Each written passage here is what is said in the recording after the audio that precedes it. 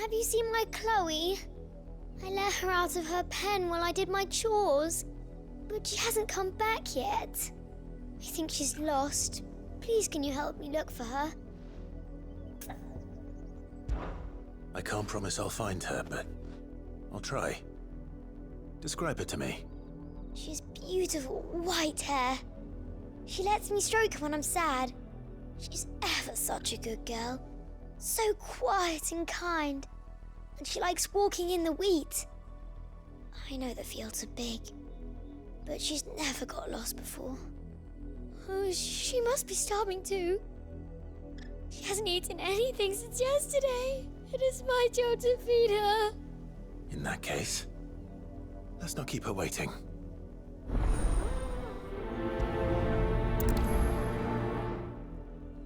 That's a lot of field to search. With a little luck, someone might have seen her.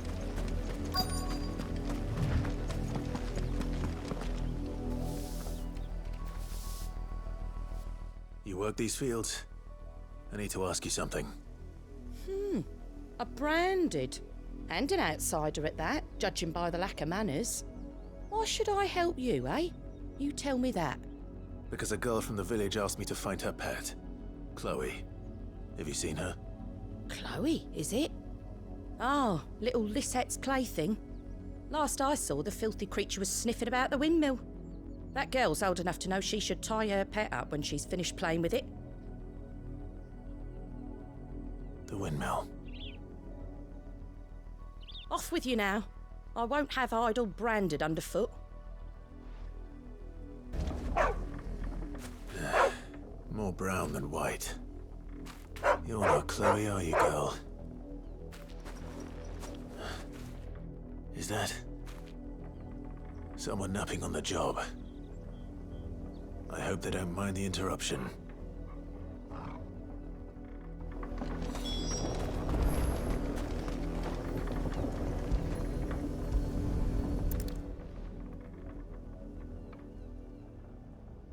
The crystal's curse. Chloe, I was calling you. Didn't you hear me? What? Get up now. You've slept long enough. It's time to go home. Chloe? Why did you already turn into a rock? I only made you do a bit of magic. You knew you were my favorite. None of the other Chloes had pretty hair. It could be months before Dad gives me another one. I have to wait until they're too tired to work anymore. Is that all she was to you? A plaything? Do you really not care that she's dead? She's not dead. She's a rock. That? The crystal's curse? That's just how she died. And now she's gone forever. Giving another bearer her name won't change that. No, don't say that. It's true. And without that brand, she would have been just another girl. Somebody's daughter. Just like you. But Dad said bearers don't have parents. They do. Parents that give them away. Families they'll never see again. But you became Chloe's family when you took her in. Remember that. And remember her.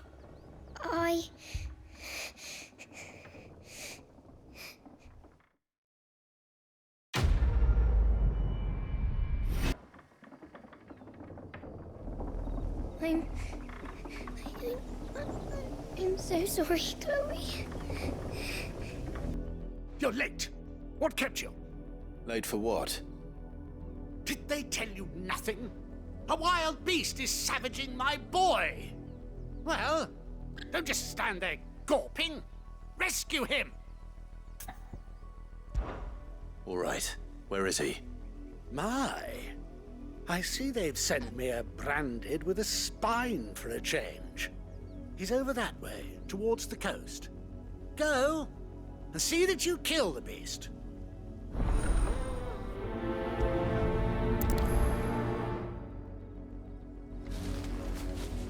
For someone whose son's in mortal danger, he didn't seem all that worried. Something's not right here. I need to be careful. The wolf! It's going to eat me! Not if I can help it.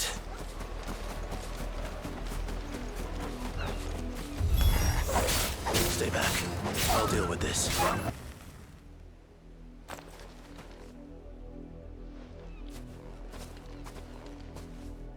No! You weren't supposed to kill Wolfie. You were supposed to die. Father will have you whipped for this. Bearers aren't supposed to win. They never win. What is this? Your father said you were being attacked. You're not supposed to talk. Stop looking at me like that. We were only having fun. Having fun? Why are you still speaking? Father will hear of this.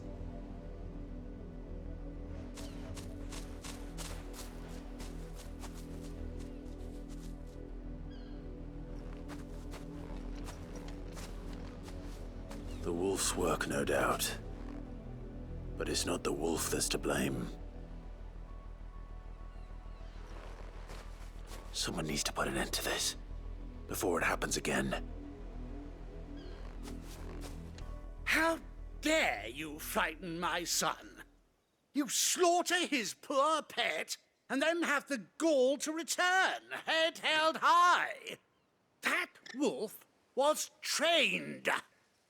Better trained by far than your worthless kind. You are the entertainment, nothing more. And we are most certainly not entertained. Nor am I. You'll pay for what you've done. See? I told you, he talks too much. It's not right. I don't like him, Father. You're not the branded I bought, are you? How dare you deceive me? Well, the sins of the slave are the sins of the master. Go! Summon the unlucky wretch you answer to. That unlucky wretch would be the dame. I can summon her if you like. Though I doubt she would welcome the interruption. You serve the dame. Why would a woman of her caliber... You look afraid. Well, how do you think those bearers in the field felt? Can you imagine their fear? Their pain? From the look of you, I'd say you're starting to get an idea of the first. Now, if you need help with the second... Father, he's scaring me. You think to threaten us, Branded? The dame's pet or no, I will not abide such insolence. Can't we just buy another hound? A bigger one, a better one. Of course, my son. I'll have the villagers fetch us another. With jaws powerful enough to nip this Branded's head clean off his shoulders.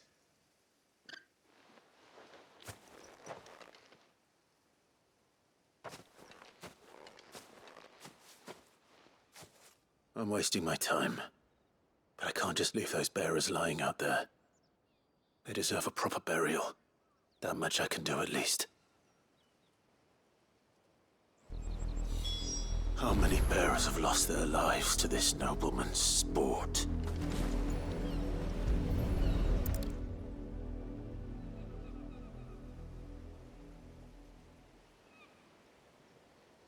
More victims of the nobles' games. You must be Clive. How do you know my name? The Dame. I'm in her service, like yourself. Never gets any easier, burying the dead. Is that what you're here to do? The mistress has me see to it that none are left to the crows. Since you're here, can you give me a hand? Gladly. Let's put them to rest.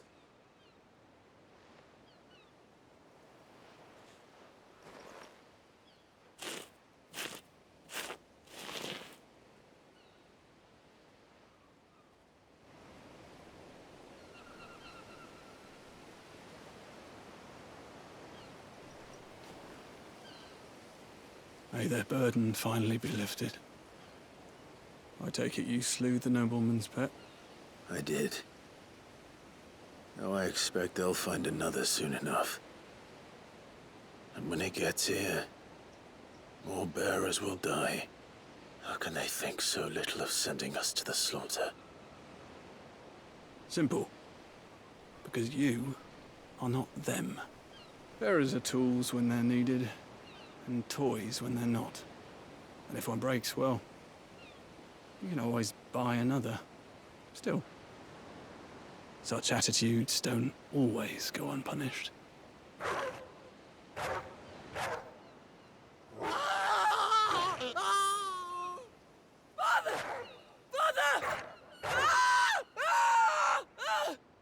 Is this your doing? Of course not. Wolves kill. It's in their nature. Invite one into your home, he's gonna tear your throat out eventually. Same with bearers. Fed or not, they don't lack for fangs. What will folk do when they bite back, I wonder? The realm's less two murderous bastards, and I won't mourn the loss. Here. For their help. You don't have to. Take it. You never know. Our paths may cross again. Till then.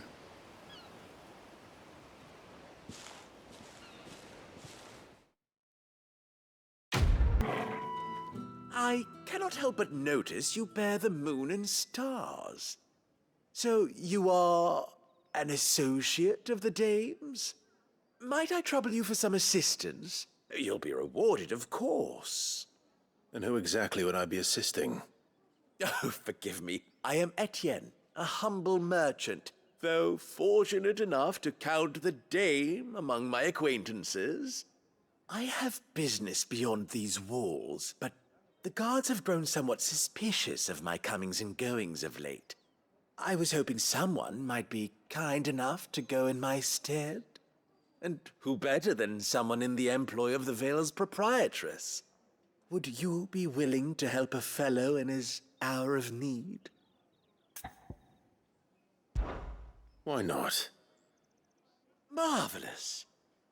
The task is simple enough. Pass through the gate and deliver packages to a few of my most valued clients.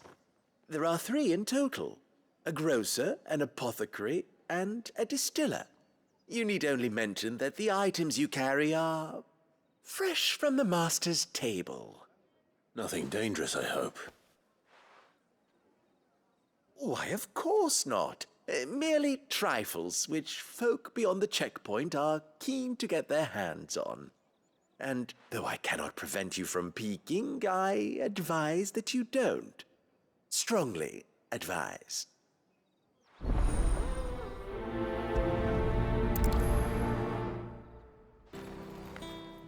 I have no business with Branded. Well, I have business with you. A package, fresh from the master's table. I do not know you. Where is the merchant, Etienne? Somewhere the gate guards won't be paying him or his affairs any mind. Fine. Hand over the goods and be gone.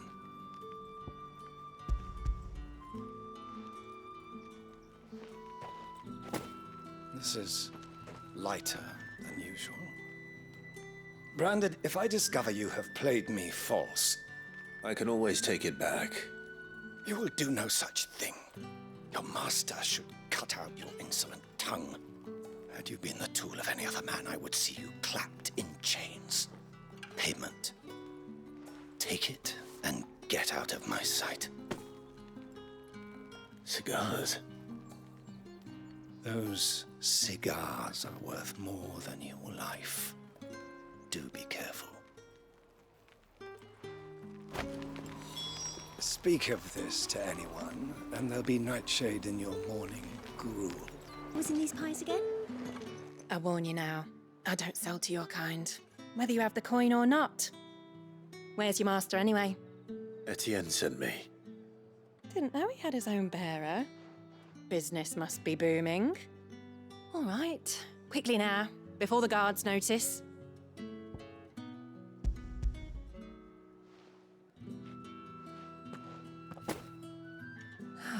That is no burden off my back. And this is for Etienne. All this for a drink. Not just any drink. The very best, specially distilled from our most discerning customers. The guards find that, they'll seize it before you can blink. You keep it well hidden, all right. If Etienne likes it, tell him there's more where that came from. For a price, of course. Of course. These are all from Dalman. There's nothing here for your kind, Branded. Go on now. Shoot. I have a delivery from Etienne. Fresh from the master's table.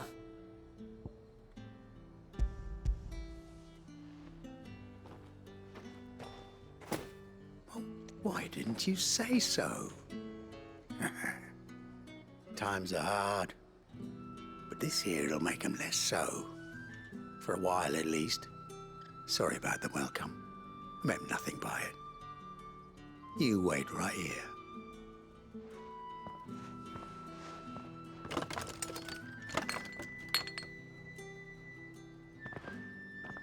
Here. You can tell Etienne I'm a man of my word. Perfume. Oriflamme's finest. Just as promised. Perfume, cigars, and spirits. Someone has expensive tastes. The question is, how can they afford to maintain them? I suppose there's only one way to find out. Ah, you have returned. I believe these are yours.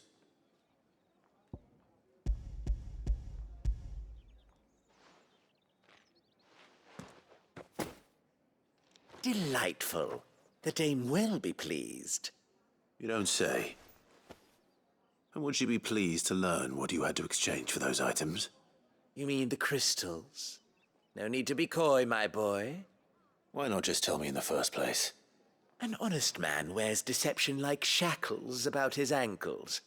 I couldn't risk you stumbling under the gaze of the guards.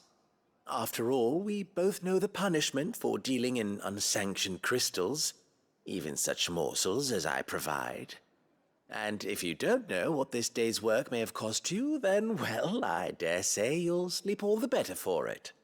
Despite the risk, our friends beyond the wall gladly give their finest and most treasured wares for the paltry crumbs I trade in. I didn't realize crystals were so scarce here. As scarce as chocobo teeth, hence the thriving market for even the scantest fragments. Do you think it vulgar that I profit from the hardship of others? I think you're doing what you believe is necessary.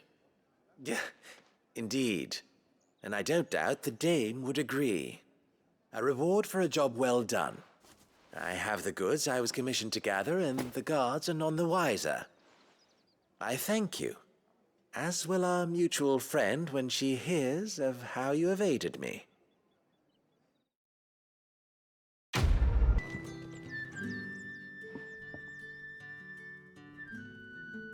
I don't know how a bearer came by the moon and stars, but thank goodness I found you. Can I trust you to be discreet? About what? About this. About what I wish to ask of you. About the fact that I, a humble creature, assist the Dame of the Vale in her endeavors. As unlikely as it may seem, there are those within the upper echelons of Samberquois society who find the Empire's treatment of bearers to be barbaric. All right. But what do you want from me? This town is carried upon the backs of its bearers, and yet many would see their servants starve. Not for the want of coin, simple fare cost little more than a pittance, but to revel in the suffering of others, a simple act of cruelty. Contemptible though it is, my countrymen would sooner cut off their noses to spite their faces than see their bearers fed. And despite my best attempts at secrecy, my efforts to dole out comestibles have been noticed. Which brings me to my request. The brand upon your cheek affords you a certain freedom, a freedom I could sorely use.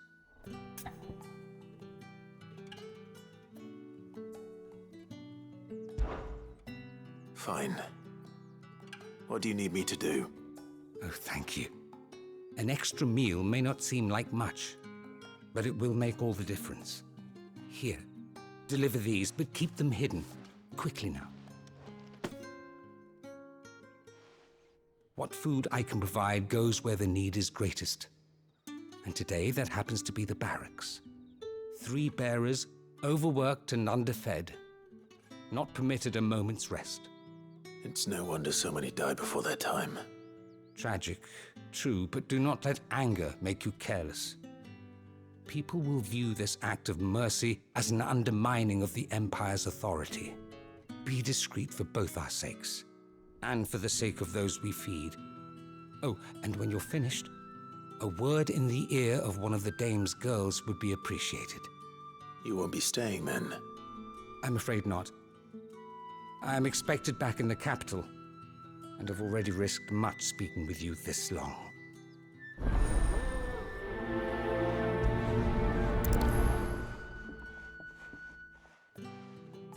Crystal's curse is bad enough.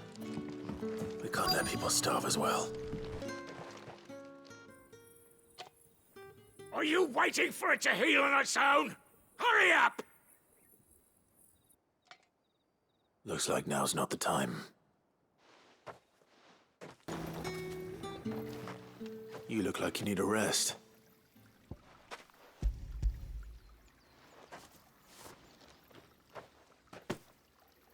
Not half as much as I need this. Thank you. I daren't eat it here, though. Not where anyone might see. Has it always been this bad? Oh, it was worse before the Chamberlain. I'd be dead without him. Me and many others. That's something at least. I have something for you.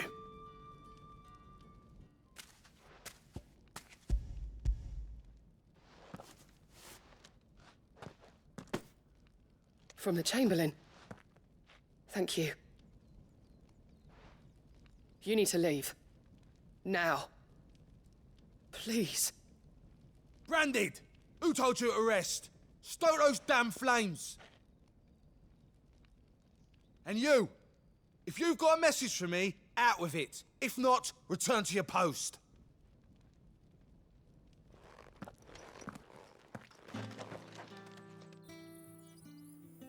Enough! Curse you! Get away from me! You'll work faster next time if you know what's good for you!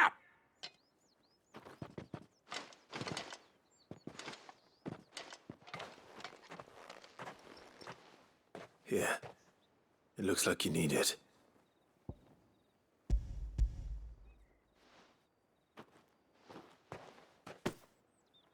The Chamberlain must have sent you, but alas, my work is far from over. If I don't go now, they'll beat me. You need to rest. But I won't. I've wounds to heal and bones to mend. And what of your own hurts? They'll wait. As will my hunger. Thank you, though.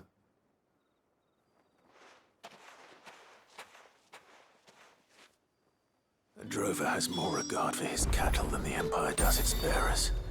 Anyway, I'd better head to the Vale. All right. Are you here for business or pleasure? Business, though not my own. The Chamberlain put me to work delivering food. Ah, so he found someone to help him then. Just as well. I hear his friends back at court have been taking a little too much interest in him of late. So he really is a Chamberlain? There was a time when he was the Vale's most illustrious customer. Us girls thought of him as a generous uncle. He was one of the only people round here who seemed bothered by the way the Empire treats its bearers. Rare for one in his position. A fact not wasted on the Dame. A little nudge from her is all it took, and he became the patron saint of Northreach's starving masses. My sisters and I may have lost an uncle, but bearers are being fed for a change, so we don't grumble. Much. Glad to hear it. Gives you faith, though, doesn't it? To know there are people out there like him. And you, for that matter. It's no wonder the Dame's got a soft spot for you.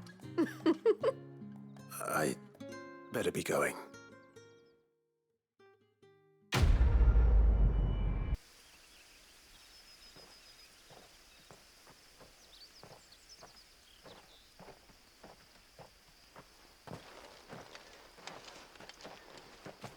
Any trouble on the way? None worth mentioning. As I was telling Jill, it's worse than I thought. The capital's crawling with soldiers. And here I am, the deserter come home. Which is why we'll be taking the back door.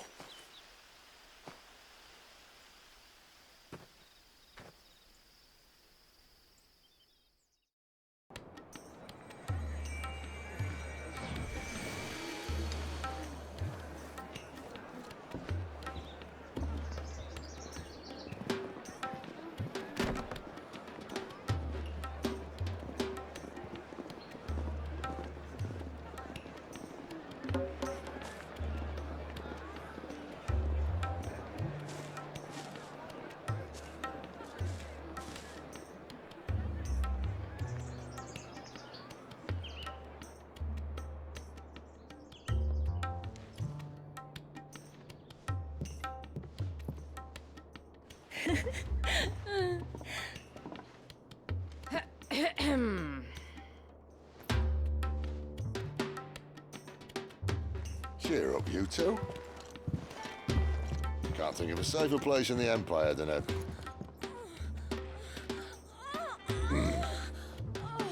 brothel. Really? Doesn't seem very private.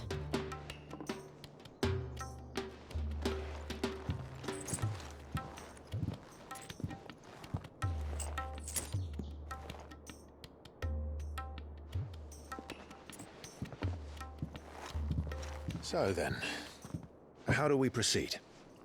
We'll be using the glass gate. Tonight, just after sunset. Where the shards are loaded for transport. That is one of the most heavily guarded points in all of Sambrec. But not the most, which is a start. Besides, I know a shortcut straight to the heart. A shortcut? And how exactly did you come to know about this fatal chink in the Empire's armor? Let's just say I may have attempted something similar before. And may have ended up running for dear life after being discovered by Bahamut, but that's not important. Sid, if the Mother Crystals truly are the cause of the Blight... If? You wound me, Jill. What I'm trying to say is, if the powers that be know all of this, why do they sit idle and allow it to continue? In case you haven't noticed, the God-fearing people of this realm and their pious leaders care for but one thing, themselves. And they'll do whatever it takes to hold on to power. The rest of us are just a means to an end. The moment you raise your voice against them, you're decried as an outlaw, clapped in irons and slung in a cell to rot. An outlaw. Whoever controls the crystals controls the realm. But our kind can wield magic without them. To our rulers, we must seem the most convenient of tools, and the most dangerous. But what makes them think they have the right to use us? To leave us to die when our bodies are spent? Does a nobleman weep for a broken mug? A torn tunic? Our fate means nothing to them. No, this isn't a battle you can win with words. Believe me, I've tried, but nothing ever gets through.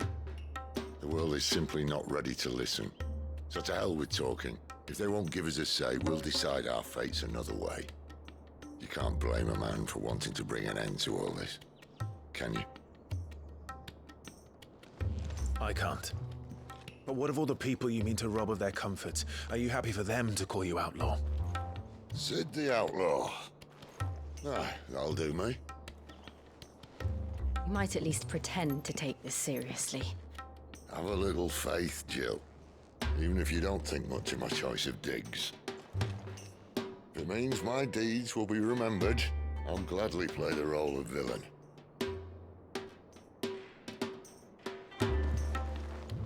But first, we have a gate to crash. And once we're in, there'll be no turning back. So you best make ready. The world won't save itself.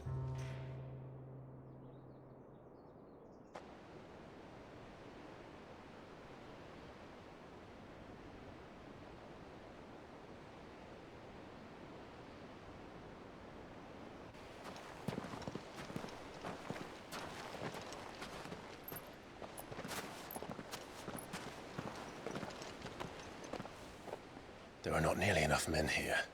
Then it's fortunate the city guard doesn't take sentry assignment as seriously as you do. This bodes well. That'll be a first. This may not be such a terrible plan after all. And what exactly is that supposed to mean? Only that your last secret shortcut was nowhere near as secret as you claimed. Yeah, but that's half the fun of it. Life's too short for perfect plans. You want a plan that'll keep you on your toes, stop you growing old and complacent. Worked for you, has it? Clive, my boy, even life's smallest challenges offer the opportunity to grow and to change. You must embrace these moments.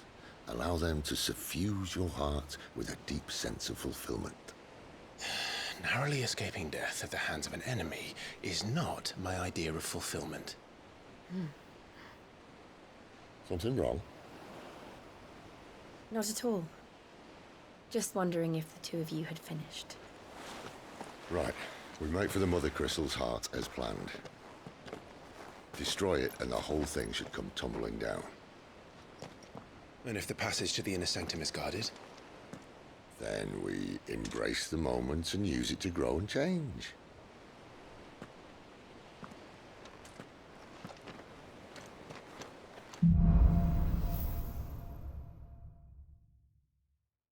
Come on, this way. Try to stay out of sight. Obviously. Don't worry, the passage is empty. All right, not quite empty. Let's get this over with. One single man from reaching the sanctum, so shut your gob and keep your eyes open. They're not from the garrison. I swear this passage used to be secret. Enemies upon us! Of course it did. Perfect plans, Clyde. Perfect plans.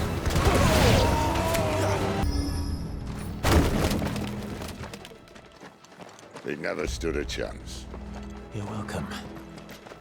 The main tunnel. That would be my guess. There are sentries everywhere. And all good things must come to an end. We might have a bit more company from now on. Captain, to arms!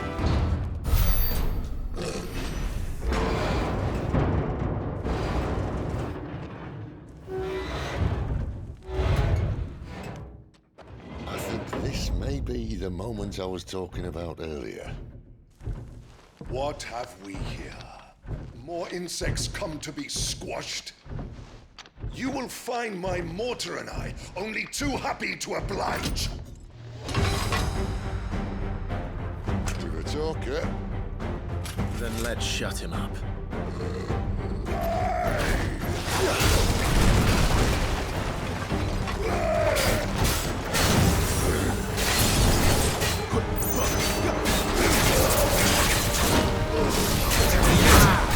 Don't let them get away!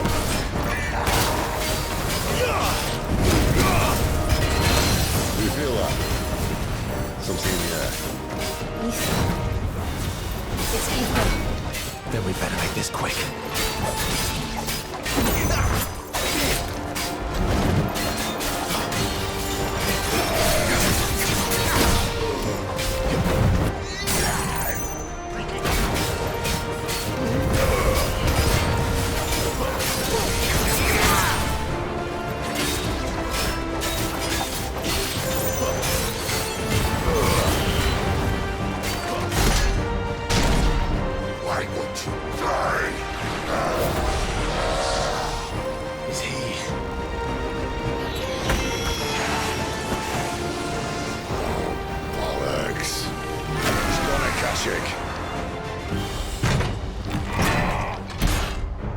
Poor wretch.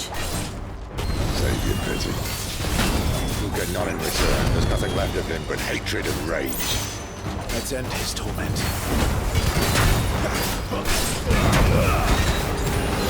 Not this time.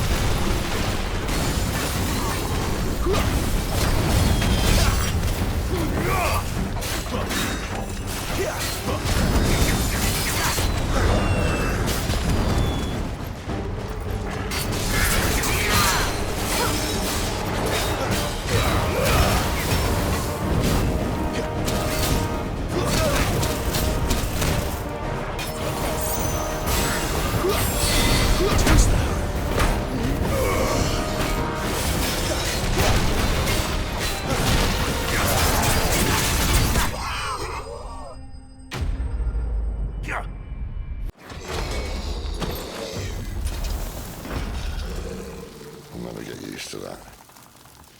Akashic or no, he was still a man. A man who drowned in ether.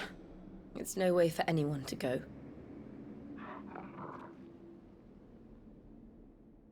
Come on.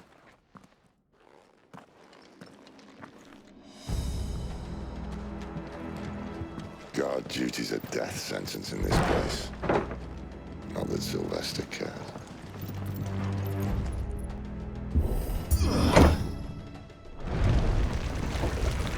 Oh, breathe deep of the blessing, my friends.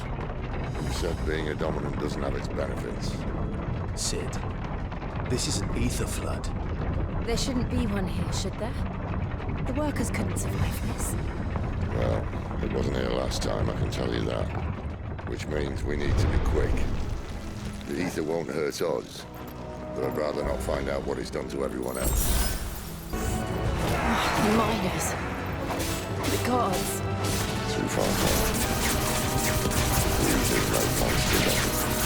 All we can do now is put them out of their misery. Isabel said she thought the Empire might be planning to abandon the capital. Could this be why? She said you could call her Isabel. Never mind. If ever there was a reason to up sticks, an ether flood would be it. Fuck me. Those guards at the gate. They weren't there to keep people out. They were there to keep the Akashic in.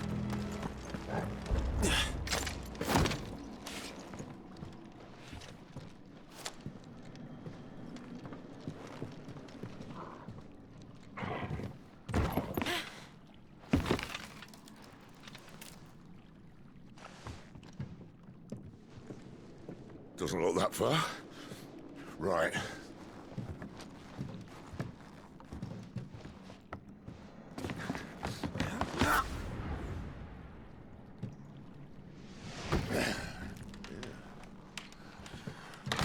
Yo.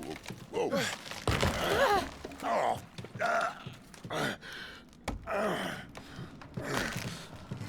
Some help. Hold on.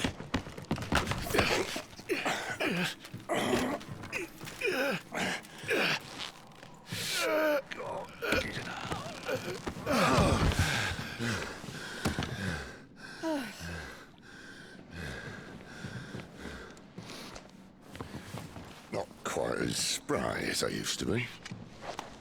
I'll take that as a thank you. Look on the bright side, eh? At least you won't get lost.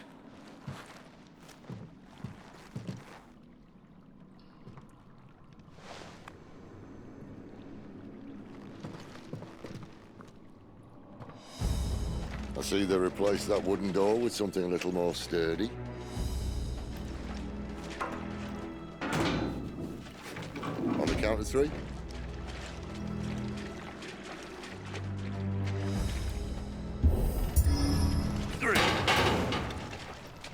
What happened to 2?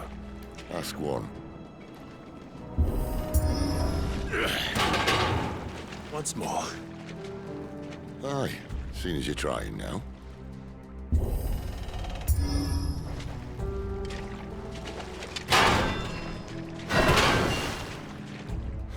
As if that was going to keep us out. The mother crystal's just up ahead. Is it? I can't see a thing. Well, unless someone's moved it.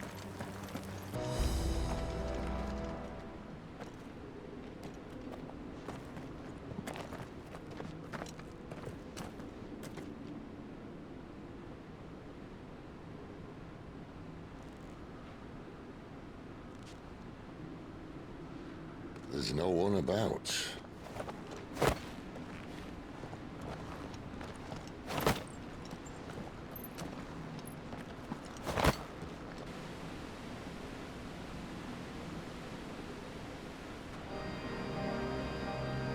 I knew it would be big. But this...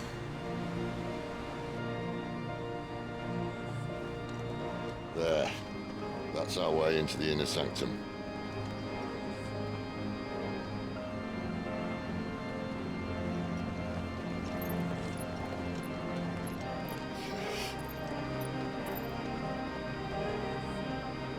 You'd think they'd have patched that up by now.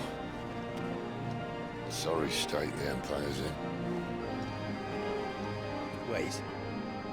You don't mean... Aye. My little game of hide-and-seek with Bahamut ended here. At tragic cost to this remarkable architecture. Don't blame me, he started it. But how did he make it out alive? I walked. You should try it.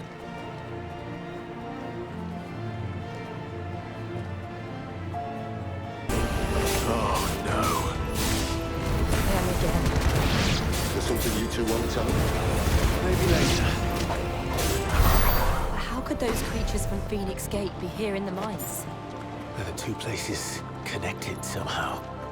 When I was in the Imperial Army, soldiers assigned to the Glass Gate would tell stories about something they called the Guardian.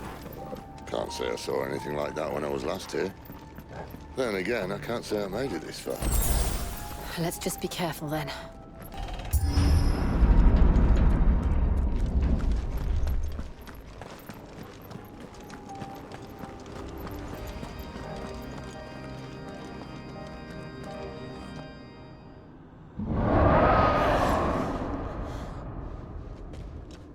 Where did that come from?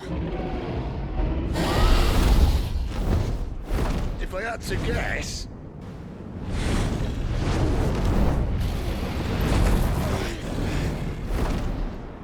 Poor beast. Another victim of the flood.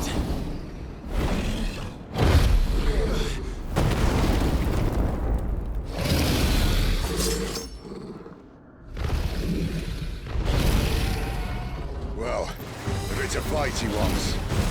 Ready, Clive? Always. Too slow.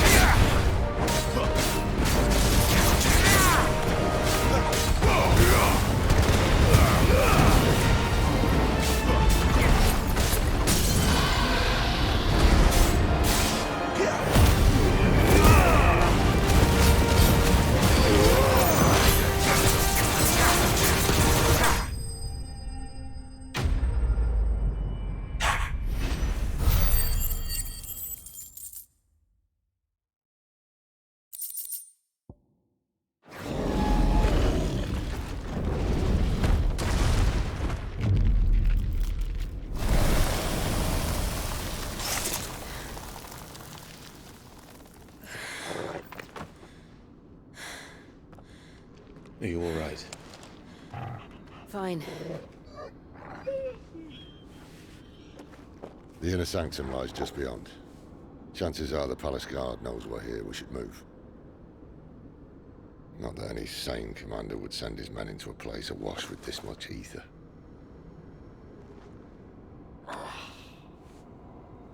Clive. If this all works, and the blessing fades, things are likely to get worse for our kind before they get better. Being the last to wield ether will make our talents that much more sought after, by which I mean hunted. I just hope, in the end, they'll see that we didn't have any other choice, that it was the only way to get us to a better place. And here I was thinking I was the uncertain one. Luckily, 2 out of 3 of us have faith in you.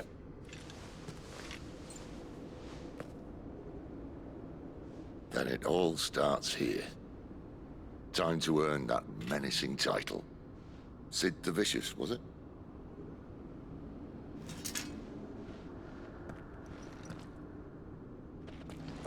Anyone having second thoughts? Not me. We're with you to the end, Sid. Then what are we waiting for?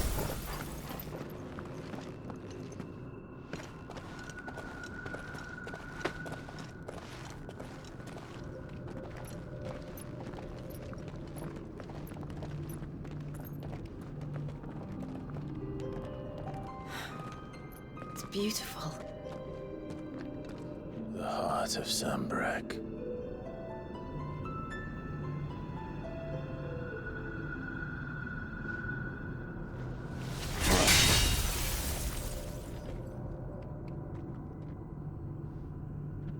Well, that didn't work. I think we're gonna need a bigger sword. Mine's bigger. Thank you, Clive, but I meant that figuratively. The core's clearly made of sterner stuff.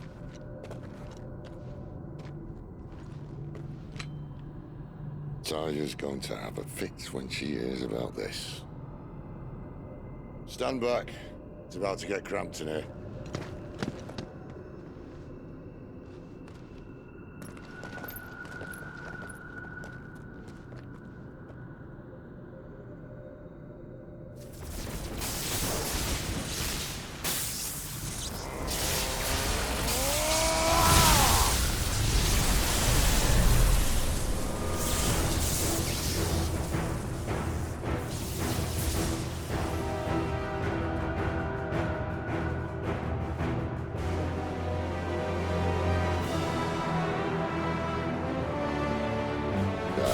That's more like it.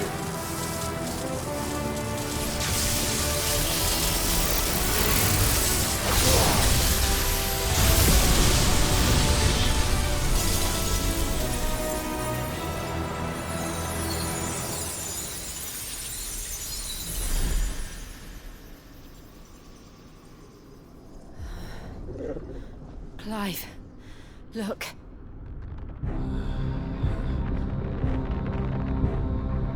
What is that?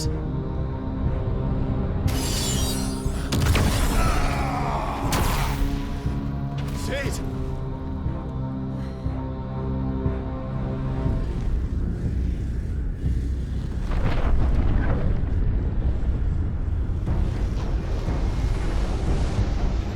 Ifrit, I need Ifrit.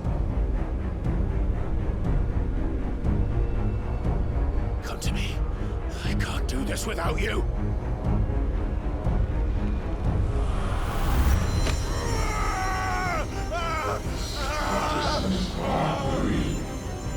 Not again.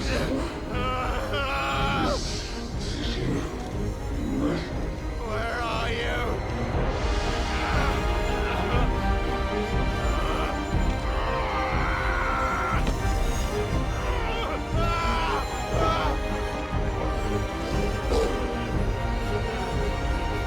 Hold on!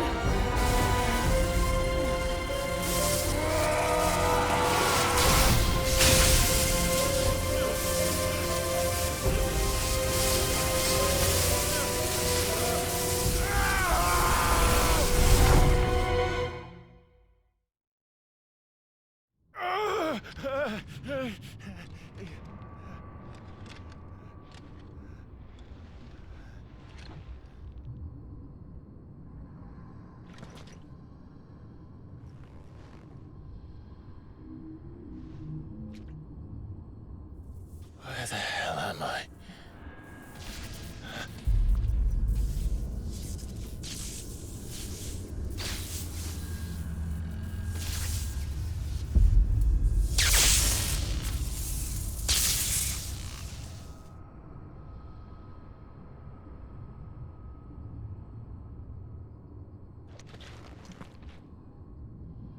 I've been here before.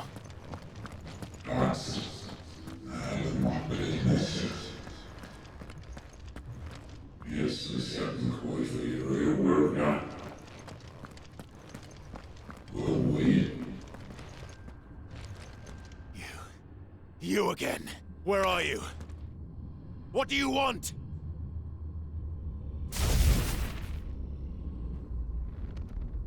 Fuck. He's still alive.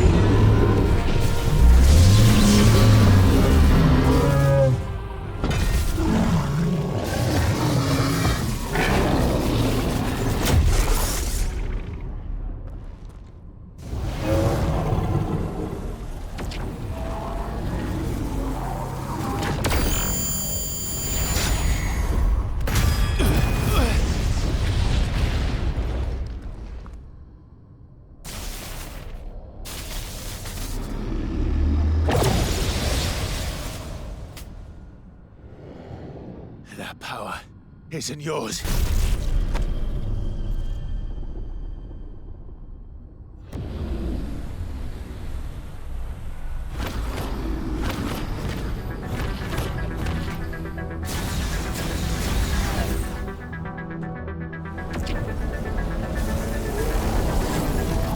But this is mine.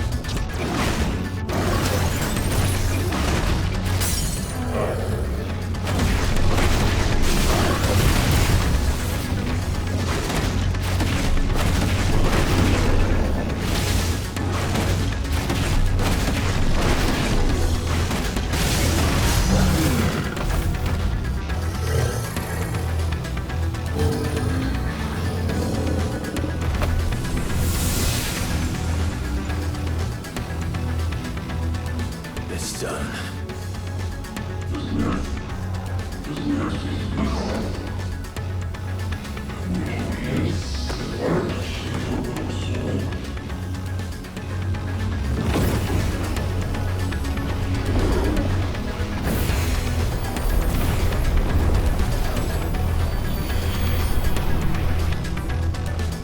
How many more could there be?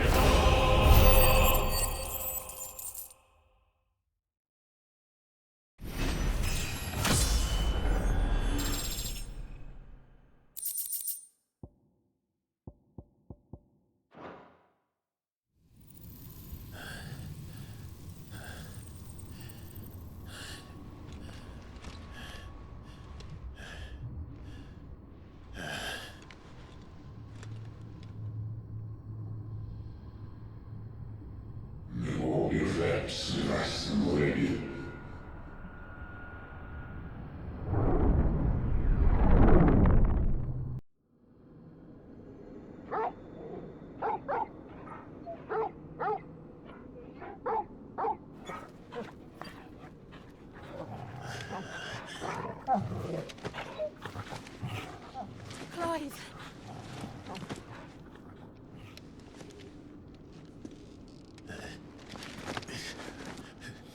Well, enjoy your nap? You're wounded. This? It's only a scratch. All right, the hole. We'll find you a healer. Here? No, you won't.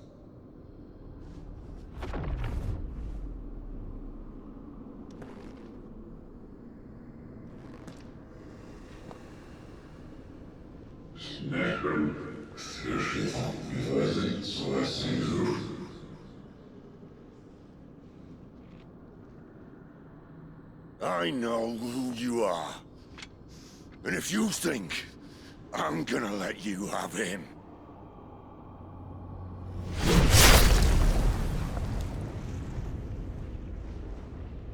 think again.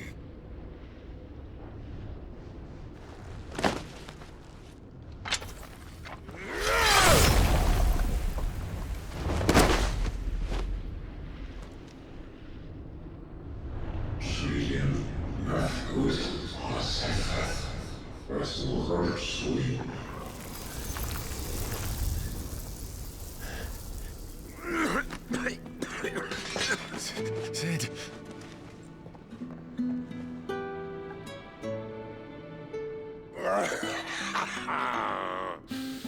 One left. That'll do me.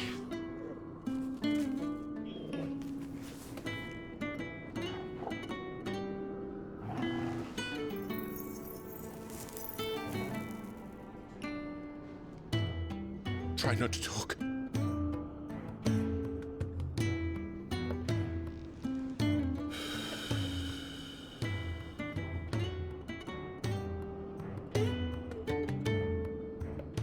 Clive. For so long, I thought I had all the answers. But then I met you.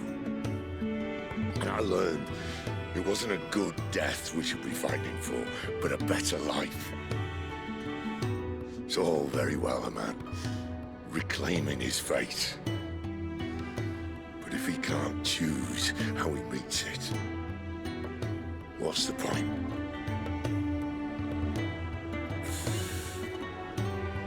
So, I made a choice.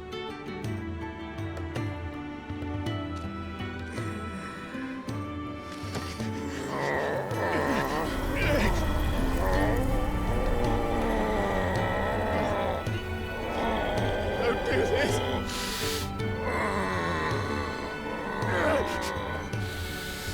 The rest is in your hands. The crystal's blessing is a prison, Clive. And if it's an outlaw the world needs to help it break free... Stop. Please. I can think of none better than you.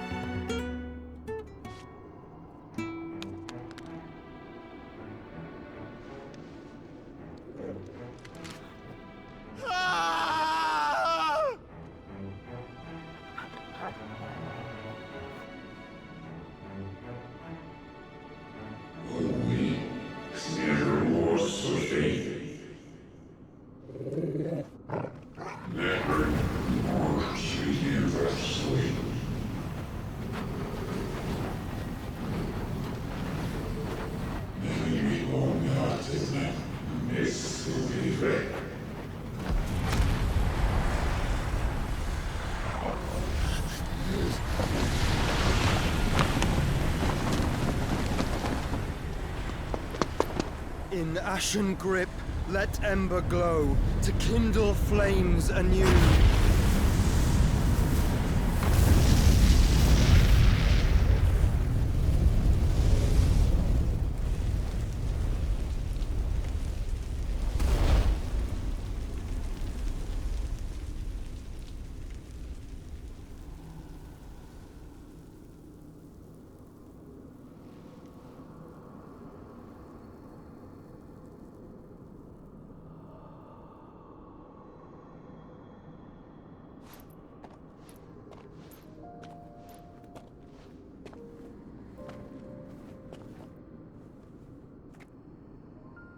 I'm sorry, Clive. Had I arrived but a moment sooner.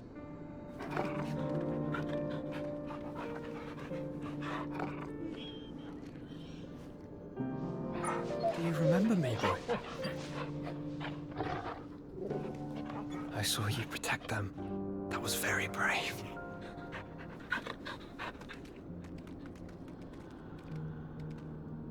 I know you're there, Ultima.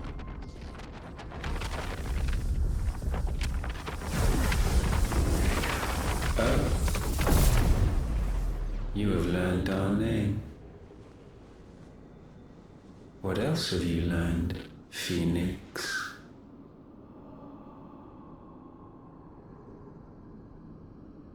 My travels have revealed much about you and your ambitions. I know that it was you who tore me from my brother. And I know that it is his power that you seek.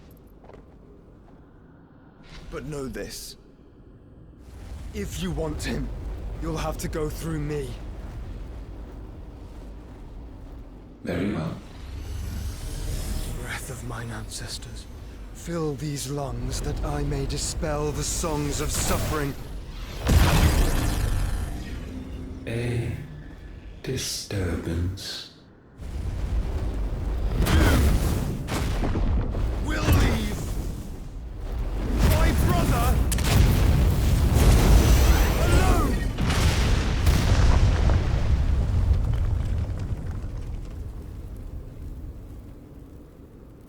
This is getting us nowhere. We agree. No more games, Phoenix. We have come to claim our vessel.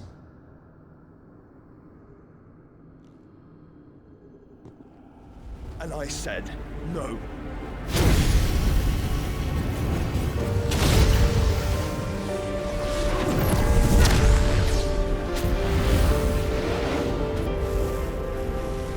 These flames are nothing. You will know what it is to burn. Yours is a fleeting form. I'm not fool enough to think I can harm you. But to protect my brother, I don't have to.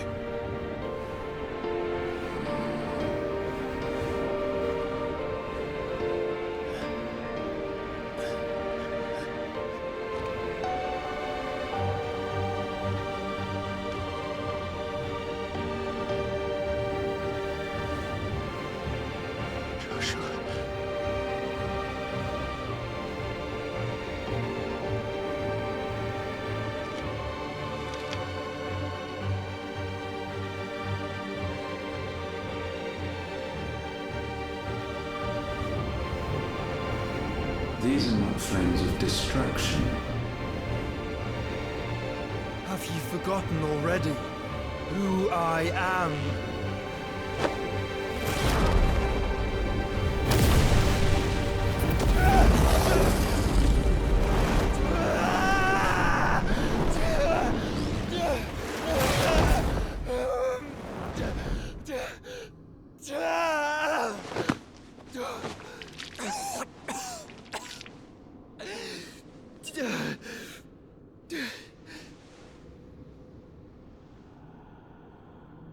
Just try and get to my brother now. Fiend.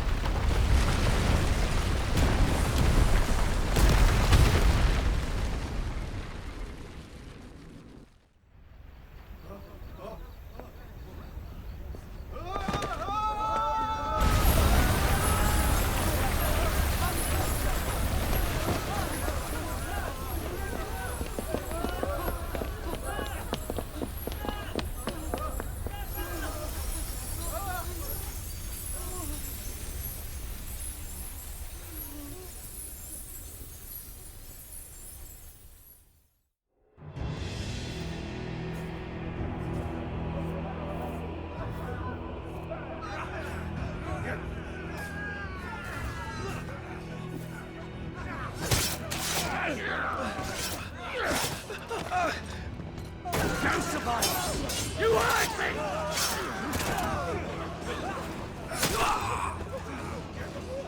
He must be here. Must!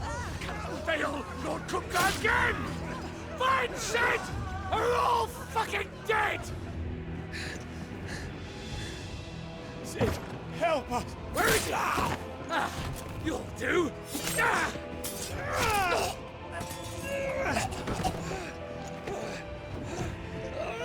Bastard!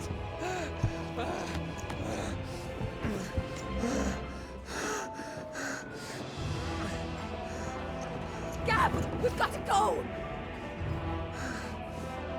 Not without this!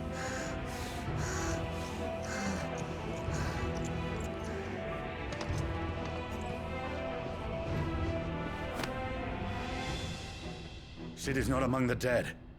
Shall I send a Stolas?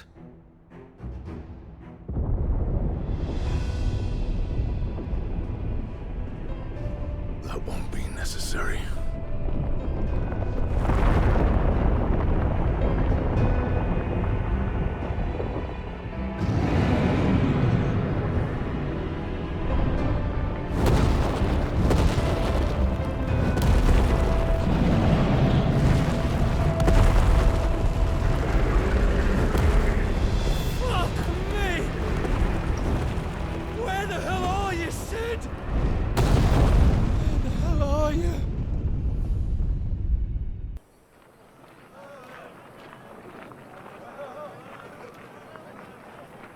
The finest silks from the master weavers of Randalar. Come, feel its softness. Make a nice gift for your wife. Sausage, all from greens-fed farm birds. None of the old courses you'll find elsewhere. Here, take a bite. I've got peppers and peas, beans and beets. If it goes in a pot, I've got the lot. Curatives, restoratives, Look all you like, sir. It's all fresh. Pick this very morning. Restoratives, unguents, ointments, poultices, harmatives, curatives, restoratives, unguents, ointments, poultices. Might I interest you in a potion, milady? Perhaps a soothing salve to ease the aches of the road?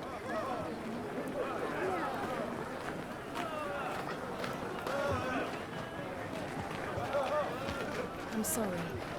I wish you well, but may the mothers guide you. Calmatives, curatives, restoratives, unguents, ointments, poultices, calmatives, curatives, restoratives.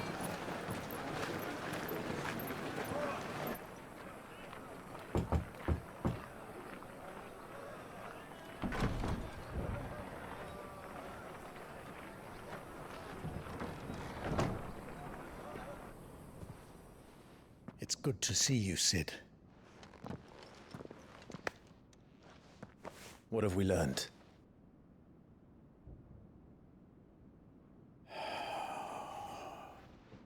The bearers are locked up in an old courthouse on the edge of town. And I hardly need tell you who is there to make sure they stay that way. Kooka's private guard. It's a trap. And not a very good one at that. Another? What does he hope to gain from this? I'll have the captives free before nightfall. You do nothing of the sort. Our comrades didn't give their lives for you to get your throat slit in a god's forsaken slum. So those in the courthouse should be left to suffer. That's not what I said. I simply meant it doesn't have to be you who frees them.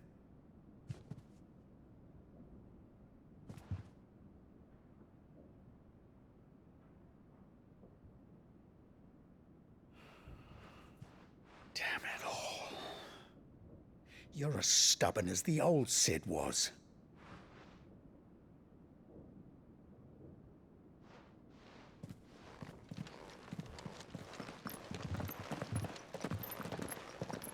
Just don't say I didn't warn you. You're Sid now, and if anything happens to him, we're finished.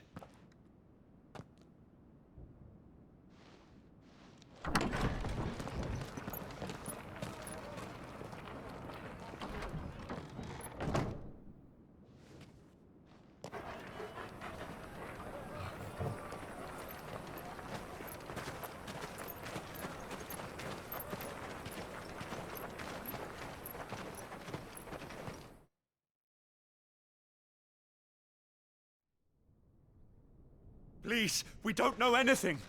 You have to believe us. We'd help you if we could. But you're helping us already. Forgive him, my lord. He did not mean to offend. Quiet, you! No sign of Hugo. I'll wager he thinks as highly of his minions' traps as we do. Then this should be easy. Don't hurt us. I beg of you. Quiet means quiet, branded scum.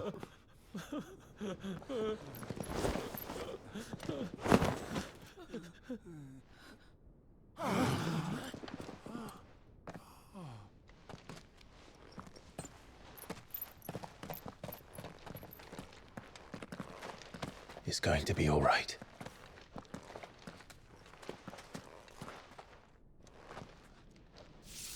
I'm here to even the odds. Any objections? It's him, the outlaw. Sit here.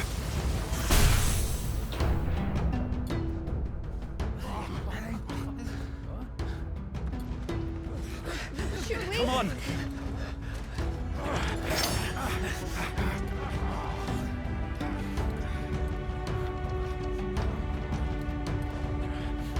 Go! Summon the others! The bearers? Safe. Outlaws in here! Bring me his head!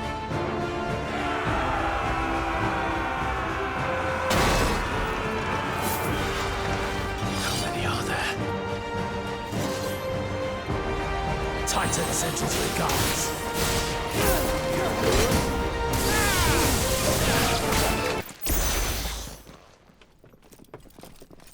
Enough of this! Let him play with the kitten! They brought a pet. You'll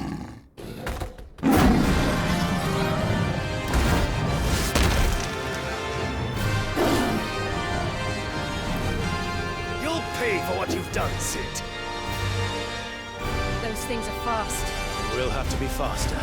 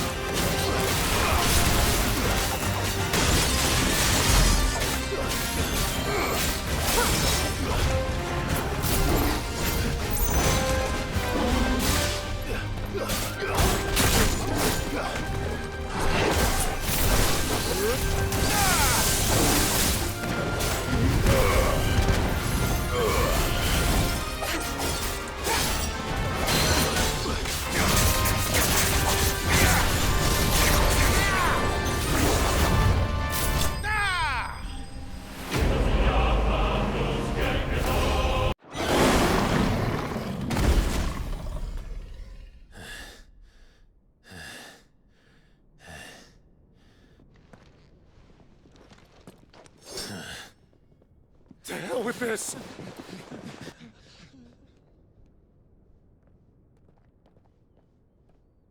They'll tell Hugo. Let them. There's been more than enough bloodshed for one day.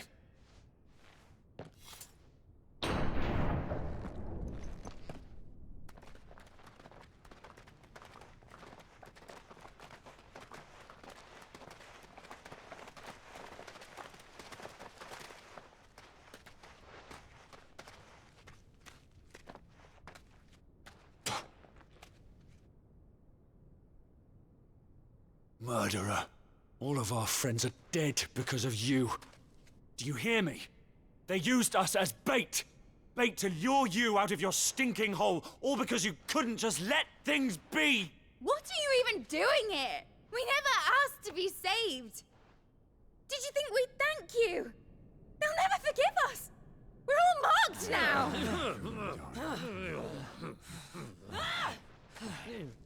For 5 years we fought to secure a better life for our kind. To see that we are treated as equals.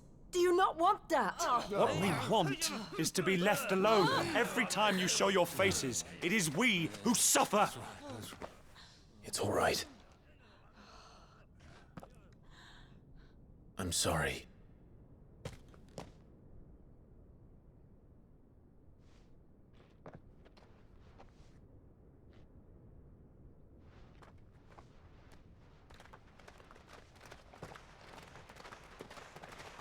Just leave us be. This is our home, and this is where we'll stay.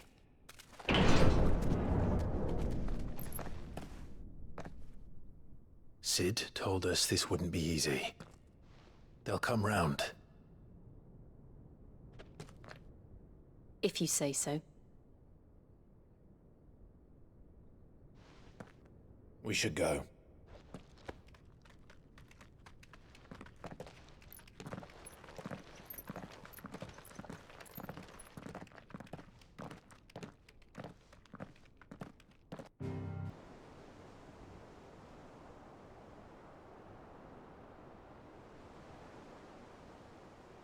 That night 5 years ago, we destroyed what for many was a symbol of hope.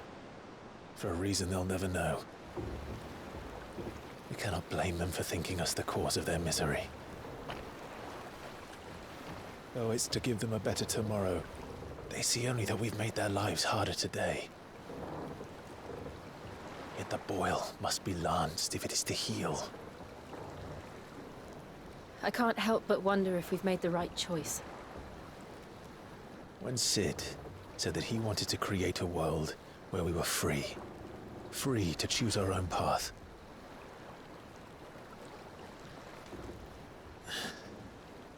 I honestly don't think it mattered to him if that choice was right or wrong.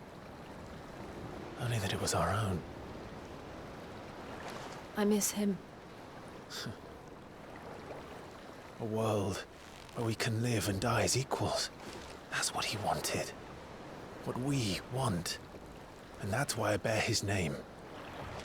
It's why we've all chosen to bear his legacy. And I'm not going to let anything stand in our way. Rides over, lovebirds. Home, sweet home.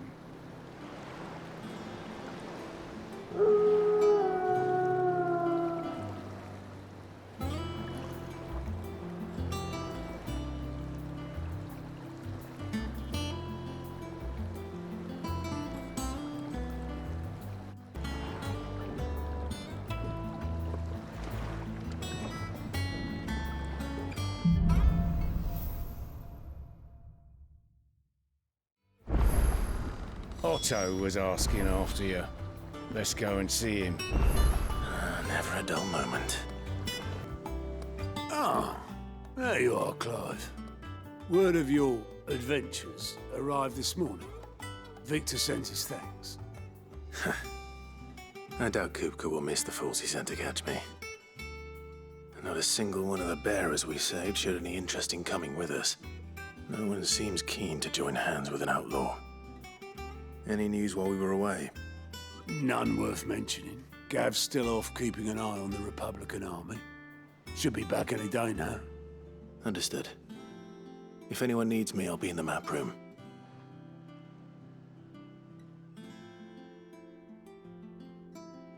Still can't work that one out. There must be better places than the hull of a gutted airship to bury your nose in a book. Yet this is where she's chosen to be. And I'm sure she has her reasons.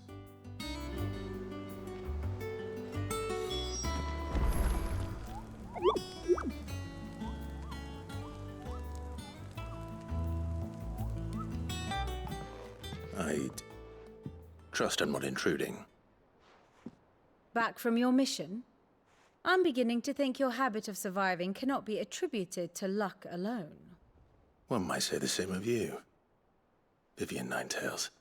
I'll have you know that only 4 attempts have been made on my life, and none was especially memorable. So, to what do I owe the honor? Could it be that you've come for one of my lessons?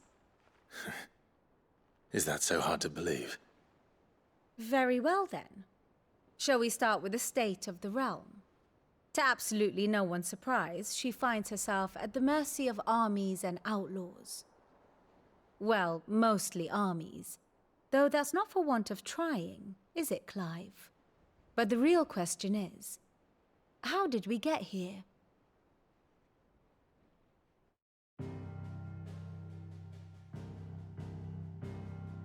Long though Sambrek's dominion over northeastern Storm has endured, recent days have seen the Blight wrest ever more land from her grasp.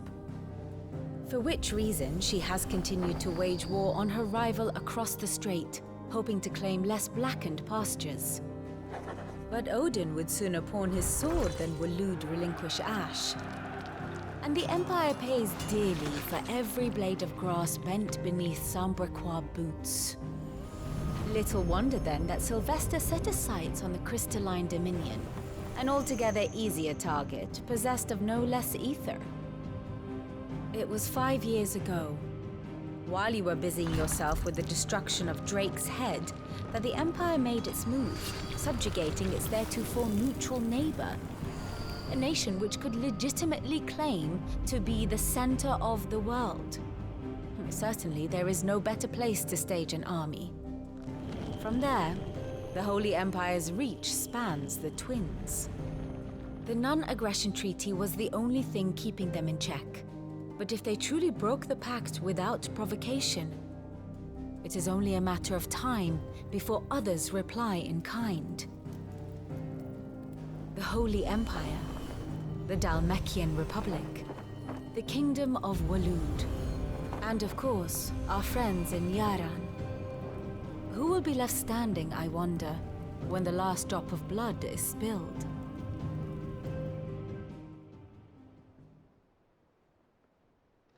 You were born in Twinside. Do you not fear for your home? Oh, dark clouds are wont to gather over the Dominion.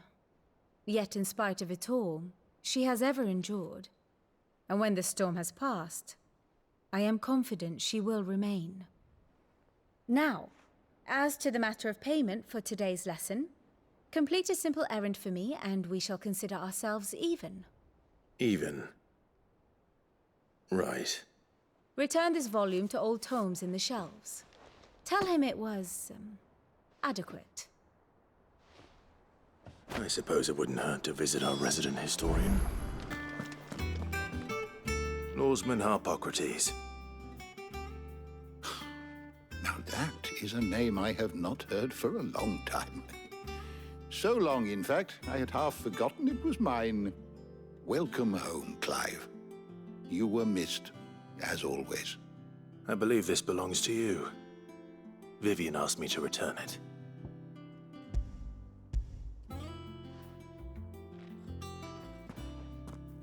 Ready? Our resident scholar devours books faster than young Tet does lemon tarts. Would that I could do the same. But alas, I no longer possess the necessary constitution for such indulgence, either in words or tarts. That said, I have continued my search for mention of the creature you encountered at Drake's Head. But without access to the great libraries of Oriflamme or the Dominion, I regret that I have been able to find little and less. I am sorry. Please, don't apologize. I'll send word to our associates, see if they can't furnish you with more books. I fear it is not more books that I require, but the right ones. Mayhap we look in the wrong places. There are still libraries to the north. I'll see what I can do. You are too kind. There are not many in this world who would indulge the whims of a tired old historian. Not too tired to go filching Kupo nuts, though. Always got a pocket for him. Nicks him off the Moogle. Hush now. We all know there's no such thing as Moogles.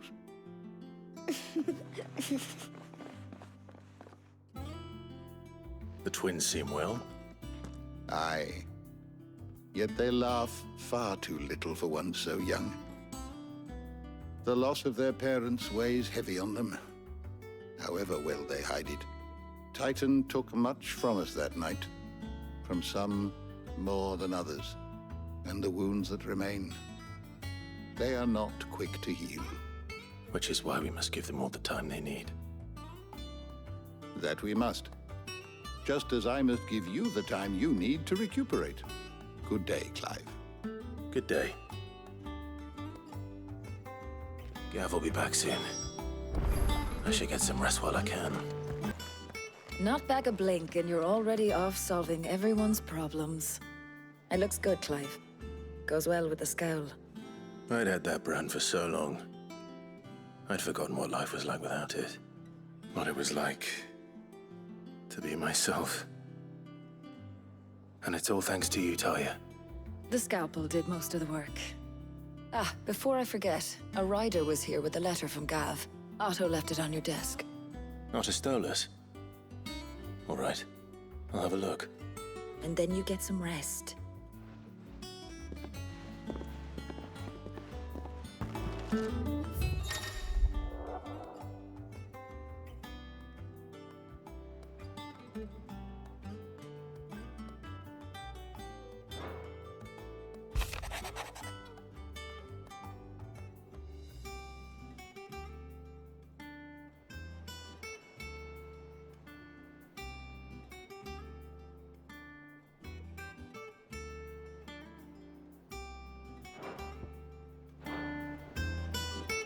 What does Gav have to say? The Republican army is on the march, leaving Randalar in Hugo Kupka's charge. With him and his men occupied with the defense of the capital, they're less likely to trouble us. Good news, then. It's more than that. This is our chance, the one we've been waiting for.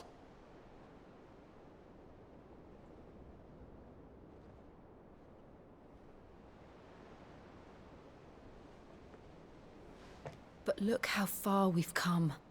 All that we have here, our friends, the hideaway, are they not cause for joy? 5 years. 5 long years. If I could only command this power I've been granted, we might have achieved so much more. But each time I reach for it, it's like something is holding me back. Summoning an icon exacts a price not easily paid. Your body knows this only too well. It's merely trying to save you from yourself. And every burden I cannot bear falls to you. This mission of ours has made me question everything I thought I knew. But one thing has become abundantly clear. The crystals take more than they give. In exchange for momentary comfort, we must endure a lifetime of pain, war after war, loss upon loss. And now they rob us of our very homes, leaving naught but dust and ash. But you're trying to change that. We're trying to change that. And to me, that's no burden. I know, but... Try not to forget. We're only here because Joshua gave us a second chance. It would be a pity to waste such a precious gift.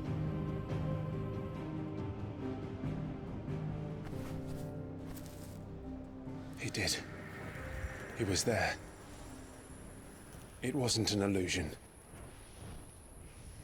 I heard him call out to Ultima.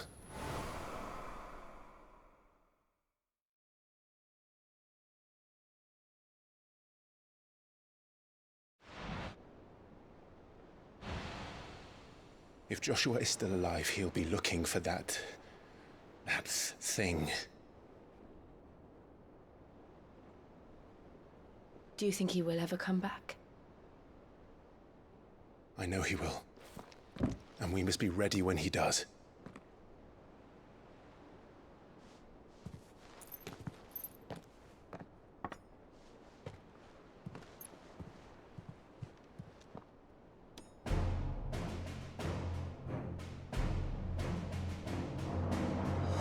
To a world without mother crystals. To Sid.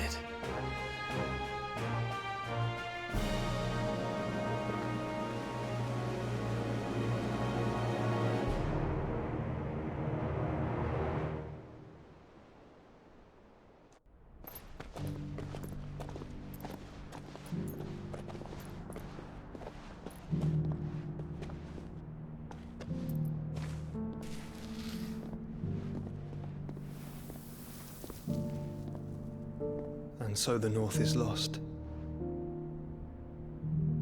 I knew that the Blight spread ever more swiftly, Your Grace. But this is far, far worse than any could have imagined. It is only a matter of time before the twins are no more.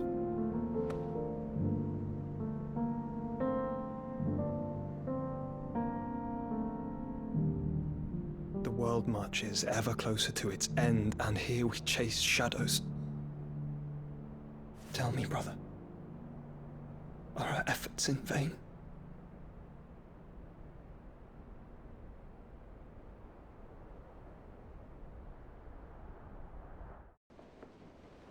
Master Clive, a moment, if you... my apologies, I didn't mean to... intrude. Not at all. We were just discussing strategy. Speak freely, Otto. It's Martha, from the inn. She's gone missing. Anyway, I'll be in the mess when you've finished. Very well.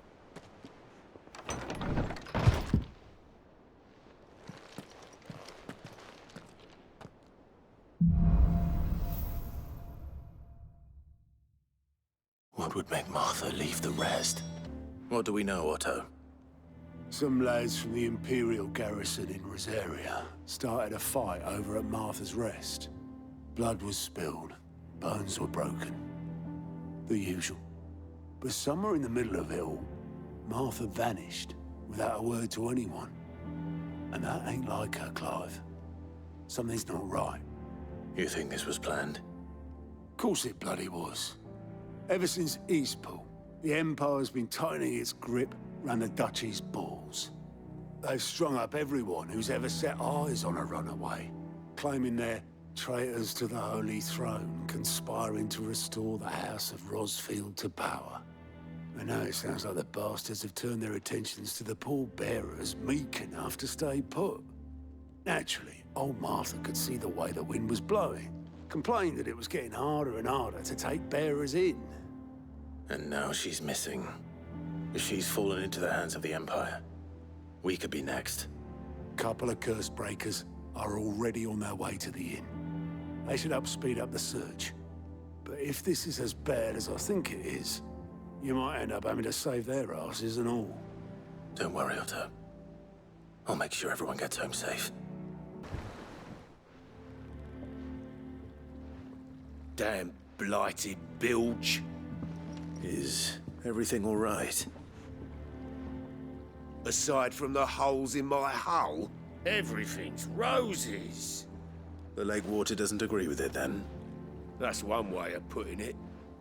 And unless you got some grand scheme to suck the black from the lake like we do in the atrium, that slurry'll keep eating away at the timber like young Tech does our lemon tarts. Suppose a coat of pitch might stave off the rot for a moon or so, assuming we had any pitch, which we don't. Not any bloody more. Doubt the old tub's got more than a dozen runs left in him. Of course, Obolus. Your skiff is our only means of reaching the mainland. Without it, we'd be lost. Well, I'm glad someone round here sees it that way. To make pitch, you need pitch trees. But in case you haven't noticed, live trees are one of the 1,000 things sorely lacking in the Deadlands. Now, I'm not so unkind as to ask you to fell a faraway forest and lug the logs back here to the mere, which is why we'll be needing a suitable alternative. And it just so happens I once heard the thorny pitchers of Curltail Falls cover themselves in a sticky wax to trap birds and beetles and whatnot. Might be enough to tide me over. Sounds easier than felling a faraway forest. That's for certain. Easier than felling a forest, I said. The trees don't have teeth. I can't imagine Obolus needing any more than this. Time to head home. Well, did you find me some wax? Find is one way of putting it.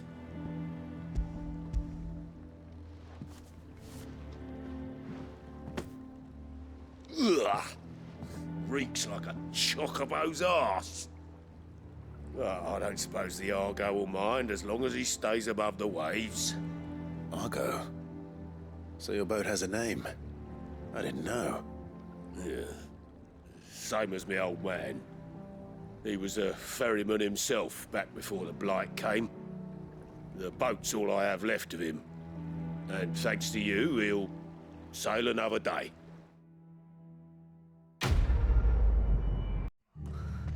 What happened here? Come on. We need to find the others.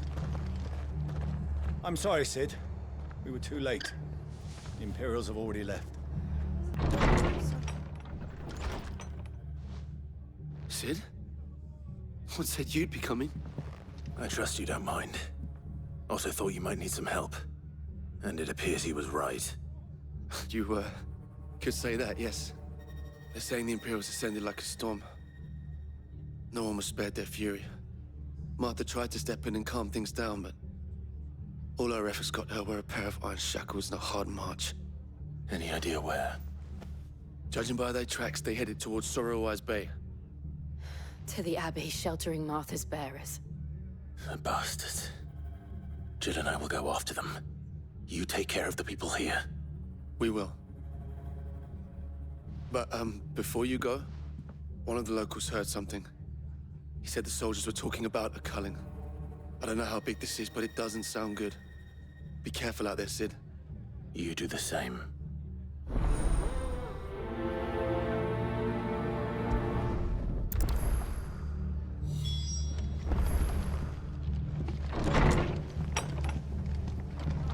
Cole is right.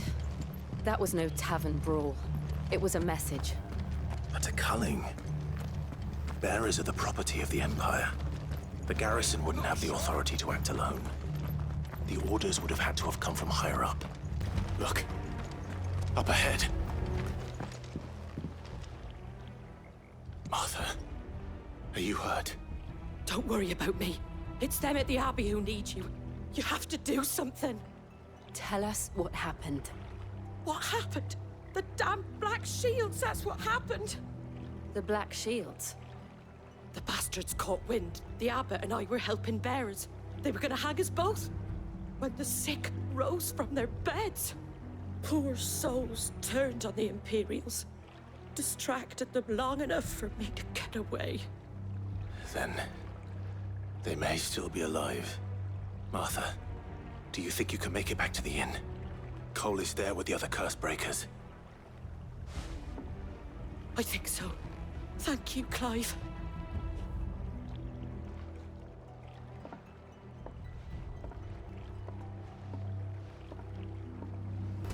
There has only ever been one Order of Shields in Rosaria, and they fought to defend all her citizens.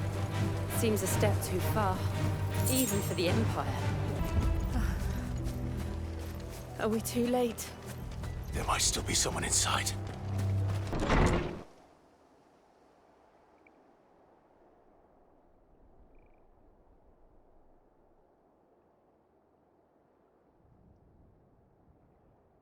No. Damn it. I thought you lot were all spent. Murderers. They drove the bearers to this. Wait. These two aren't turned. That bitch of an innkeeper must have sent them. Colluding with the enemies of the Empire is a serious offense. And for their crimes shall they be punished. Such is the law. To dwell in darkness that we may purge the night and welcome lasting dawn. On these our swords we swear. How dare you speak those words? Have you no honor? Clive. This won't take long.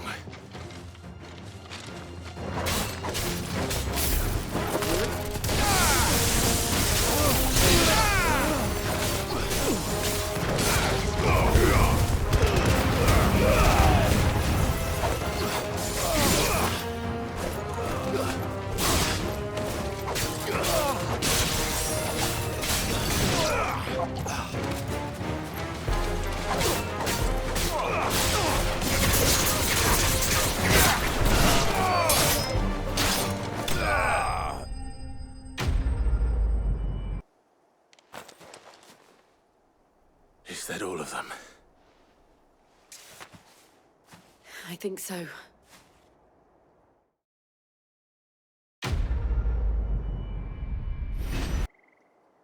I didn't see the abbot. He may still be alive.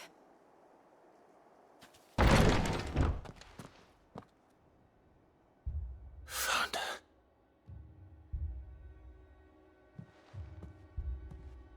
The abbot.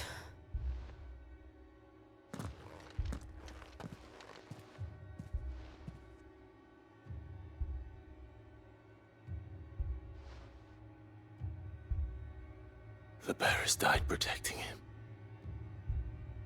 calling upon what little magic they had left in their bodies. Clive. He's breathing.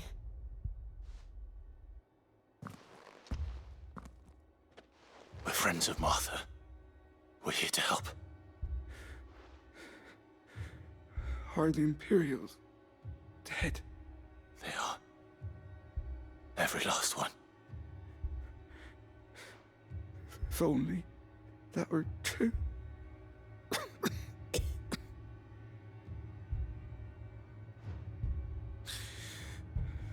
Black Shields will return. The cuttings will continue. Rosaria will never be saved unless we save her. Tell Matt to beg his aid and tell her this wasn't her fault. I shall. Sid! Where are you? Sid! In here! We found a survivor! Clive. He's gone.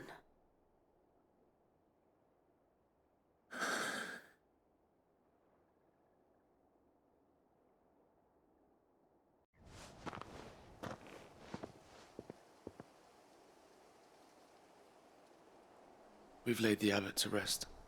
But the bearers... they didn't need to die like this. No, they didn't.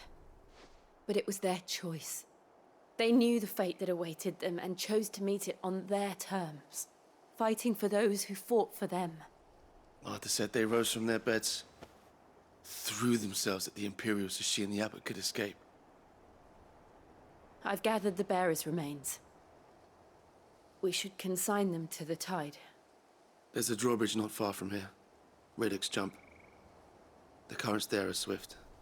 If the abbot were still with us, he'd have taken the dust there himself and performed the casting. I'll get someone to... I'll do it. Of course. Cole and I will remain here and see to the Imperials.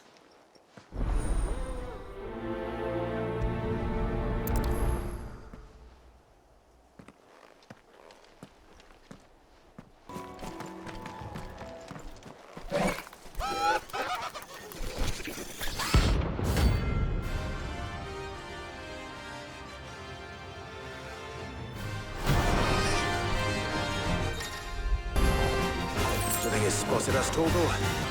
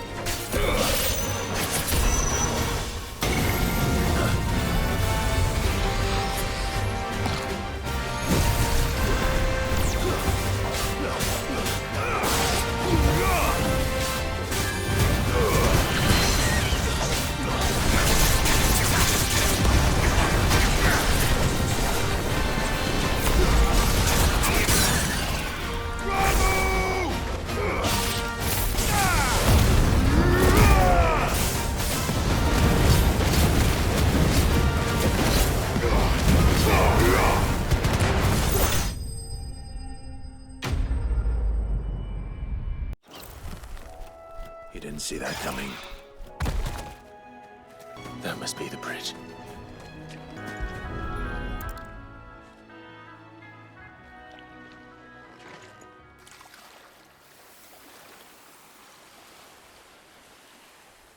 So shall the waters cleanse thee of thy burden, and bear it out to sea.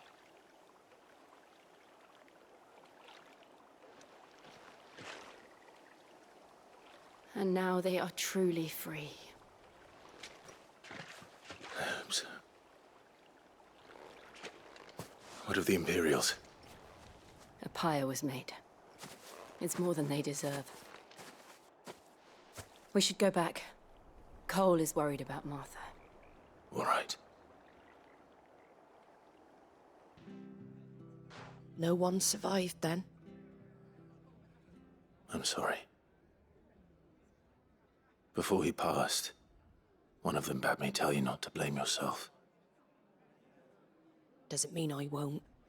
Doesn't mean their blood's not on my hands. Cole said you cast their remains. That was good of you. But it should have been me. This was all my fault. How? You couldn't have known. But I did. And I turned a deaf ear to the warnings like the fool I am. The rumors started moons ago. Of black-clad devils descending on villages in the dead of night to slit the throats of sleeping bearers. But I assumed it was all just nonsense concocted by the Empire. Nothing but a ghost story meant to make folk think twice about lending a hand to a fugitive bearer. And in ordinary times you would have been right. What these Black Shields are doing is unthinkable. Which begs the question, why do it at all? My mother obviously has a hand in this. I cannot make sense of her actions. Unpicking what goes on in that woman's head is a job for someone with more time on their hands. Right now, I need swords and men to wield them, preferably big ones. If those Imperials think they can come in here again and threaten my people, they're in for a rude awakening. Oh, before I forget, a Stolas from Otto landed just before you arrived. He asked me to tell you that Gav has returned. Then we must as well. Will you be all right here, Martha? We can stay longer if you wish. No need. I'll be ready should the Imperials come calling. Though I wouldn't turn my nose up if you were to lend me a pair of them strapping young curse breakers.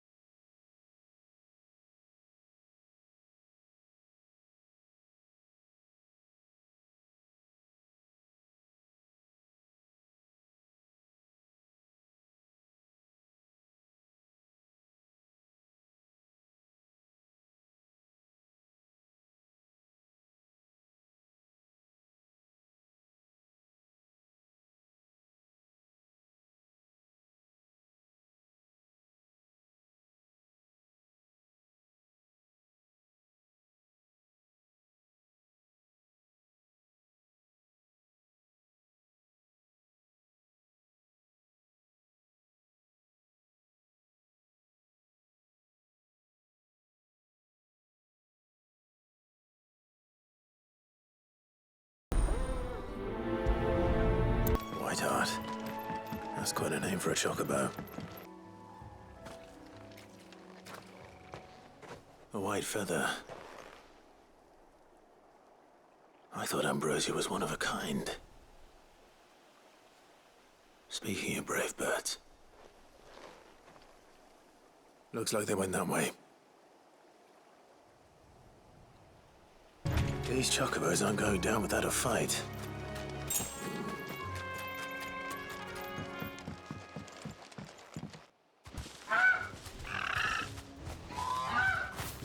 We got you cornered, Feathers. You didn't think you'd seen the last of us, did you? You've been bad for business.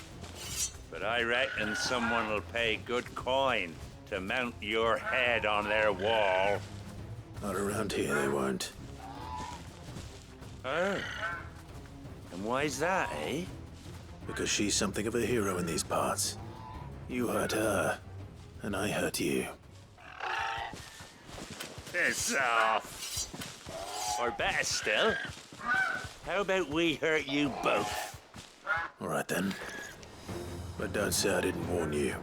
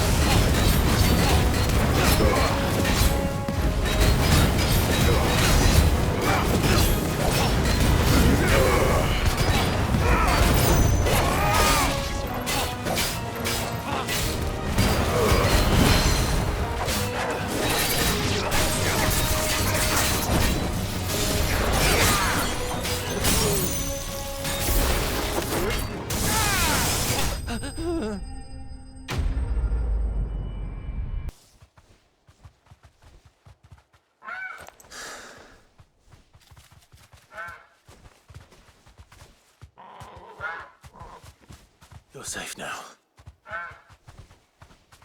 White heart, I presume. Do you know her, boy?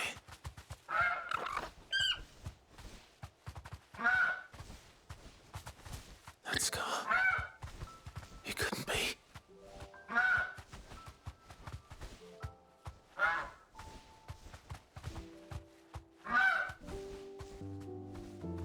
Ambrozia.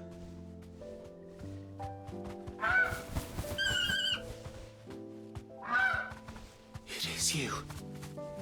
You survived.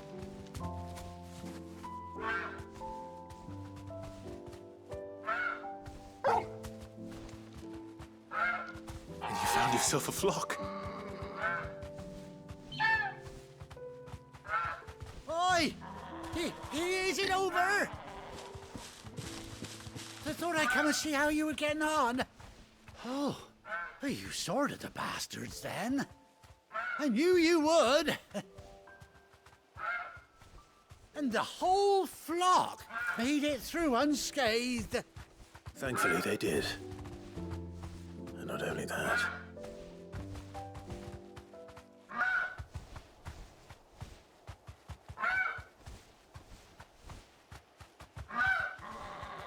Well, I'll be. I never stopped to think our hero here might once have been someone's mount. Though I dare say she'd suit a fine fellow like yourself. Reckon our feathered friend must have learned a thing or two from her master. Kind-hearted warrior that you are. Bird like her would have cost a princely sum. You born a lord or something? Well, Oh, no, sorry. I didn't mean to pry. Don't matter who you are. You done right by me.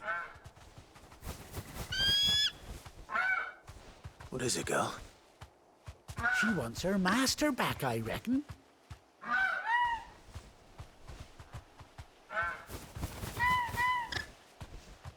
Told you. And it seems her pals agree. Is that it? You want to come with me? Well, bugger me if this ain't a heartwarming sight. The lads down the stables will be hearing about this tonight. Oh, stay right where you are.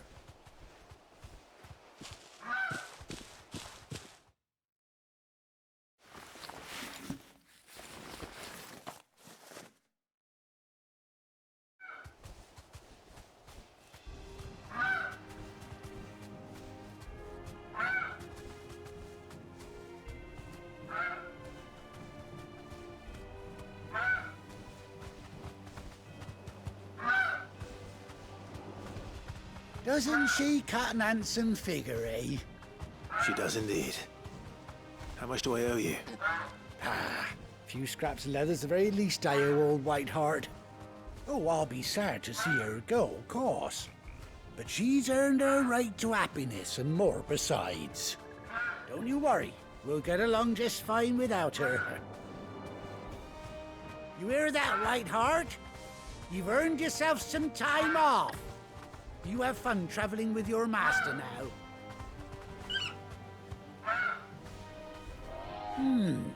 You seem awful familiar now I get a proper look at you. That's it. When those chocobos swarmed my car on the road, didn't you? No. No, that can't be right. That fellow was a bearer. Must have been my double. Oh, must have been, eh? Oh, that'll be the excitement getting to me. Silly sod that I am. Pay me no mind. Anyhow, best be on my way. Good luck to the both of you.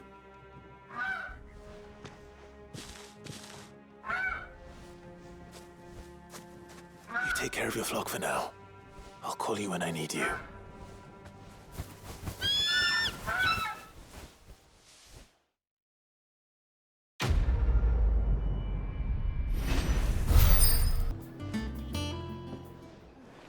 Ah, Clive! Oh, I've missed that scowl. Where's my report? What, no kind words for your old pal Gav? If it's kind words you're after, you're fishing in the wrong barrel. Now sit down, you fool.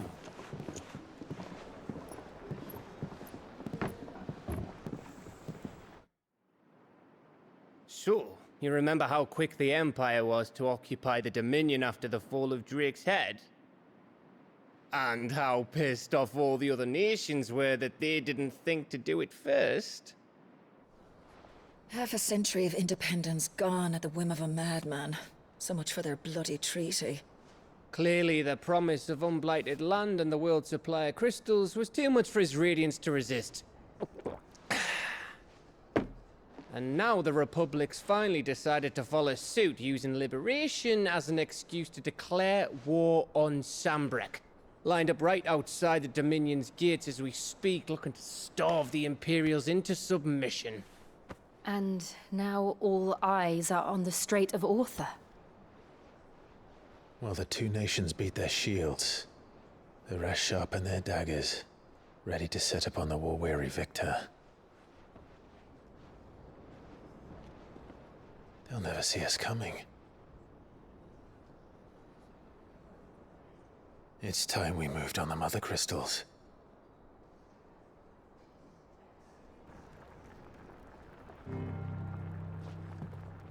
Four Mother Crystals remain in Storm and Ash. Drake's Breath near Ironhome.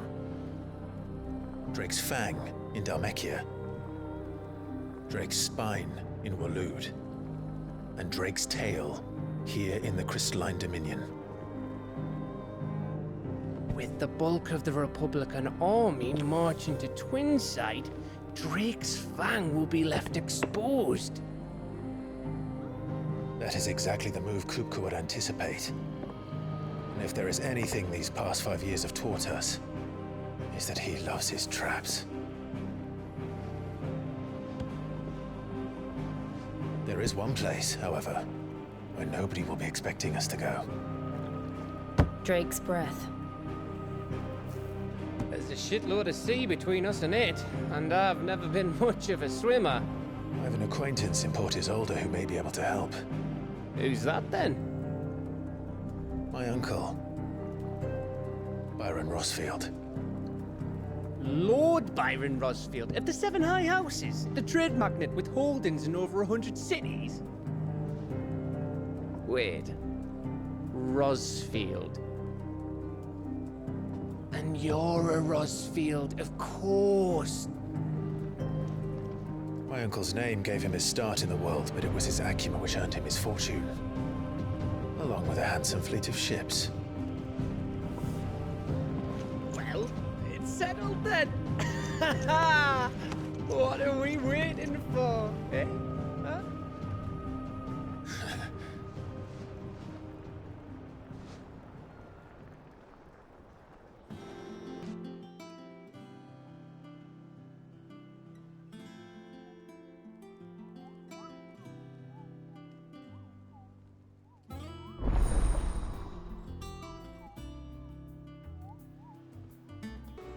Clive, welcome to the Patron's Whisper. The Patron's Whisper? Does that mean someone else is taking care of our friend's donations? Oh no, that's still me. It's just Karen has her toll, Blackthorn has his hammer. I thought a new name might liven things up.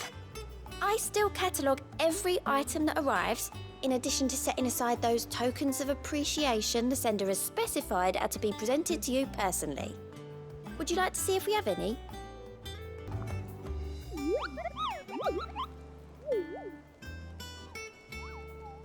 What's the matter, Nectar?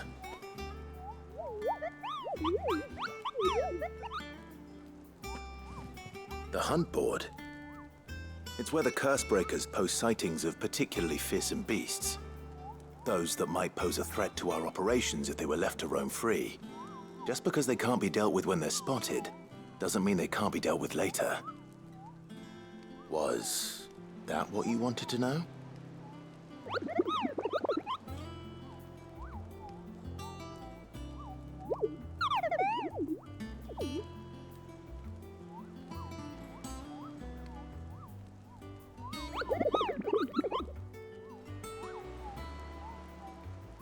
Right.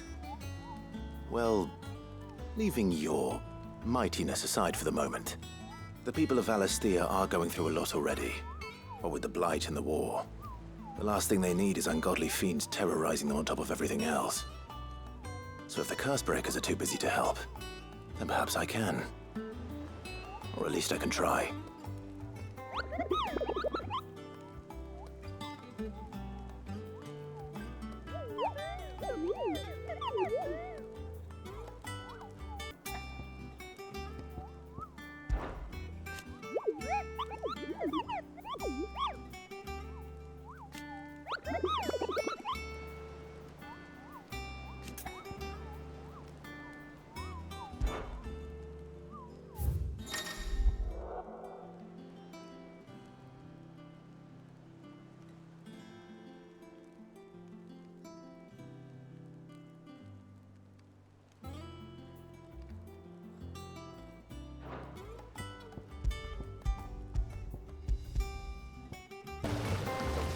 Sid, I was hoping to speak to you. Is everything all right? Oh, yeah, it's just, well, as you know, we've been trying to grow fruit down here. It's good to know that something of the old hideaway still lives on. Martel's pride and joy. It was a sapling when she rescued it from the rubble, but look at it now. All our hard work's finally paying off. I took it on, you see, after she died, and now the fruit's finally ready to eat. And not only is it ready, it's actually tasty. Sweet as you like, in fact. She bred the bitter right out of it. Impressive. And welcome news to more than a few, I'd say. I thought this first harvest could go to the Cursebreakers, on account of all they do for the hideaway. You couldn't take them some, could you? Seems better them coming from you. It'll be nice being the bearer of good news for a change. Thank you. She always had a soft spot for that lot, see? And once they've had their share, I'll see to it that everyone else gets some. Here you go. Martel apples, they're called, in honor of her memory. You hear that, Martel? Today's finally the day.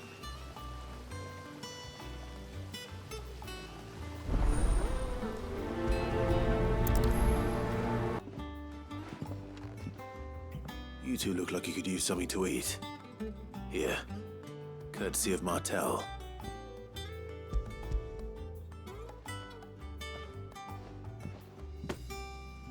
Martel. Now, where have I heard that name before? Weren't she the girl from the Furrows? Course she was. An odd sort, that one. Loved plants more than people. Aye, and brave as a bane might. Remember when she ran back into the hideaway to collect them trees when Titan attacked? Wait. These aren't those apples, are they? Well, I'll be. She'd have been proud, and rightly so. Thank you, Sid. A gift from the backyard. For your service.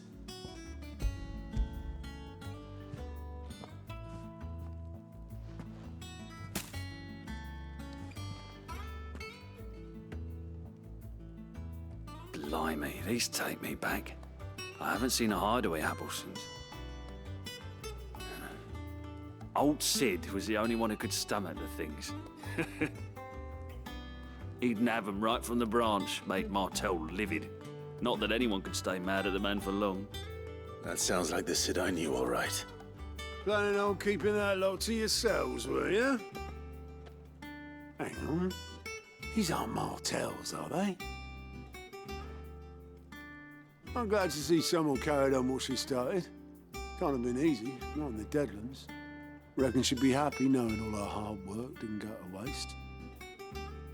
Clive, tell the lad down in the backyard to run some over for me, will you?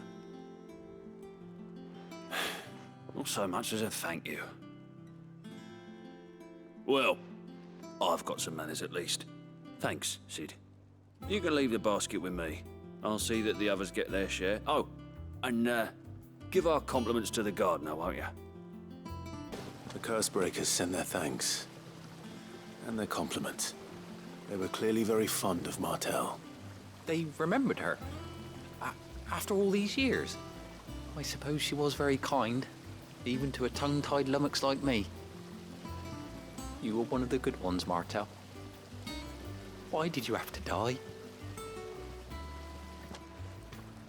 She put everything into her work. She wasn't going to rest until we had fruit sweet enough to enjoy.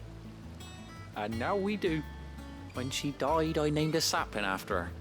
And now it's a full-grown tree. Martel lives on through the fruit it bears. And through you. Her dream would have died with her, had you not kept it alive. That's something to be proud of. I didn't do anything really, but thank you. You're kinder to me than I deserve. By the way, Otto's expecting some of your crop. And I wouldn't mind some of it either, if that's not too much to ask. Of course not. I'll see that you're both well provided for. They like your fruit, Martel. Isn't that wonderful? I'd say it's about time we planted you some siblings, don't you think?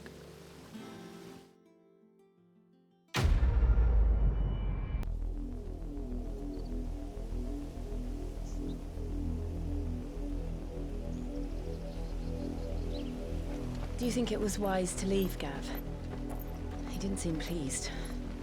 I needed his eyes and nose in Dhalmekia. I'm not about to let Koopka take us unawares.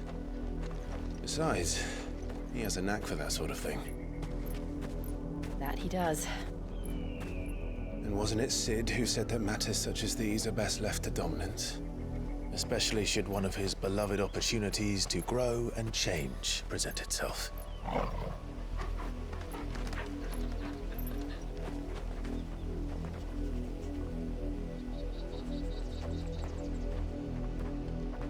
I always knew that I would return one day. Return to Ironhome. For what? After learning the truth, you were given the chance to face your past. If I am to continue at your side, I must do the same.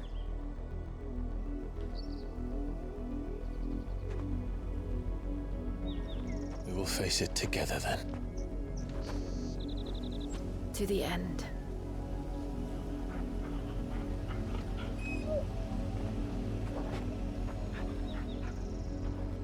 Come on.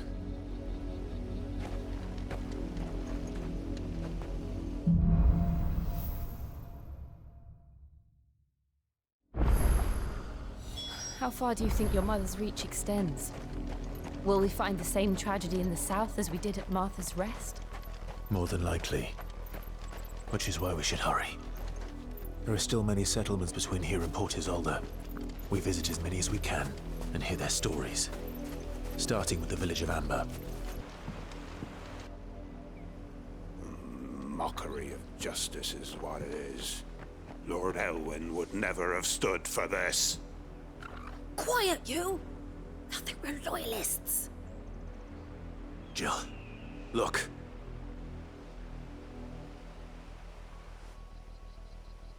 Rosaria must be cleansed of the stain which befouls her, that she might rise once again from the ashes to welcome a new dawn. 'Twould be a pity to make examples of you all, for the transgressions of but a handful. Of course, your lordship. You shall have our full cooperation.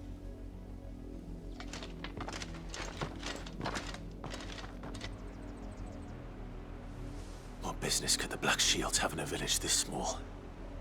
There's barely room to hide a bearer. Then they must be here for something else. Excuse me, but what was all that about earlier? You haven't heard? Someone's been stirring up trouble. There have been attacks on the garrison, supplies stolen. They even say a Black Shield was murdered. The Empire wants answers, and what the Empire wants, the Empire gets. Don't they just? Keep your ears open, eh? The Black Shields will pay good coin for information on the culprits. You seen him, didn't you? I'm sorry. The Black Shields. Just now. You seen him, didn't you? At least I think there was a Black Shield. Can't say I ever saw one before. Was this the first time they visited the village? What do you think? Ambersy are sending nowhere. And they thought we might be harboring firebrands. Huh. If only we were. I might have turned them in and become a Black Shield myself. You don't think these firebrands the Empire is looking for could be us, do you? I don't know. But we need to find out. Greetings, friend. We are travelers. I know that. What do you want? We couldn't help noticing those Imperial soldiers who were here earlier. Don't you go telling these strangers a thing. I speak for the people of this village, and we have nothing more to say to you. You are to leave Amber and never come back. May I at least ask why? I don't know who you are or what brings you here, but your presence puts us all in grave danger. The Empire is a harsh master. Its demands are great, and its justice swift. But as long as we keep our heads down and pay our tributes, we are left alone. Some might call it submission. But if it will spare my people the Viceroy's wrath, then I will gladly submit. This village will not become another East Pool. Then we shall be on our way.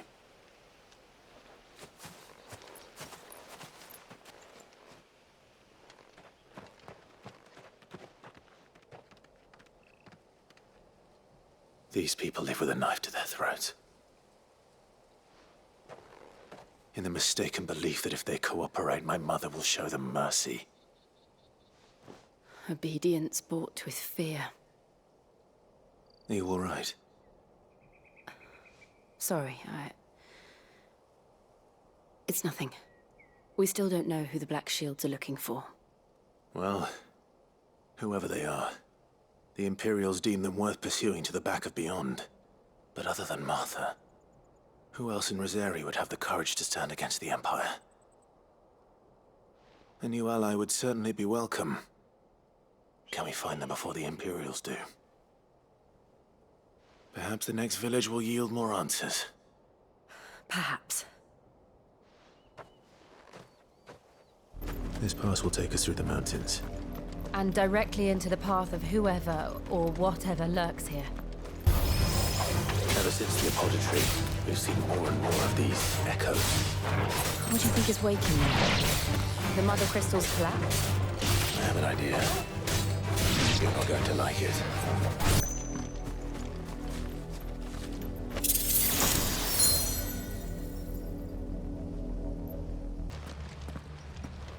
Blood, Clive.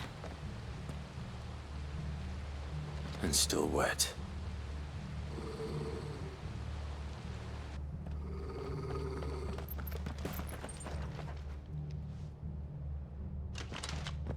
You were told to stay in your homes. The Black Shields. You know who we are. And still, you would bear your steel. Why then, we owe you our thanks. you have saved us the trouble of an interrogation. To dwell in darkness, that we may purge the night and welcome lasting dawn. On these, our swords we swear. Say that again. I'll show you a true shield of Rosaria.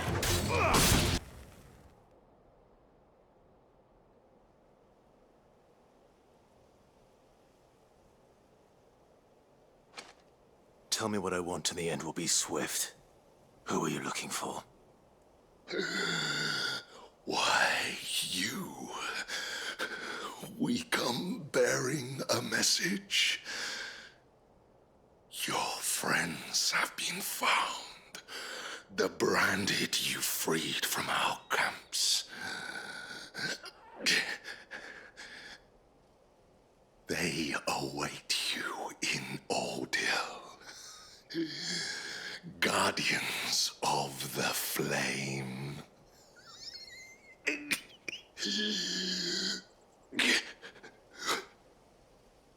Those are Old Hill's gates. Then we hurry.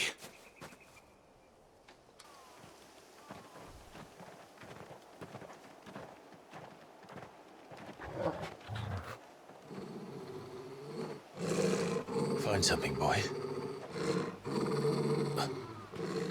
Death.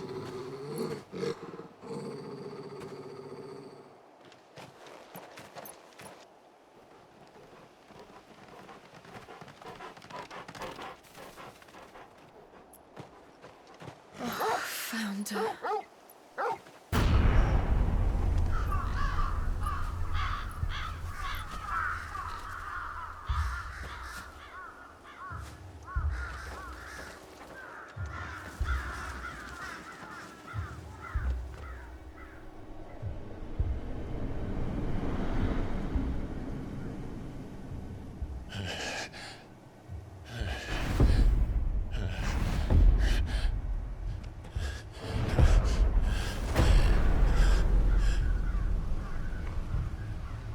This was my mother's doing.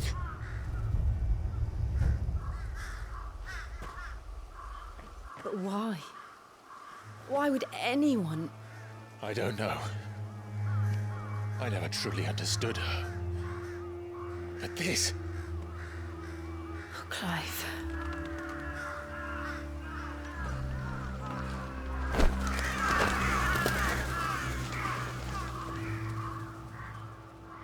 I will learn what madness drives her, and I will end it.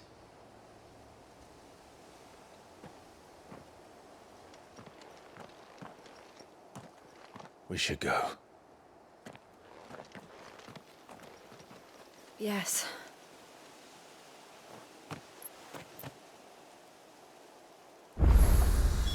We can't leave them here like this. We won't. But if the Black Shields have made it this far south, they may already be in Port Isolde. They're approaching Buick Bridge. Though I doubt the Empire will let us cross over to Roosevelt. The Lazarus. What happened to this place? My mother happened. The nobles who lived here didn't stand a chance.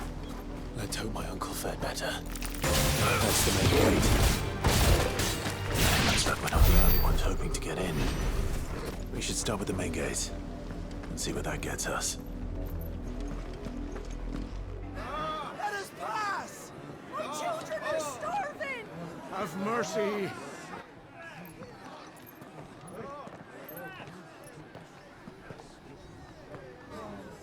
Voice-rinsed dogs they are! You can't ignore us forever! Let us in, or we'll die on your doorstep! Better out there than in here! Oh, get enough Fuck off! Find the chinless bastards! Those crystals belong to us all! I said, where were you, filth? Back to your stalls! Cut you down where you stand! Destroy it! No chance of slipping through unnoticed. We'll need to find another way in.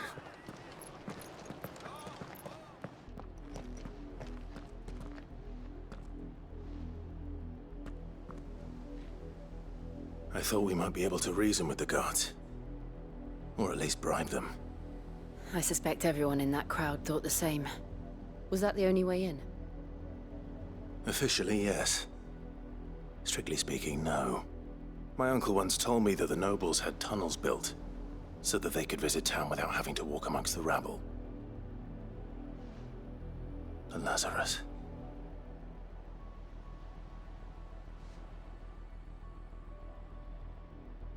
We'll find our way into the city there. If you're sure. The entire place looked abandoned. Do you think it's safe? As long as it is abandoned.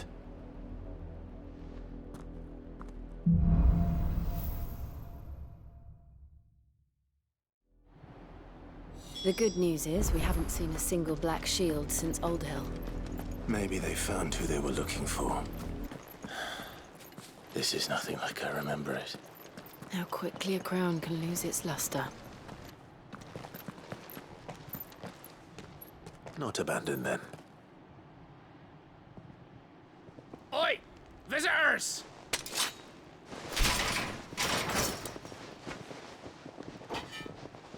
Apologies. We'll show ourselves out.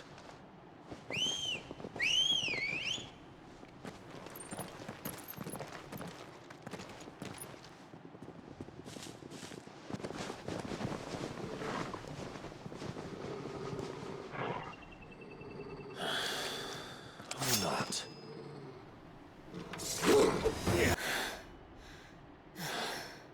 I've only ever seen one man fight like that. And he's long dead. Then perhaps it's time you joined him.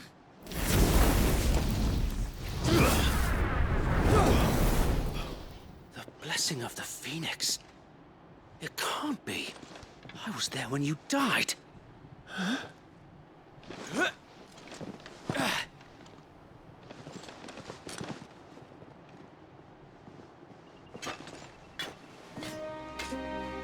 Forgive me, my lord. I knew not whom I addressed. You have naught to fear from us. Founder, it really is you. It is. So wait.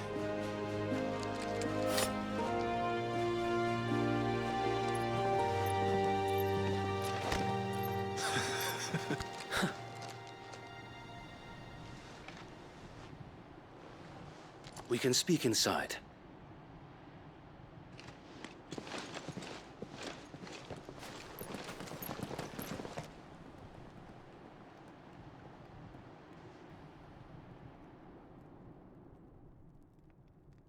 And those who wouldn't bend the knee?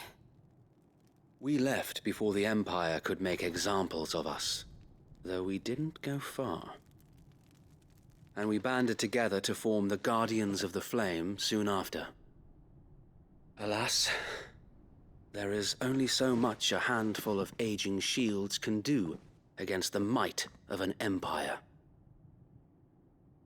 But we've seen to it that their stay has been anything but pleasant.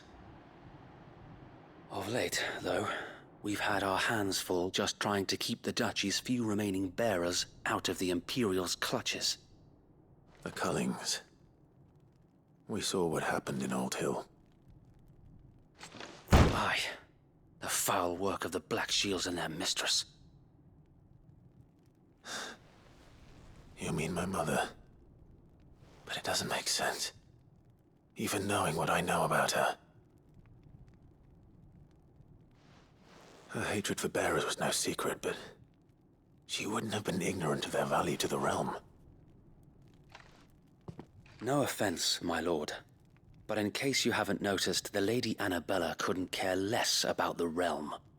She barely even cares for her own home. That much has been plain since the slaughter at Eastpool. And, since granting the Holy Emperor a new heir, her obsession with bearers only seems to have grown. As to why, I don't know. Maybe she can't bear the thought of anyone having the power to challenge her beloved son. Her son. Sir Wade, the Black Shields have broken camp. They march in full force for Buick Bridge. Then so do we. Make ready.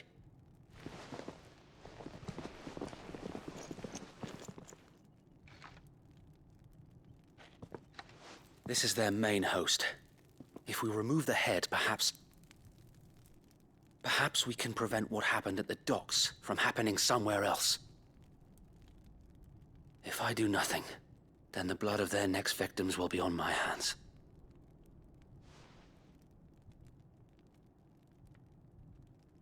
Yours and ours. We too have witnessed the crimes these men who dare call themselves shields have committed in my mother's name. It cannot be allowed to continue. We must put a stop to this madness. We must. So let us go with you. For the good of Rosaria. I was hoping you'd say that. Very well. If that is your wish, I would be honored to serve at your side. And we at yours. So, Wade, let us do our duty. With pleasure, my lord.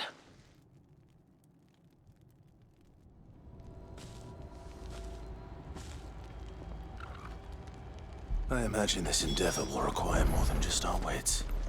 Then let's hope Sir Wade has a good quartermaster. Tell us then, Sir Wade. What is your plan? Nothing fancy. You, Lady Jill and I make for Buett Bridge, and provoke the main host at their encampment. Sensing an opportunity to end the Guardians, the Black Shields will call for reinforcements, who will be met from the rear by parties of my brothers hidden throughout the surrounding hills. This will allow us to wage battle on the bridge without fear of being overwhelmed. While the Black Shields have an advantage in numbers, you see, they prefer to fight in small units, which we can use to our advantage. How small exactly? Small enough, now that I have you and Lady Jill for company. I doubt I could have done this on my own. But until we arrived, that was your plan. You haven't changed a bit. So Wade, the bearers from Alder have been laid to rest. Very good. Now make ready for battle. As you command.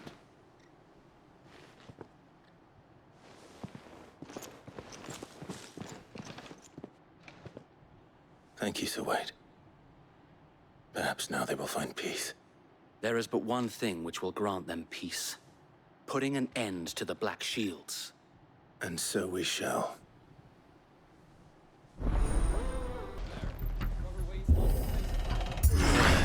How long have you been pursuing the Black Shields? Since they burned their first village. We tracked down the bastards responsible and fed their corpses to Stillwind. Suffice to say, that got their attention. It's been a game of cat and mouse ever since. There they are. On your command, my lord.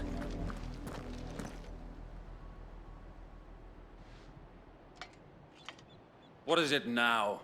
I told you! We bear a message for the Vicereine. From the Guardians of the Flame. Ha! You presume to tell us that a pair of filthy vagabonds, a woman and a dog, could guard aught against the might of the Black Shields? Then come! Die along with your flame! For Rosaria! For Rosaria! Your petty revolution ends here. On these our swords we swear. Over here!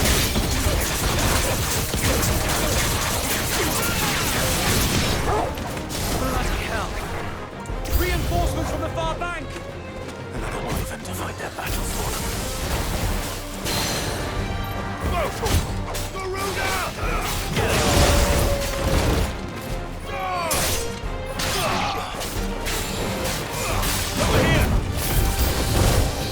More dragons! The Imperials aren't taking any chances. I can't say I'm spotted. Attack! Over here!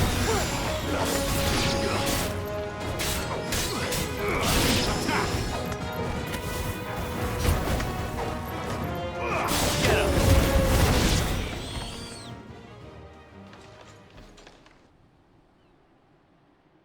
A noble stand, albeit a misguided one. In taking it, you have but proven our point, that this land is in dire need of cleansing.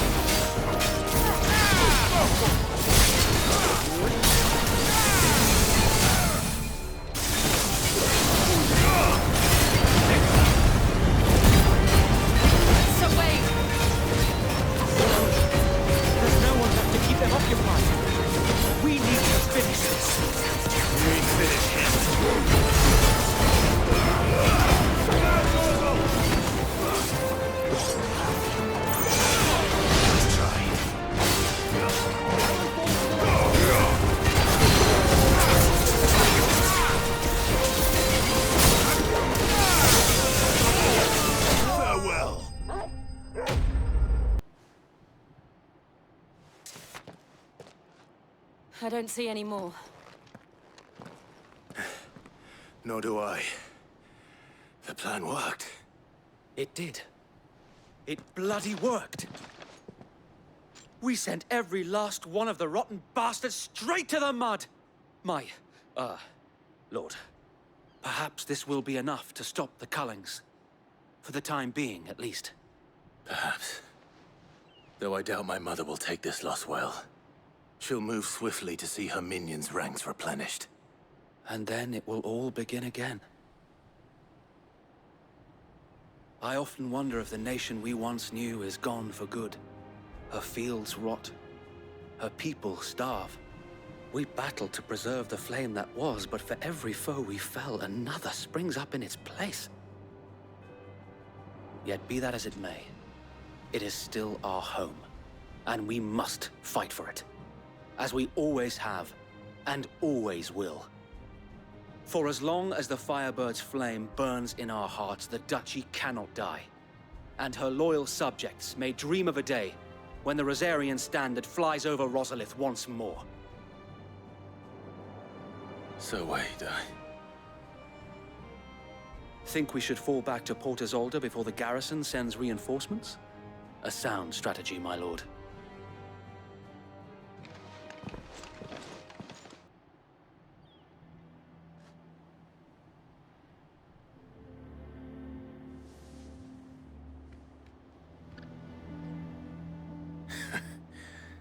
And how long has my uncle been funding you and your comrades' endeavors?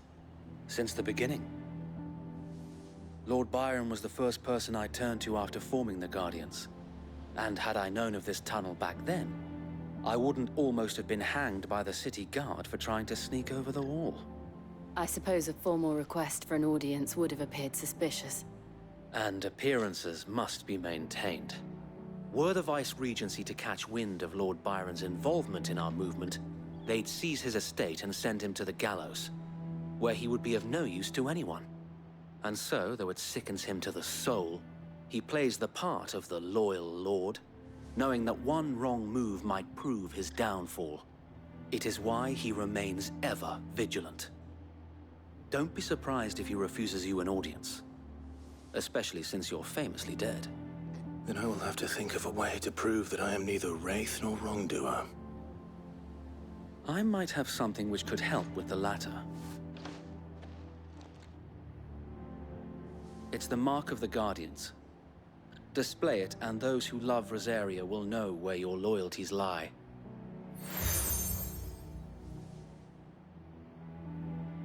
I shall wear it with pride. Be sure that you do. I don't want my men attacking you again. Unless you deserve it. If only Sir Tyler could have been here to see you. Or the Lord Commander. Thank you, Sir Wade. If there is ever anything you need... I know. Go on now, my lord.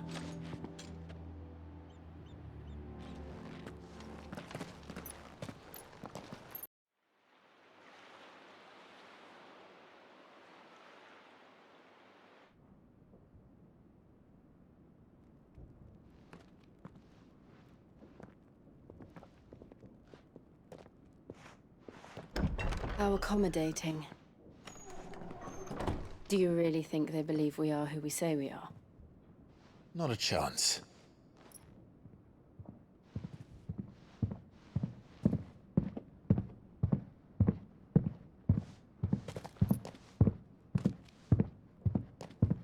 Right, I guess. My uncle believes we're imposters here to rob him. And means to string us up himself.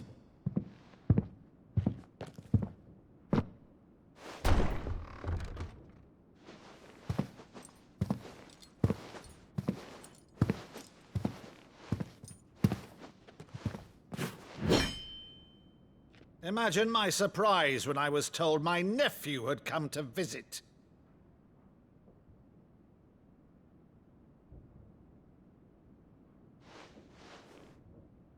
Clive Rosefield died long ago.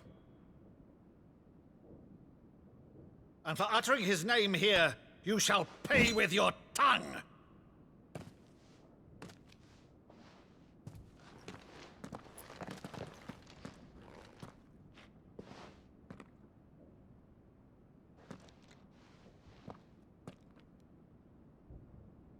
You would mock me as well?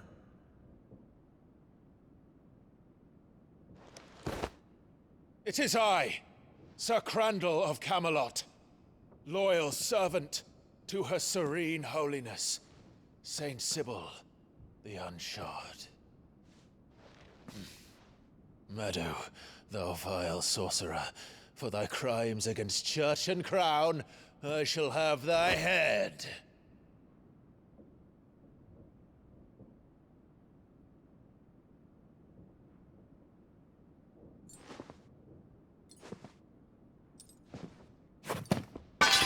Curse thee, infectious flax wench. Even in death, must thou plague me still? Very well. I shall open the gates of hell, that thou might see thy charge once more.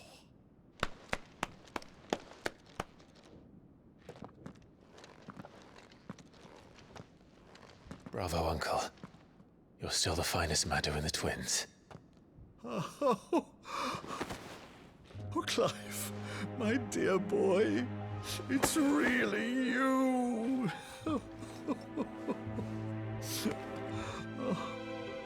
You always were fond of that scene from The Saint and the Sanctuary. Never did let me play Sir Crandall.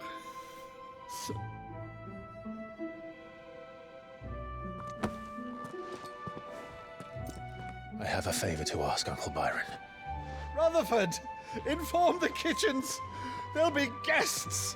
We dine immediately. But, Uncle... You can't very well regale me with the tale of your miraculous preservation on an empty stomach. Go on, sit.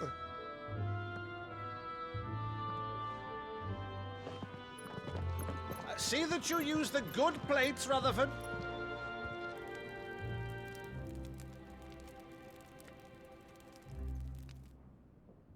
So you arrived late to one of her cullings, did you? Since becoming Vicereine, Annabella has been a constant thorn in Rosaria's side, but these atrocities are a new low. Something has changed. Quite what, I don't know, but the woman we knew is gone, and a monster sits in her place. A monster. For better or worse, I've been charged with governing this town, and thus must maintain the illusion of obedience. That's all I can do to aid Wade and his merry band of revolutionaries. So he's told us. You have risked much for Rosaria. Our nation will be forever in your debt.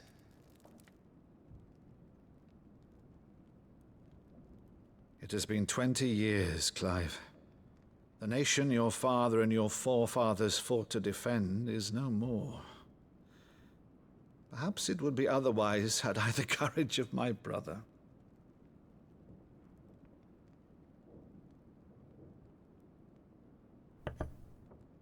All right, if it's a ship you require, a ship you shall have. I've a galley in port, but recently relieved of her cargo. She can be outfitted for the voyage in a matter of weeks. So you believe us then? About everything? Believe you? Ha! Only a fool would believe even half of the things you claim. But until tonight, only a fool would have believed my nephew still lived. And besides, I have it on good authority that Clive is telling the truth. Whose authority? Your own, of course. You've always been a terrible liar. Is that true? It's not untrue. Let's say no more about it, eh? It wouldn't do to linger on my nephew's greatest failing.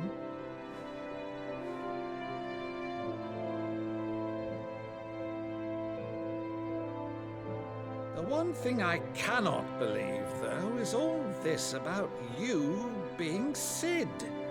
You were always such a good boy, but now you're quite the outlaw. Which, if I'm not mistaken, would make me an outlaw's uncle. Right then, who shall we pillage first? Rutherford, fetch me my cutlass. This will be fun.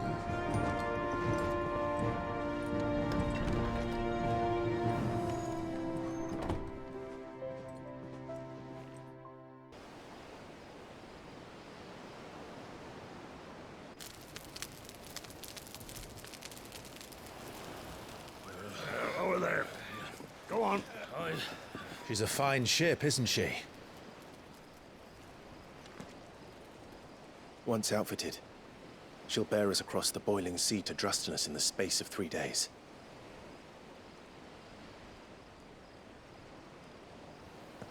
Something on your mind?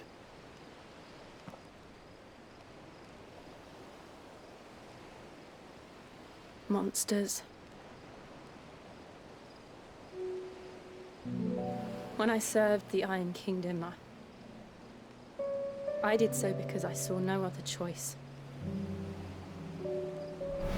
Because once they learned that the lash would not move me, they turned it on those who could.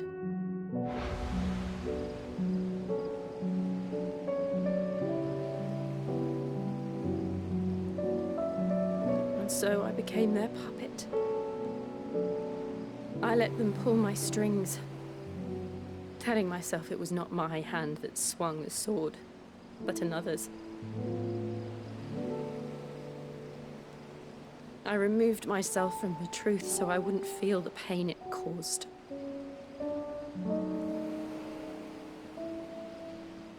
And before I knew it, I no longer felt anything. Anything at all.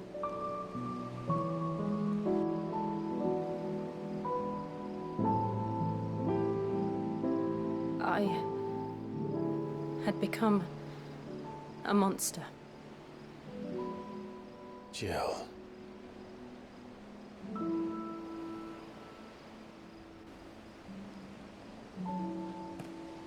I don't want to be a monster, Clive. Do you understand?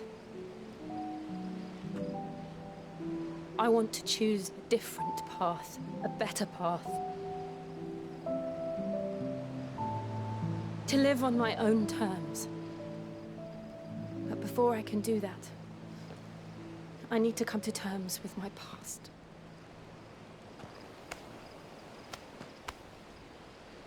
And when you do, I'll be standing there with you, just as you stood with me.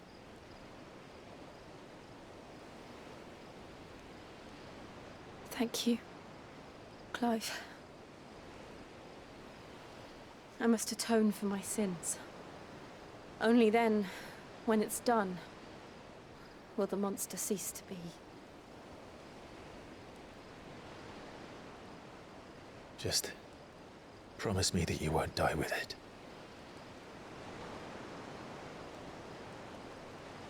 Now, let's get some sleep. The journey back to Benamir is long, and there is much to tell the others.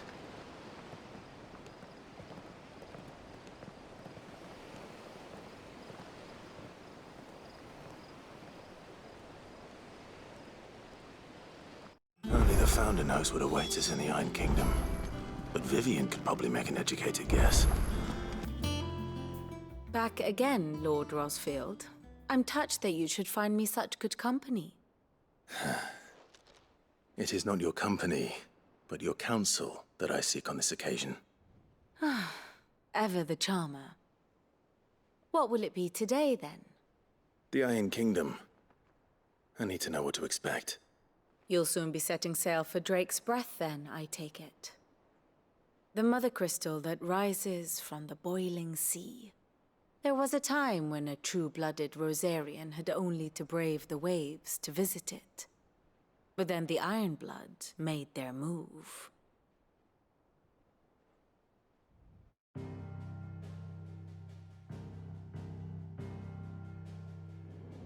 As you know, the Iron Kingdom rules over the islands to the west of Storm. Or rather, its church does. But this is not the pragmatic approach to state religion employed by the Holy Empire to manipulate the masses. No, the Iron Kingdom is the literal embodiment of the crystalline orthodoxy. And so, if one is to understand it, one must start there. As the name implies, the orthodoxy holds the Mother Crystals sacred. And they do not take kindly to heathens plundering the objects of their worship for the means to fill washtubs and light lamps with frivolous feats of magic. Indeed, the faithful consider ether a sinful thing, a poison no less.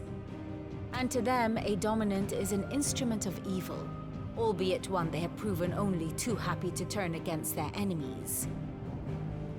Some 80 years ago in Northern Storm, Drake's eye collapsed. Soon after, in pursuit of ether and with the blight at their backs, the Northern Territories descended upon the Grand Duchy of Rosaria. And when the Shields of the Flame marched north to meet them, the Iron Kingdom spied an opportunity. A few short days later, the Crusaders landed on the island of Mount Justanus, home of Drake's Breath, and plucked it from the duchy's grasp. Rosaria tried to reclaim it, of course, but to no avail. I doubt more than a handful of duchy men have set foot on its shores in your lifetime. Nor are they like to again, under the Empire's stewardship, meaning the Iron Blood will keep their island. And with it, the foothold they need to march on mainland soil when next they spy an opportunity.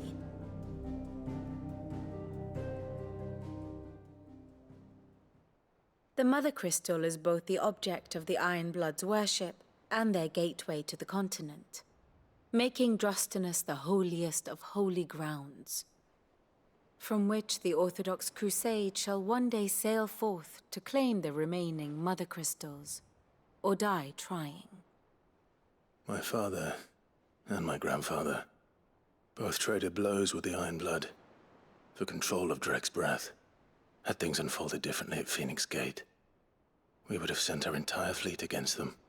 But instead, they sent their fleet against Rosaria, sacked the capital, killed the men, and captured the women, including Jill. I'd say you'd be forgiven for wanting a little revenge, Clive. My only aim is to destroy the Mother Crystal. But thank you all the same.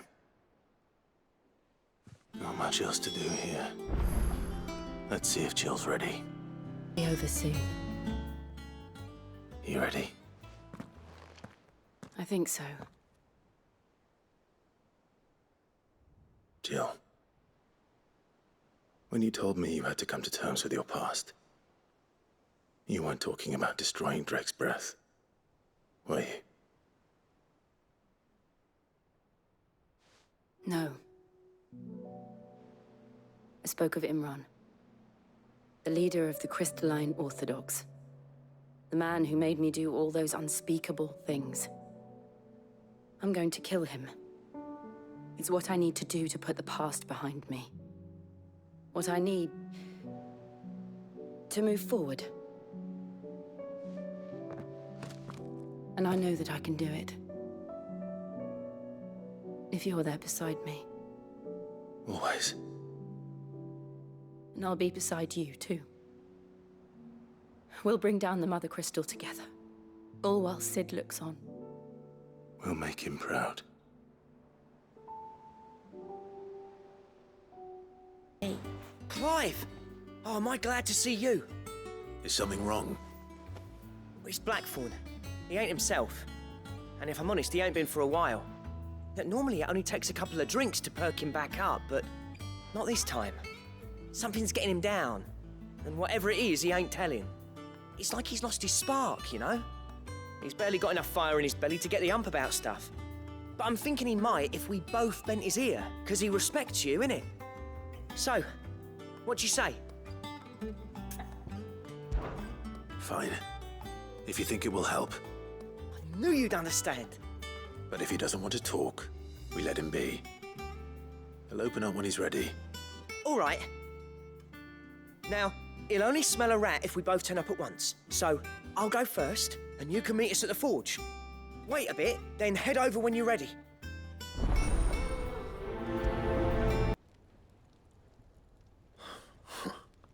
First August, and now you. What are you pair up to? What's it got to do with me? August was worried that something had been weighing on your mind. I thought you might want to talk about it. Did you now? I told you not to stick your nose in my business. What'd you go and do? Clive just wants to help, innit? What's so bad about that? Talk to him. You never know, you might feel better for getting it all out in the open. Please, mate. I'm worried about you. Phil shut you up. It's nothing really. Stupid. Not the sort of thing you bother people about. Why don't you tell us all the same?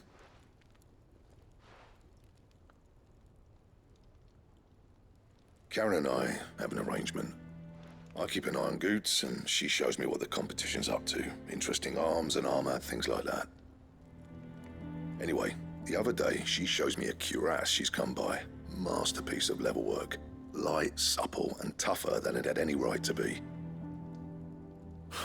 Made my stuff look like every clumsy shit.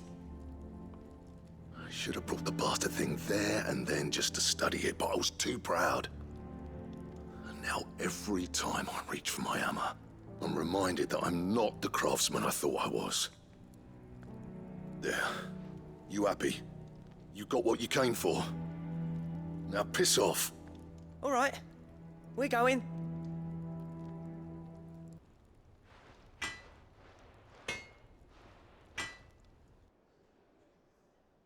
I always thought of old Blackthorn as a bit of a force of nature.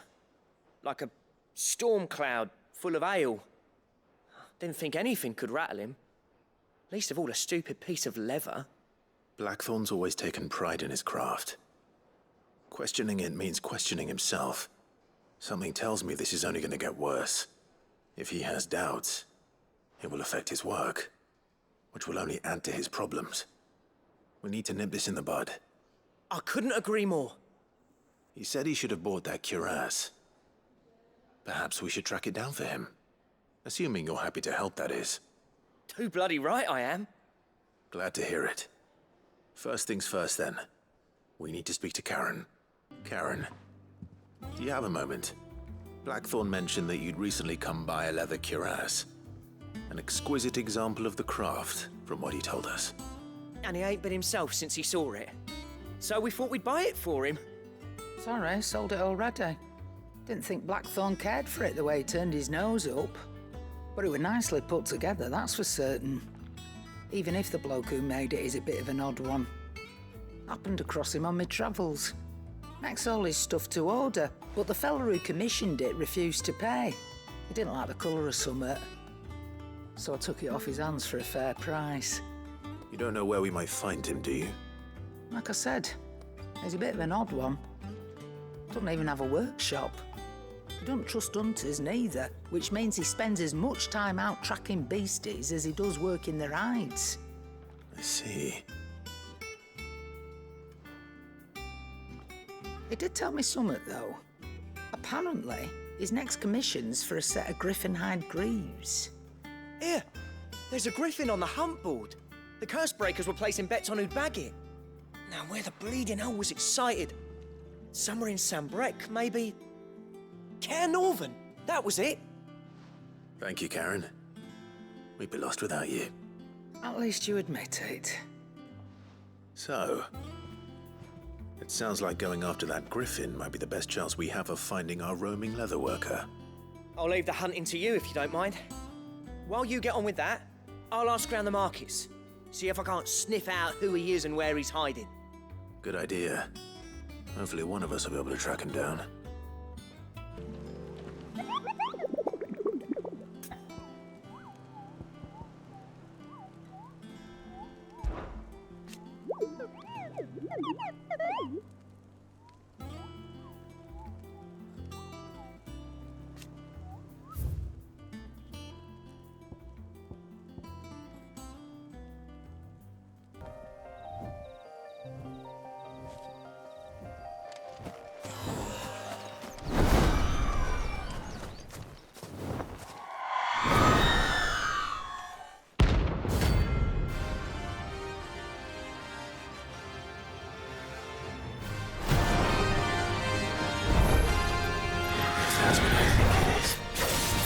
This isn't going to be easy.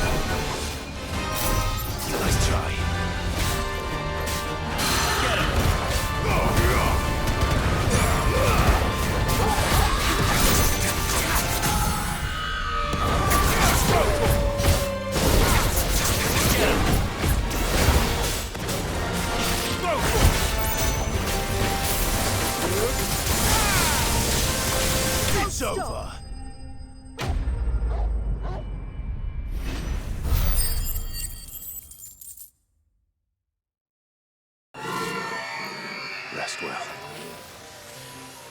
I know I will.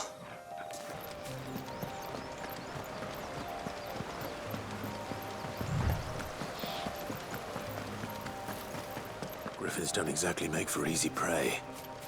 Let's hope our craftsman hasn't bitten off more than he can chew.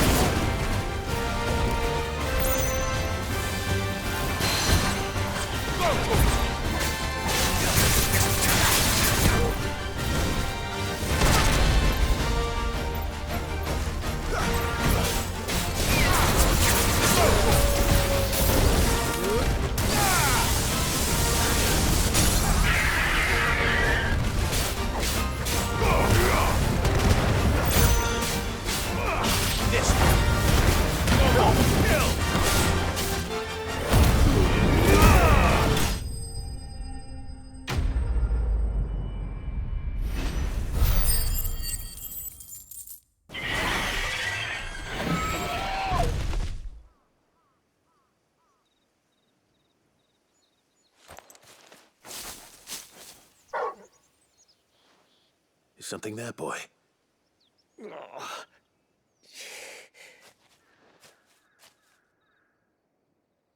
Could that be our man?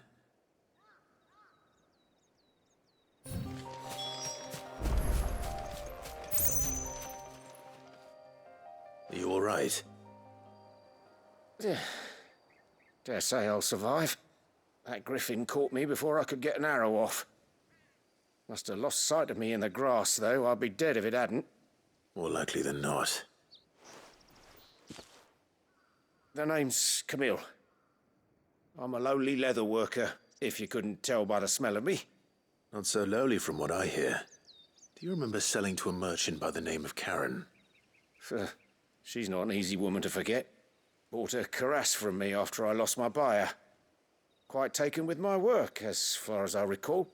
Didn't stop her bartering me down to a pittance, though. She send you for a refund? It's not her who sent me.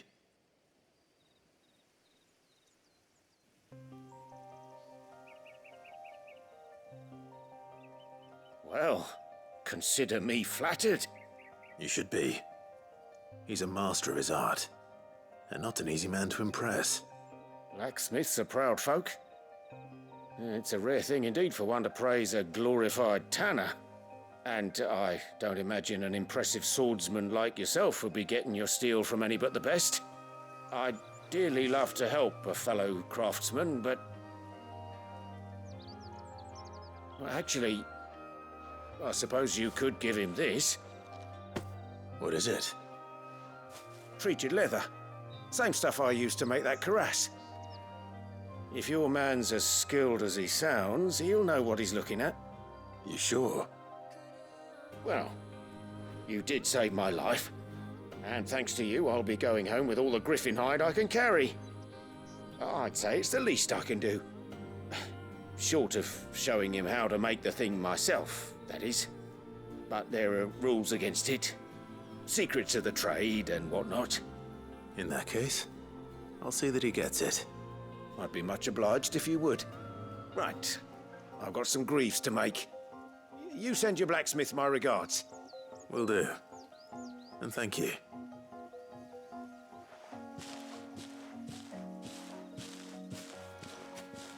Hopefully this will sweeten Blackthorn's mood. How'd it go, Clive? Did you find him, or does the hunt continue? I found him. And he asked me to give you this, along with his regards.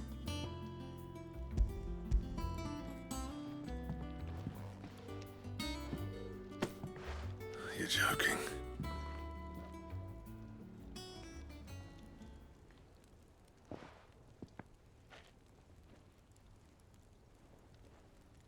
He said he wouldn't teach you how to work it, but that if you were as skilled as you sounded, you'd have no trouble understanding how it was done. So that's his secret. Crafty bastard. He's layered and cross-grained it. Good few times, too. No wonder it's tough. And that's no ordinary oil he's used to get that finish. Oh, this is fine work. Even finer than I thought. Yeah? I'll take your word for it. Just looks like leather to me. Still, I'm glad you're happy. Here, Clive. You didn't happen to catch the fella's name, did you? Camille, I believe. I thought as much. There ain't many leather workers in the realm daft enough to do their own hunting, see? And his name kept cropping up when I was asking around. Turns out he's from Tabor. And again, most leather workers are. But our friend Camille guards a long-held family secret, the details of which are the subject of some debate in the leather-working community. Then we better keep this close to our chests. Listen, sorry for putting the both of you to all that trouble. Should have kept my moaning to myself.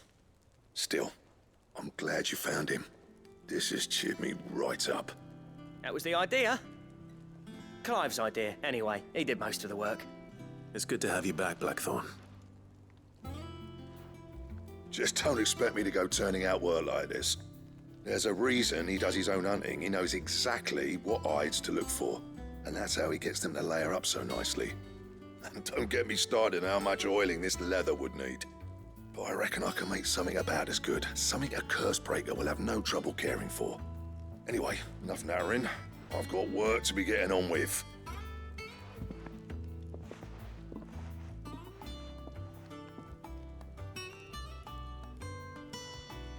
Looks like we won't be needing a new blacksmith. As if there was a better one out there. Nah, it wouldn't have been the same anyway.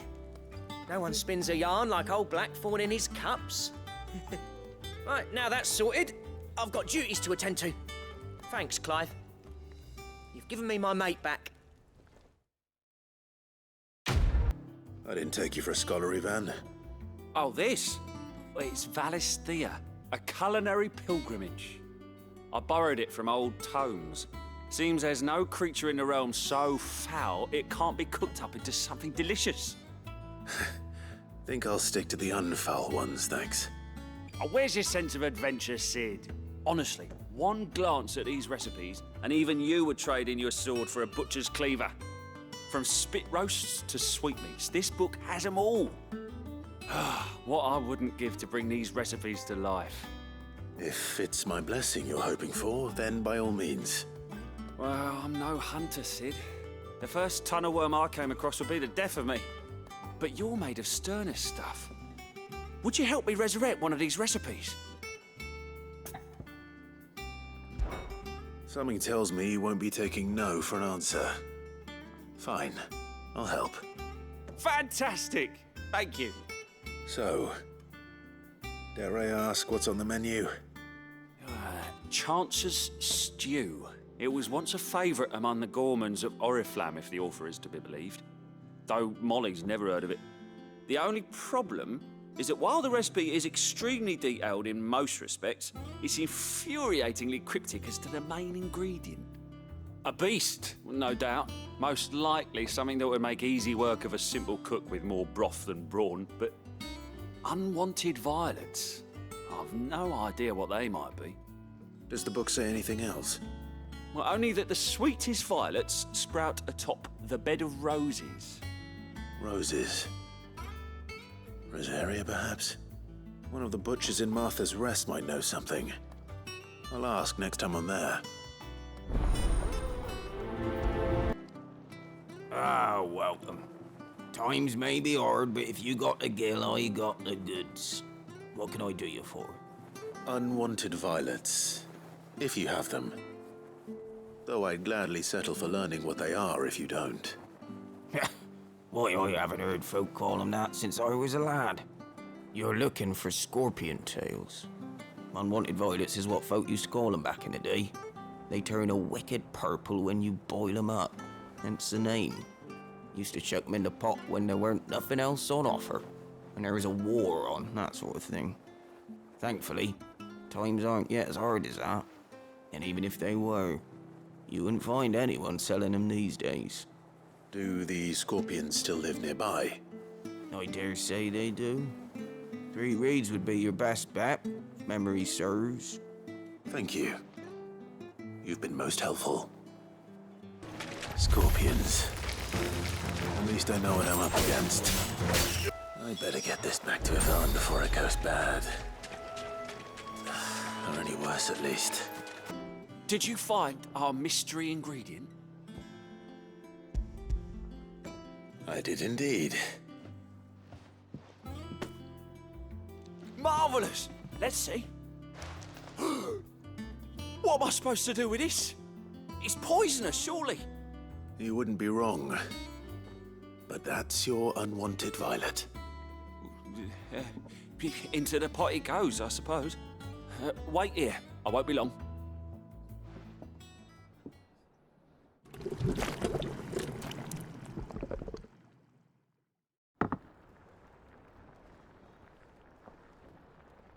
I present Chance's Stew, risen once again from the ashes of obscurity. Grab a spoon, Sid. Let's eat while it's hot. I'm, not hungry. Well, it'll be too late once I've licked the bowl clean. Your loss.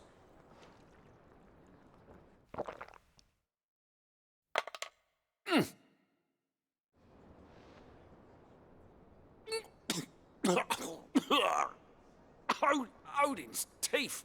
What an assault on the senses. It's like choking on swamp water. And yet, up through the pungency, there rise complex, meaty notes. It takes a moment to recover from such an onslaught of flavours, but never have I tasted anything so fine. Thank you, Sid. Thank you. You're, welcome. I must share this gift. I won't rest until a steaming bowl of Chance's stew sits before everyone in the hideaway. A single mouthful, and Molly will be breeding scorpions of her own. I'm sure she will.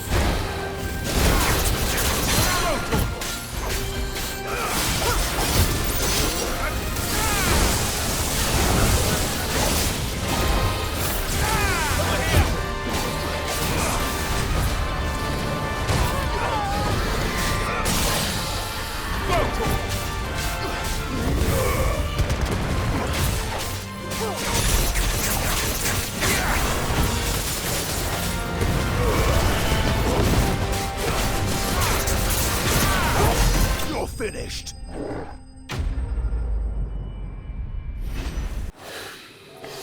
Hope there aren't any more of them.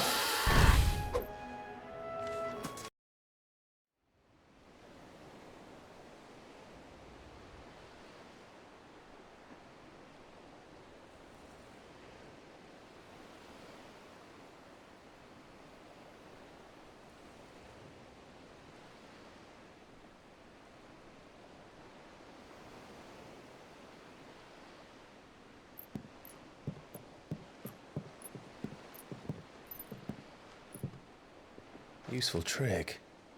Freezing and thawing the spray to make mist. How did you learn to use your powers like this? The Masters made me do it. When the Crusaders took to the seas, to keep the fleet's movements from prying eyes. I'm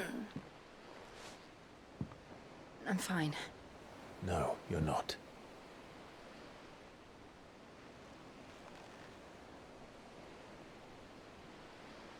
This may be the only chance I get to go back. My only chance to put things right. I have to do this. Whatever the cost. All right.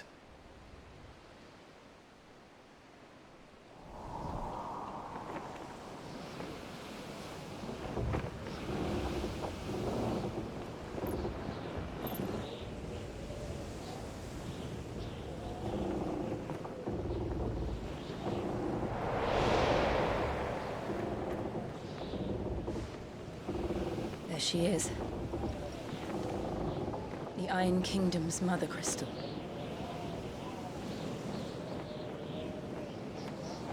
Drake's breath.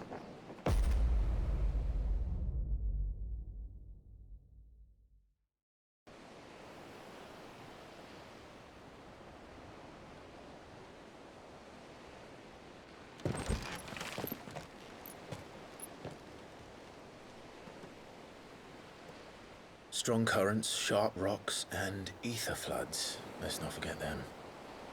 This island is a natural fortress. But safety breeds complacency. allowing a single rowing boat to slip in unseen. The sanctuary is inside the mountain. If we follow the old trail, we should be able to enter by the back gate. All right. Let's go.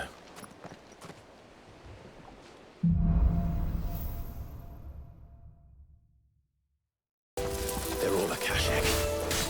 The ether flood must have spread. It was never as bad as this before. And the only way past them is through them. Was that an earthquake? They happen all the time. That wasn't even a bad one. It's nothing to worry about. The old arboretum is just up ahead. We'll enter the caves from there.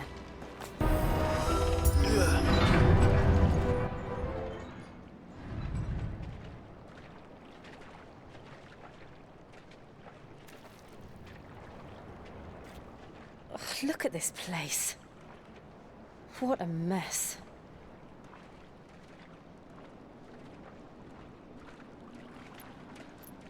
Wait.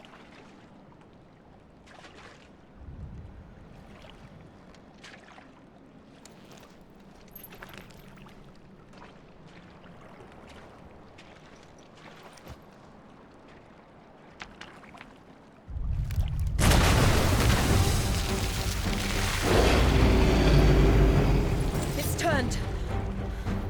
Nothing a shelter for his area can't handle. Just like old times. Be sure to keep clear of his head. Believe me, I mean to. That's foul. Don't breathe it in.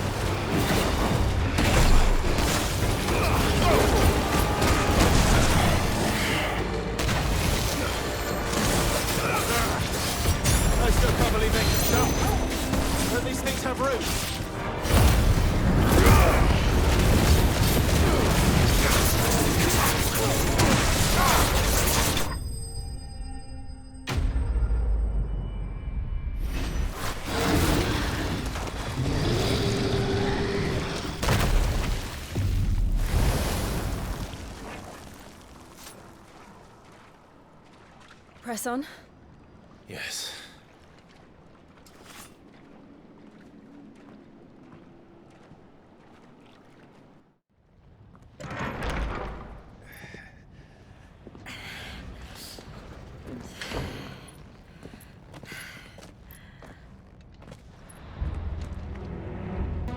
It's like a furnace in here.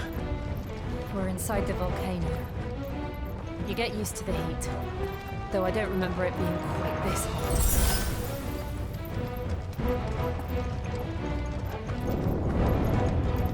Was that one cause for concern? It was. And they're getting bigger. Something's wrong. Fuck. Is there no other way across?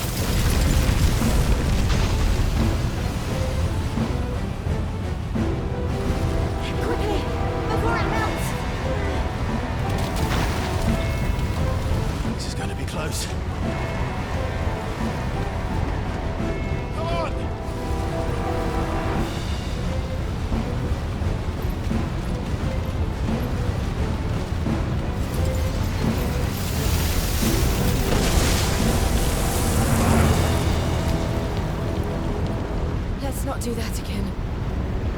No. Let's not.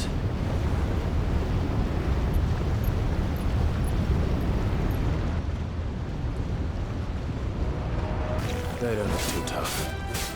Perhaps not always, but in numbers like these. Well, we aren't going this way. Let's look for another path. Drake's breath. We're nearly at the oratory. What the hell is that? I have absolutely no idea. Well, whatever it is, I don't think it's friendly.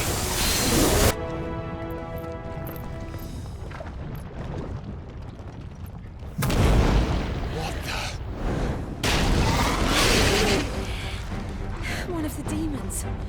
But they never leave the lava. If I didn't know better, I think this volcano was about to erupt. Why attack us then? They're peaceful creatures. Then this one must be the exception.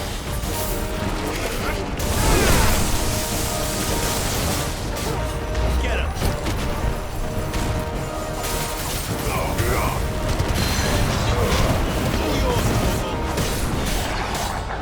This way.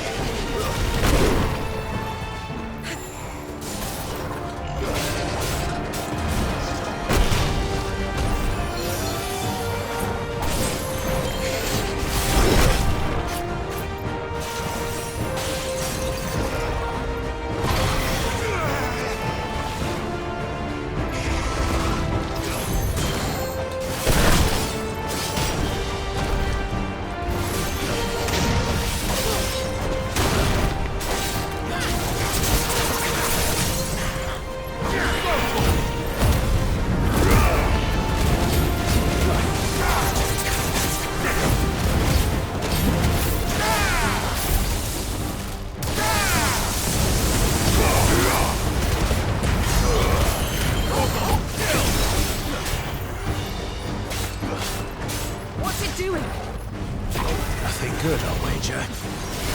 Let's try.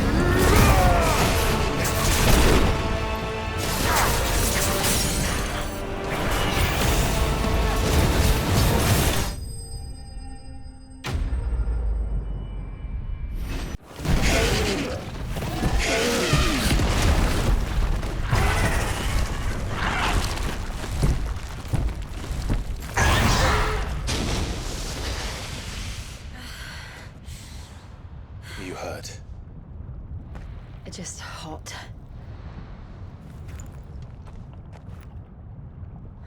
Thank you. Quite a commotion our friend made.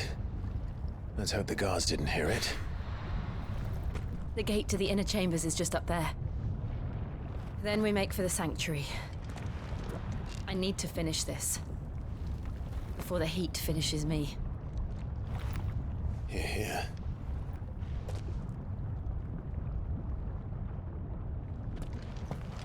We'll enter the Comric by the Handmaiden's living quarters. It was always a hive of activity. Sounds like we'll have a hard time staying out of sight. We won't have to. There's someone there I should very much like to see.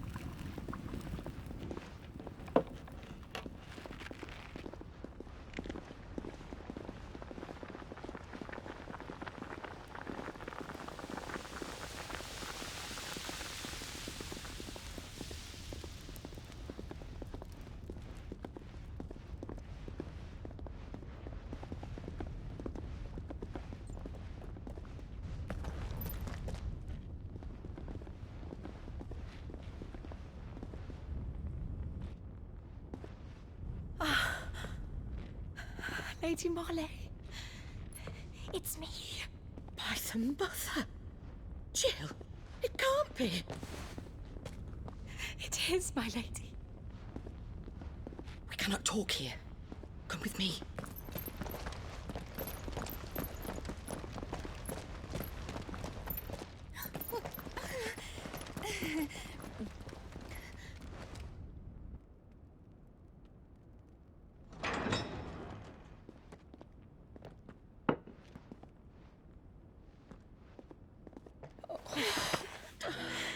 I'm so glad you're safe. And I you. Why ever would you risk coming back? Are you a fool, girl? Or have you grown tired of your freedom already? Forgive me, my lady. But I had to come back. There are things I left undone. Tell me, where is the Patriarch?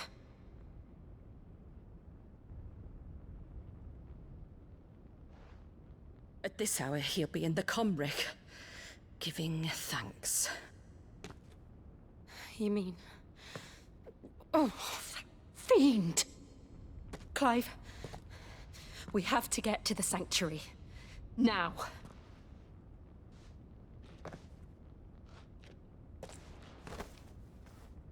Lady Marley, you must flee this place, gather your things, and go. Now listen here, Jill. We have company.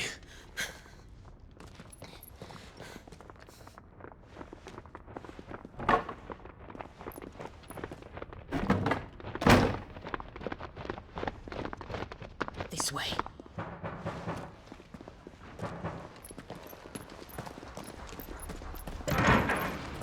Follow this passage. It leads straight to the Comric. Go on, stop dawdling. Thank you. You were always so kind to me. My light in the darkness. Take care, my lady, please. You deserve better than this. A long and happy life, promise me.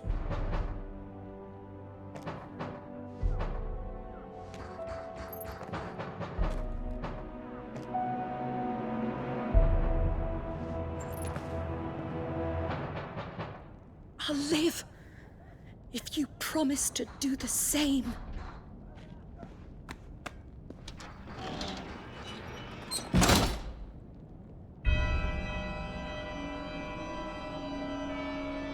Come on, Clive. We're nearly at the Comric. All right. Clive, there's something I need you to know. I saw the Patriarch do things no one should have to see. And so I swore that he would die by my hand. I understand.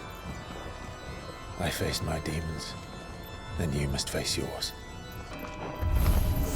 We're nearly there! Just one last push! O Mathen Sanov, Glanin Junon Credith. O Mathen Sanov, Glanin Junon Credith. O Mathen Sanov, Glanin Junon Credith. O Mathen Sanov, Glanin Junon Credith. O Mathen Sanov, Glanin Junon Credith. O Mathen Sanov, Glanin Junon Credith. O Mathen Sanov,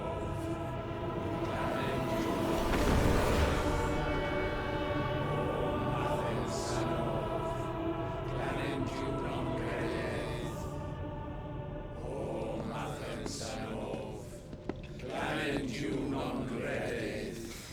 O Imran!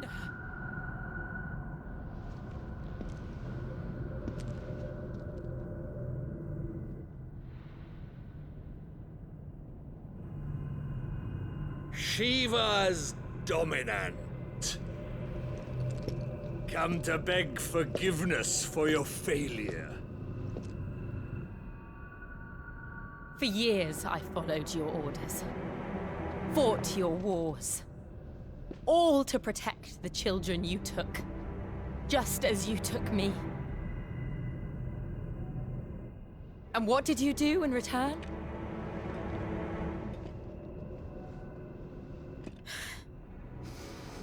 You put them in chains and you slit their throats!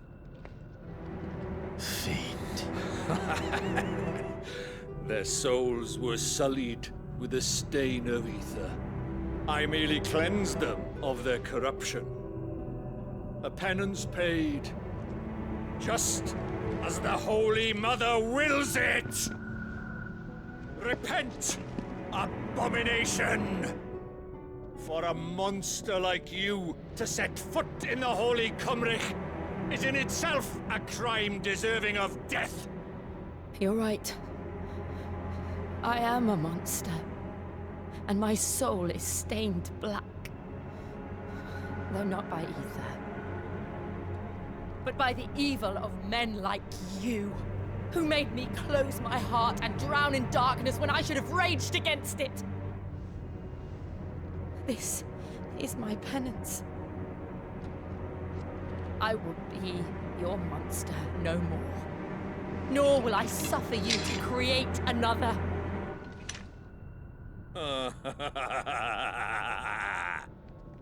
Does the beast bare its teeth at its master? Come then, dominant. Rage, be as you have ever been. A monster! And what are you, Imran? I was forced to kill. You do it by choice. But never again. I bowed to you once. Now it is you who shall bow to me! Kill them.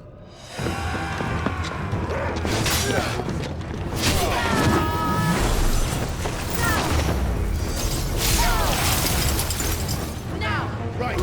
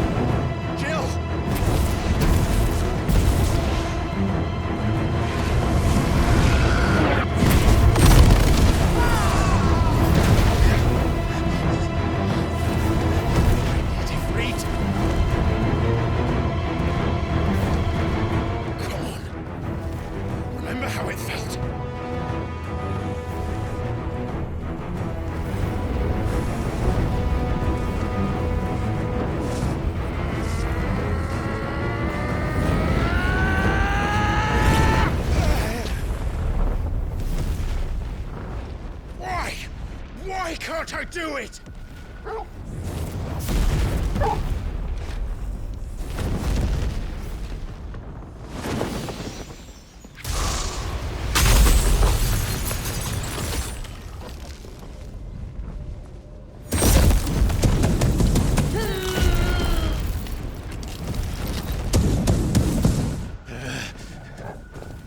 Please, just once.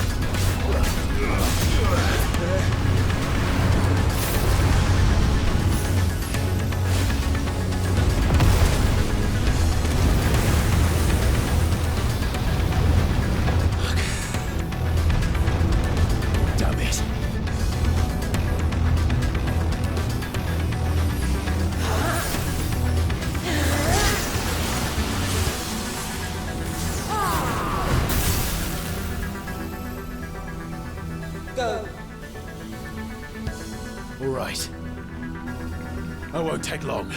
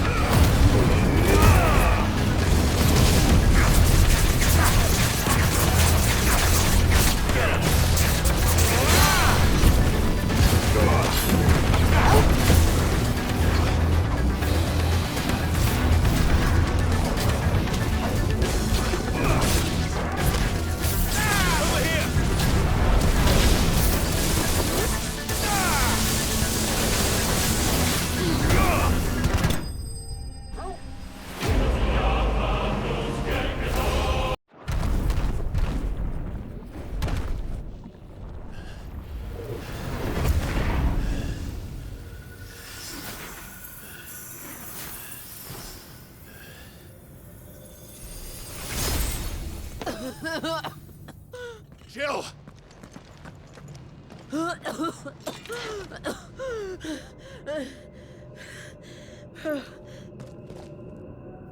I'm going to finish this, Clive.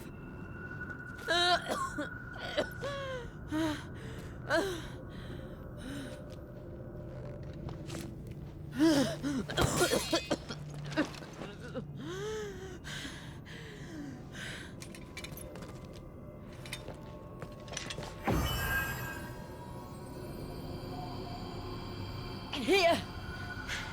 Use this.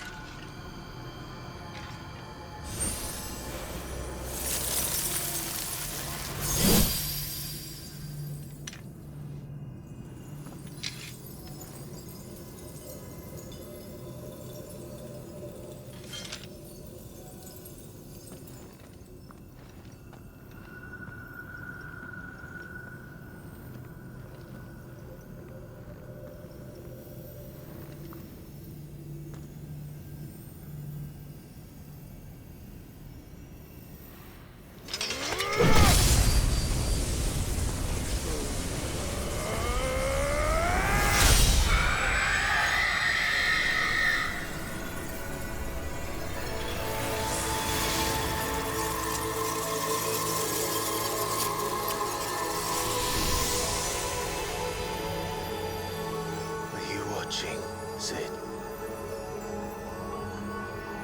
We're one step closer to freedom.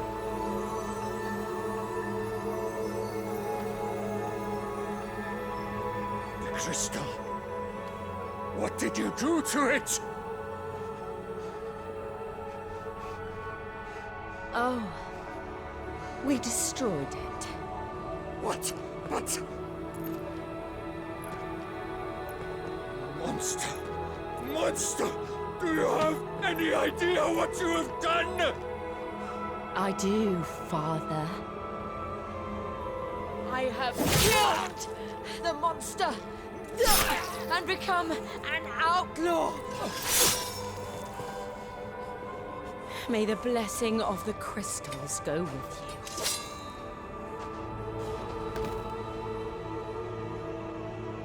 you. It's over. It is. And Shiva exacted her price. She did. Again, the burden fell to you. And I bore it willingly. This was a sin for which I had to atone. Now I can continue at your side with my head held high.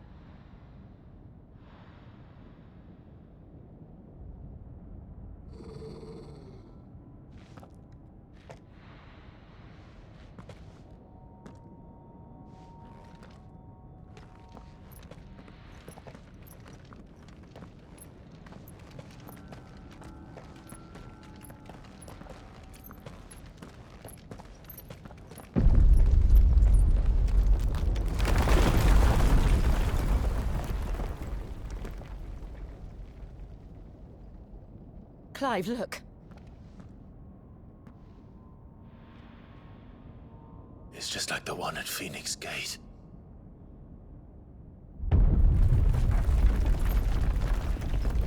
Damn it. We need to leave. Agreed.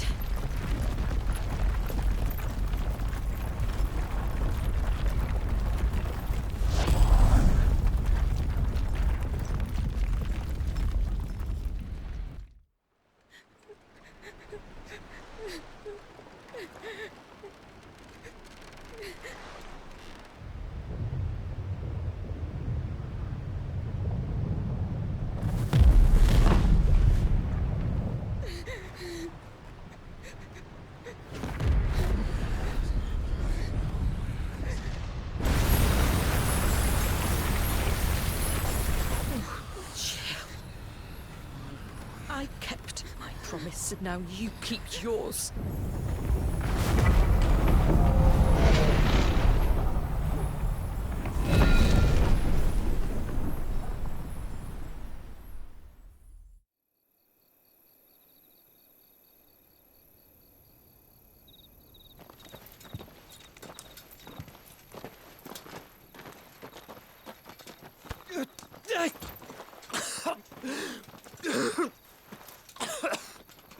This way, Your Grace.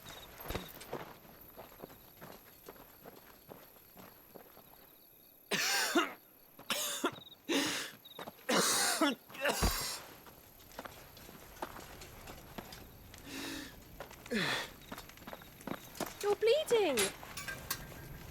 I have a tonic which will... I thank you for your kindness, truly. But I assure you, I will survive. Please, save your medicines for those who need them most. Oh, well, if you're sure.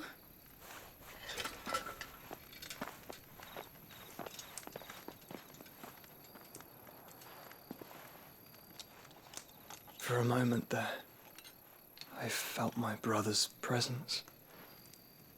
You did? I fear he is in Ultima's thoughts again. But why now, after 5 years of silence? I cannot keep him sealed away much longer. Your Grace.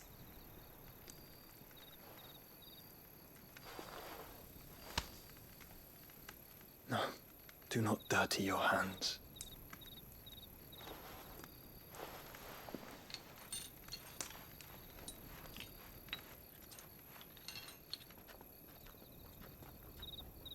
Look at them all.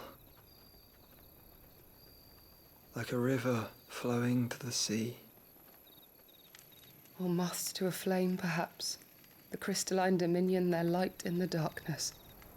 More and more lose their homes to the blight and set out in search of sanctuary, while others lose their fortunes to the Dalmekian levies and leave to find new livelihoods. What is it that you seek in the Dominion, Your Grace? Oh, Dion Lesage. You mean the Crown Prince of Sanbrec? He has many titles. Dion the Bold, Prince of Dragoons, Odin's nemesis, or simply Bahamut. I met him once, when we were children. He was a chivalrous soul even then, and has served his empire indefatigably ever since. And you are confident that he will listen to what you have to say? Our world lurches ever closer to the abyss, and a hidden hand ushers us onward. Ultima's influence extends to every nation, Sanbreque included. If His Highness is the man I believe him to be, and I pray that he is, this truth will not have escaped his notice.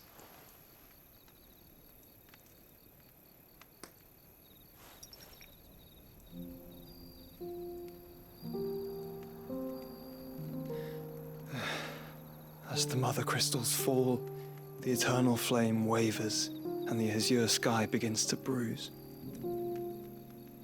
How lucky we were to be blessed by the crystals, and yet how spoiled. Like canaries in a gilded cage, growing fat on seed. But now, the bars are closing in, and we must take flight. Painful though it be to leave our home behind, it is what we must do to be free. Which is it that men cannot live without? A blessing that leads to damnation, or a freedom that leads to deprivation? I do not yet know the answer to that question. Do you, Clive? Your Grace, let us find a place to rest a while. We can return by the Dalmekian trail once you have recovered your strength.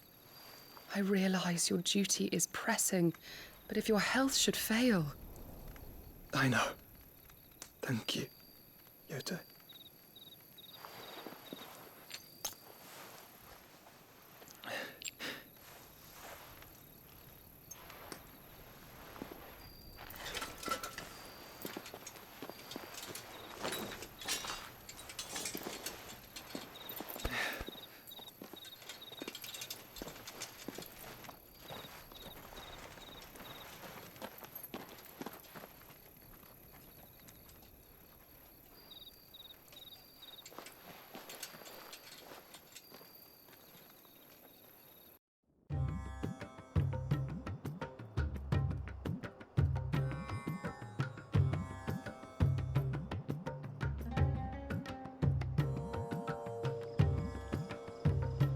Army's attempt to breach the Empire's defenses and gain the Isles of Ark has failed yet again. Only because your fleet has proved as impotent as a eunuch on Lane Night. Would you rather we simply fell back to the capital? Enough, both of you. All here agree that the Empire cannot be allowed to maintain its illegitimate claim on the Dominion. However, our casualties mount with each passing day.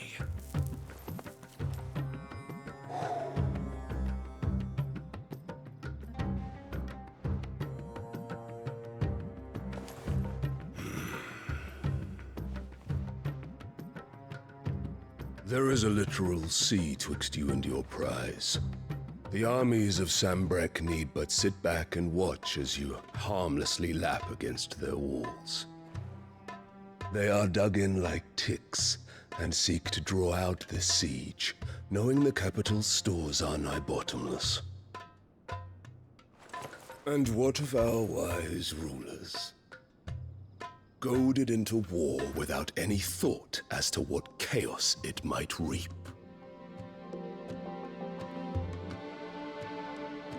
Republican soldiers starve while waiting for orders from Randalar. If you would but take the field, their bellies would be full by nightfall. If I take the field, so too will Bahamut, and our duel will shake the island to its foundations. Instead of liberating the Dominion, you would doom it to destruction. Unless that is what you desire.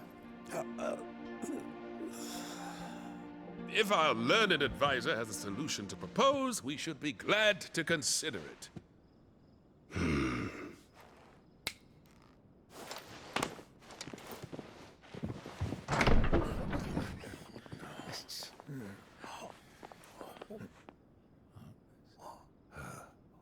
Is that the Emperor's?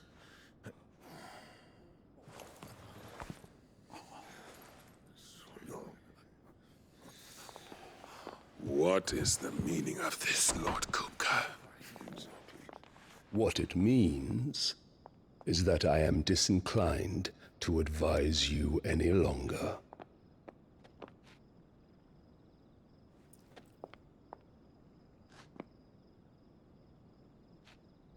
Ah, the looks on their faces when you walked through those doors.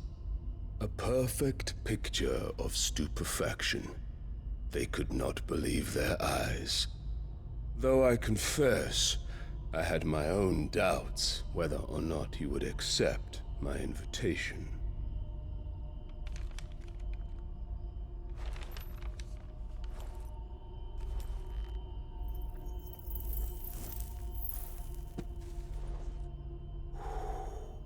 Such shocking news. Sid isn't a son of a whore. He's the son of an empress.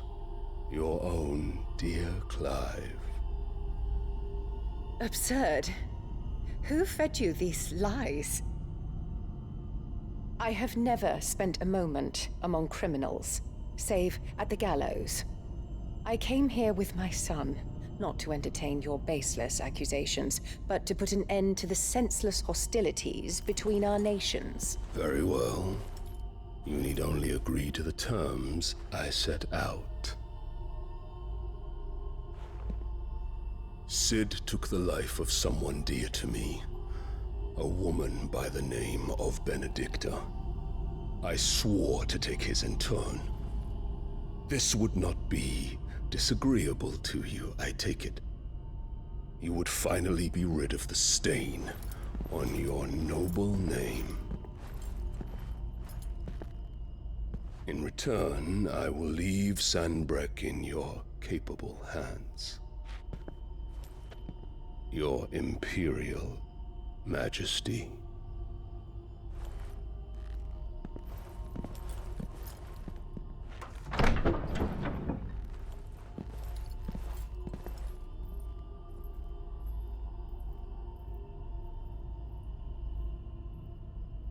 And all for the love of a common whore. Dominant or no, one cannot hide one's breeding. And beasts will ever belong with beasts.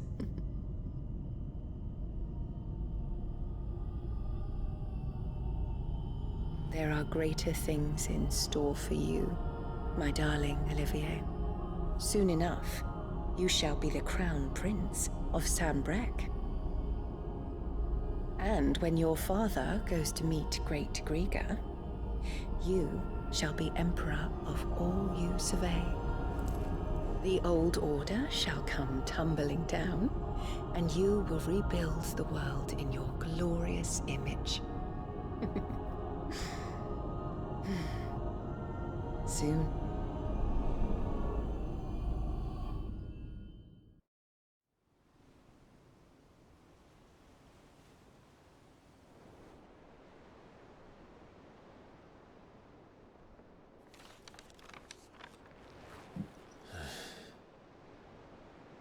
She's been in there for hours.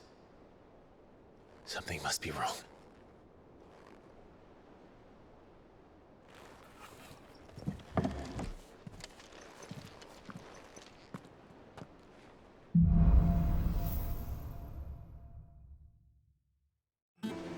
Oh, bother. Whatever am I to do now, Clive? About what? I've 2 dresses that need stitching, but I haven't got a scrap of linen. Those girls' rags are so threadbare. It's a wonder they don't fall to pieces. And we most certainly cannot have that. A certain amount of decorum must be maintained, even here at the hideaway. You wouldn't want the poor things going without decent clothes now, would you? Of course not. What can I do to help? Oh, aren't you a dear? You see, I've paid for 2 bolts of cloth from the drapers in Northreach, blue and red. But they don't deliver, not to places that aren't on the map anyway, so I'll need someone to take this receipt and collect them. And you'd have this someone be me. I would. And don't let them fob you off with anything less than what I paid for. 1 bolt of blue and 1 of red. I expect them both. Let's hope the draper has Hortense's cloth.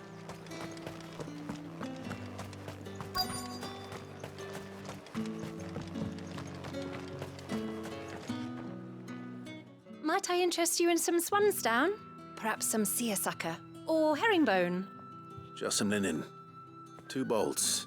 Already paid for in full.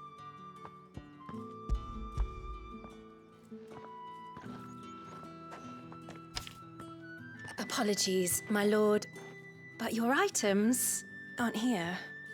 They were due to arrive on a caravan from Boklad, but there's been little traffic on the road these past few days.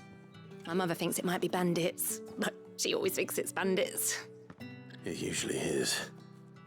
So I assume the caravan will be coming from the south. Yes, hopefully carrying all manner of spice and sundries. Wait, you aren't thinking of... Going to find it. That's exactly what I'm thinking. Oh, well then, be safe. Who's gonna buy my wares now? State your animals left them in. But they're hardly damaged at all. Is there something wrong? If you're a bandit come to steal my stuff, you're gonna be sorely disappointed. And all thanks to this fool. But it was you who stepped into my path. Only after that feather-brain trampled me. I demand recompense, be it in coin or the items you carry. Refuse, and I shall report you to the garrison and see you hanged. These goods are expected in Northreach. I mean, they're not mine to give away. You wouldn't happen to be on your way from Boklad, would you? I am, but did someone from the market send you? Please, you have to help me. I can pay whatever you ask. So the fool has protection. And coin, too. Sorry, friend, but we'll be the ones taking it. Oi! Killer! It's time to collect! I told you not to call me that. And we'd have already collected if you hadn't insisted we'd put on this little act. Bandits! As I told one of your customers, it usually is. Let's get this over with. I'll deal with the bird lover. You take the handsome one, killer. Stop calling me that!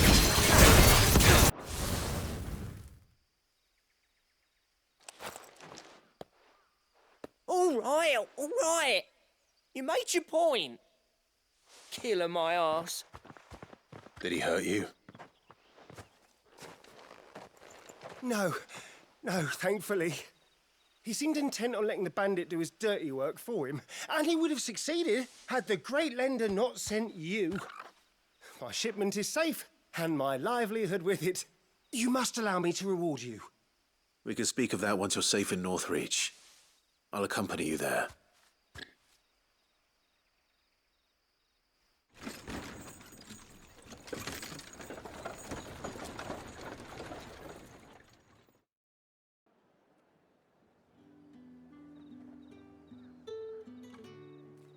So you and my mother were right. It is always bandits.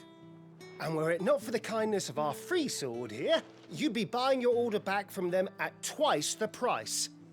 Now, if you don't mind, I have a pressing appointment at the Vale before my return to Boklad. Farewell. Oh, I almost forgot. I suppose you'll be wanting your linen. You'll be happy to know both bolts arrived safely along with the rest of the delivery. I've also added a few extra lengths of our finest fabrics to the bundle. Free of charge. Are you sure? My mother would insist. It's the least we can do for the man who saved our shipment. That's that done then. Now it's back to Hortense with her cloth. Clive, sorry again for sending you all that way. But you did get my order, didn't you? Don't worry. I have it. I believe this will more than satisfy your needs.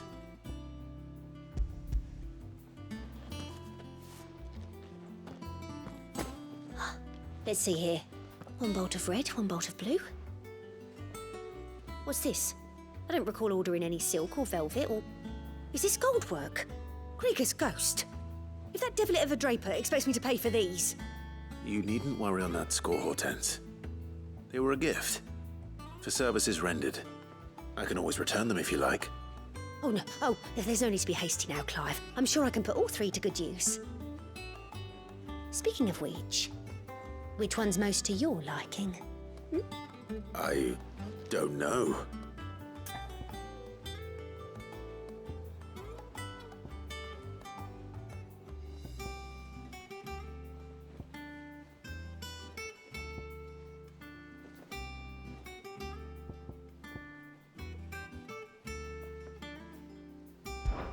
This one, I suppose.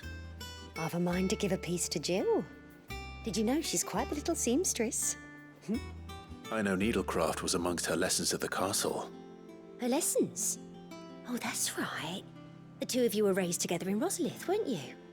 Not quite together, but when my father put down the uprising in the Northern Territories, Jill was taken as a ward to ensure that her father, the Silvermane, would keep the peace. She's an honest-to-goodness princess then, isn't she? I could tell, you know. Some people just have that air about them. Not many round here, mind. I'd offered to sew her something that might better suit her station. But she'd most likely turn me down, as she always does. Tell me not to waste the fabric when it's better used on the children. Don't take it the wrong way. She certainly seems to be attached to the last outfit you made her. Oh, sometimes I think she never takes it off. Or perhaps she'll make something for herself with your gift.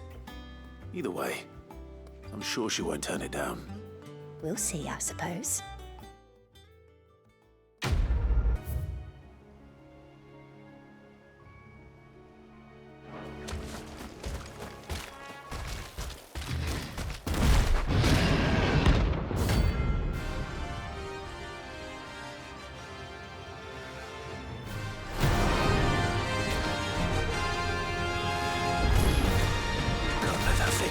So close to the end. Time to take the bull by the horns.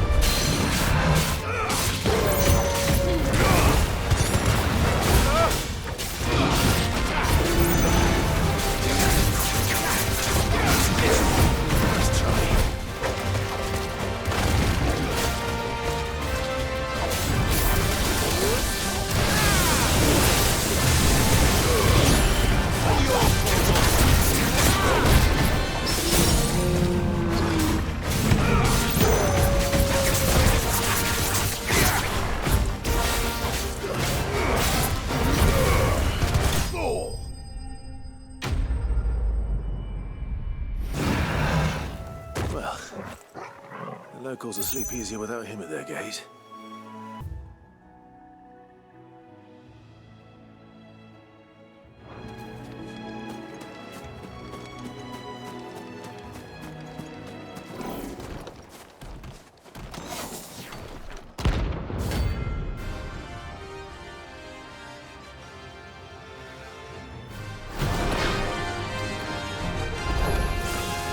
The hell is this thing doing out in the mountains?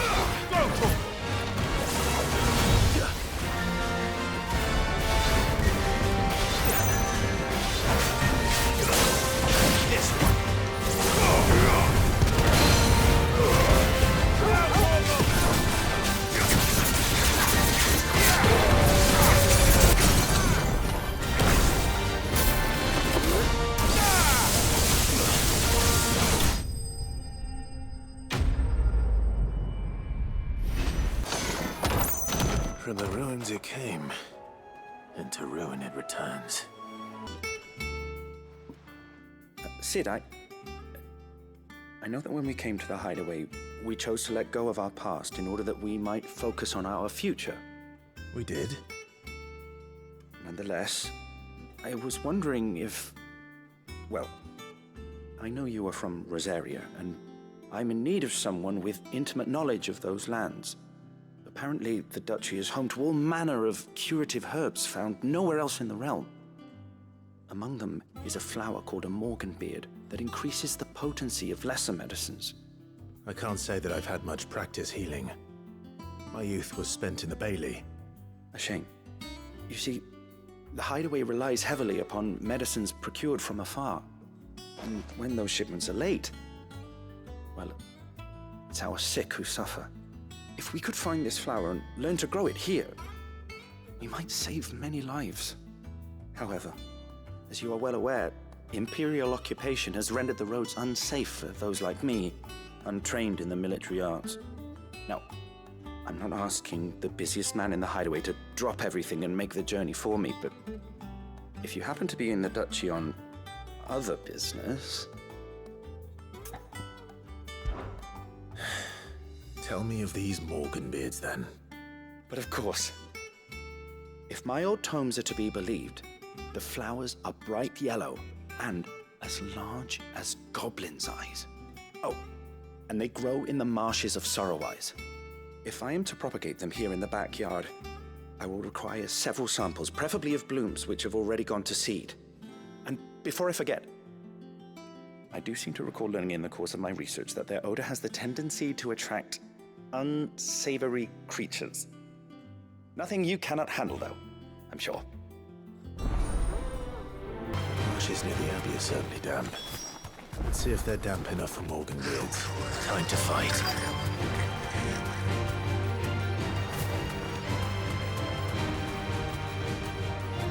Be safe.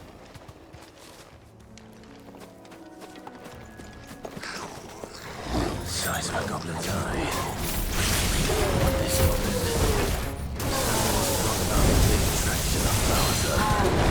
Bright yellow. These are our morganbeards, all right.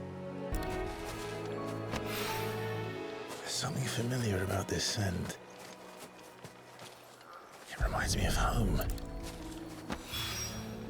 Hopefully this will be enough.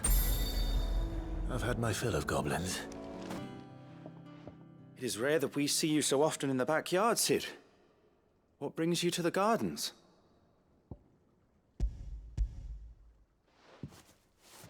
I found your flowers. Yes, wonderful. These are almost identical to the plates in my tome. Did you have any trouble locating them? Finding them was the easy part, but it's odd. They remind me of my childhood somehow. I don't remember these flowers specifically, but we must have grown them in the castle garden. If the petals are meant to improve the effectiveness of medicines, it's possible that the court physicers grew them for the tinctures and treatments they made my brother. If the ducal healers were convinced of their properties, that is all the more reason to begin growing our own supply here. Oh, allow me to use some of the flowers you brought me to make something that might aid you on your travels. I need only a moment to extract the essence from the petals.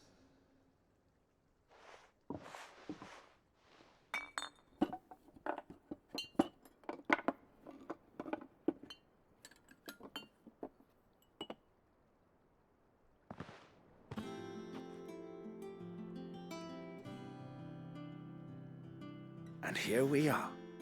A phial of pure morganbeard extract. A single drop added to any one of your restoratives will increase its potency. At least I hope it will.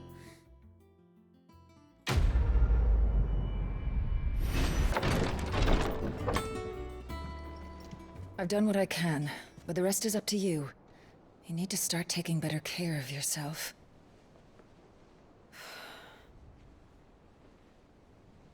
Understood. And thank you.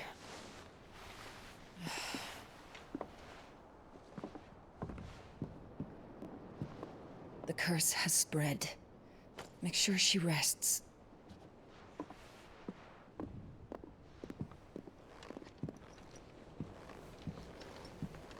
If it hurts, you can tell me, you know. I'll understand. I can bear it.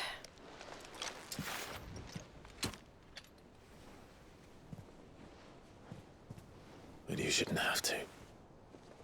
Not anymore. This isn't just your struggle, Clive. It's ours. And when we see how hard you fight, it inspires us to do the same. Or would you rather we left you to save the world all on your own? No. That's not... Ignore me.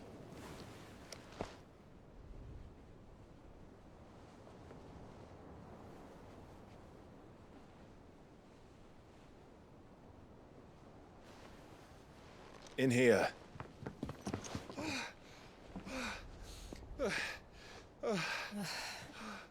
What's wrong? Rosaria's under attack. What?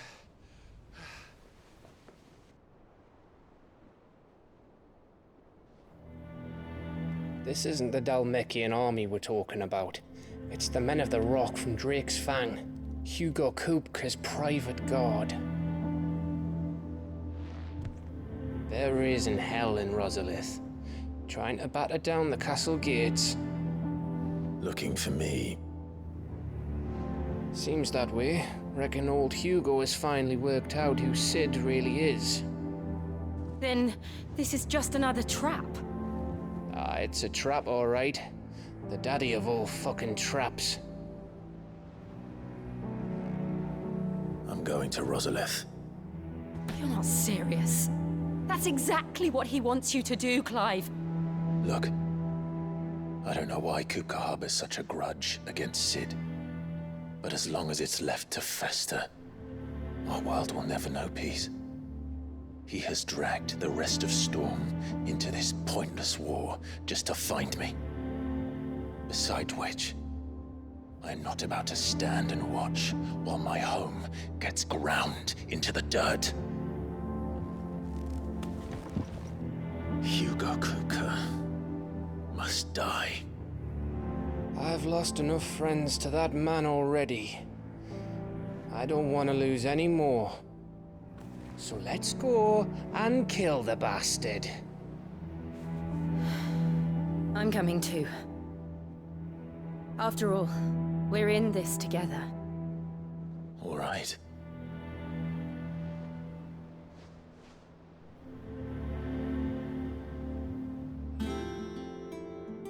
I should probably speak to Otto before leaving. We need to know what we're getting ourselves into. Gov gave you the news, then? We're leaving for Rosalith. But not before I know exactly what's going on. What have we heard? All sorts. Nobody was expecting the Dhalmekians to open up a new front against the Empire, least of all our friends in the provinces. Reports have been rolling in from all over the place, with no two saying the same thing. I've been passing them on to Vivian, in the hope she can make sense of them. If you're set on going, you'll want to talk to her. Understood. Ah, if it isn't my favorite pupil. Let's see now, where did we leave? Well, this is a surprise.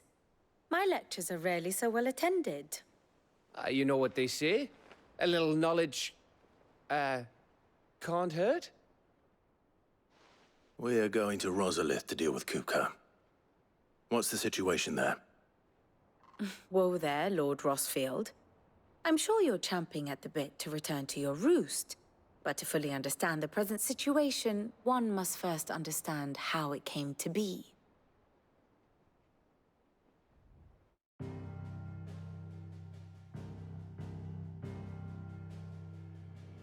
Let us begin with the story of Hugo Koopka, or the permanent economic advisor to the Dhalmekian government, to give him his formal title. In a republic founded on commerce, there could hardly be a more influential position. It has granted him both extraordinary wealth and extraordinary power. Not that he ever wanted for the latter. Being Titan's dominant, he is also Dhalmekia's last line of defense, a fact he has used to his considerable advantage. Why, he was even able to pry Drake's Fang, one of the pillars of the Republic, from Parliament's grip. And he was quick to buy the loyalty of the Fang's protectors. Today they are his faithful creatures, a private army in all but name. The self-same army that marches upon Rosarian soil as we speak. By which I mean Imperial soil, not that you need reminding of the fact. Suffice it to say, the Empire's attentions are elsewhere at present, deadlocked as it is with Dhalmekia over its occupation of the Crystalline Dominion, where its legions are now gathered. Scarcely a handful of garrisons remain to secure its western provinces, and half of them left after the fall of Drake's Breath. With the threat of the Ironblood thus diminished, they had little cause to fear a maritime invasion. And so today, only a token force guards the former duchy's shores, as Koopka was quick to descry. He landed his troops on the Rosarian coast without encountering so much as a single ship. All for you, Clive. He wants your head. And so he and his men advance upon Rosalith, not to capture the province, but to draw you out.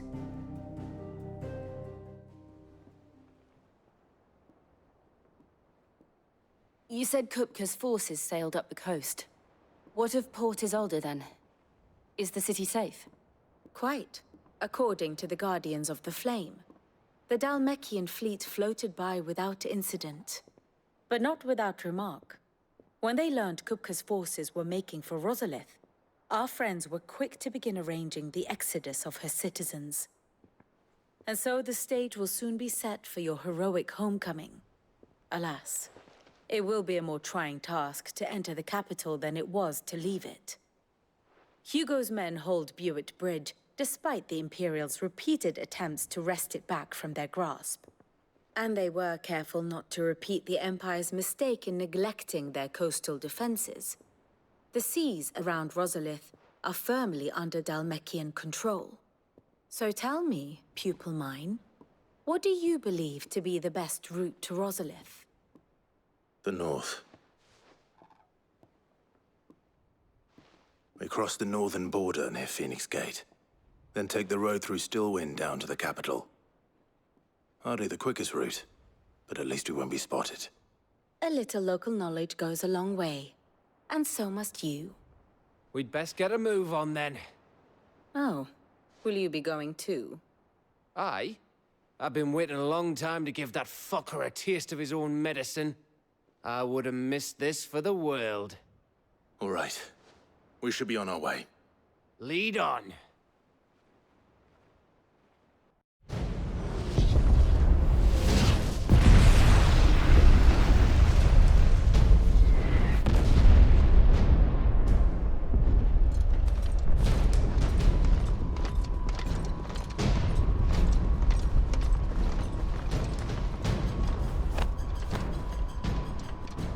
Fortify the castle gates at once.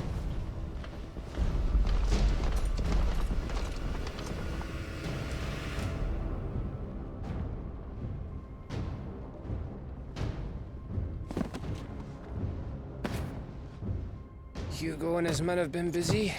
They've already breached the castle's outer wall. The Imperials are holding the ground for now, but it's only a matter of time before the keep falls.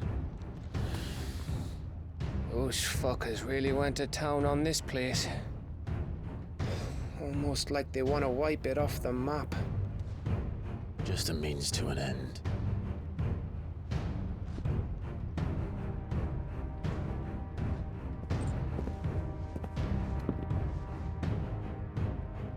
All this for one man?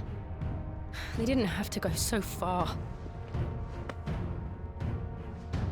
If you keep your wits about you, I reckon you can make it up to the castle without raising the alarm. I'll sniff out any townsfolk who haven't escaped yet and send them on their way. Be careful. Likewise. Don't do anything I wouldn't do.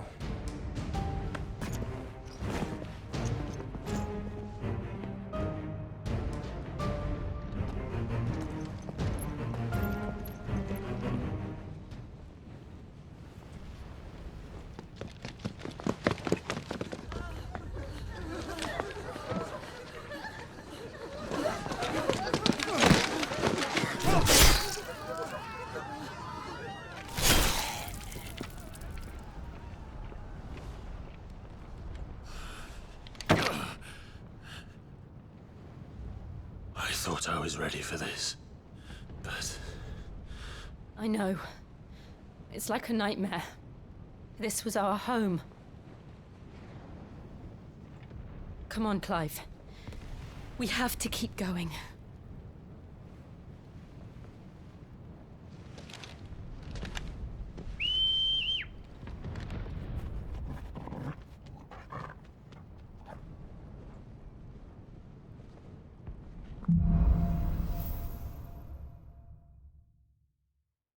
This isn't an invasion.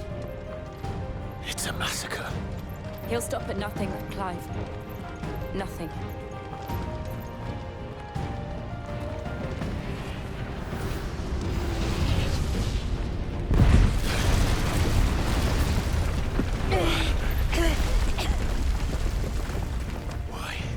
Why do this?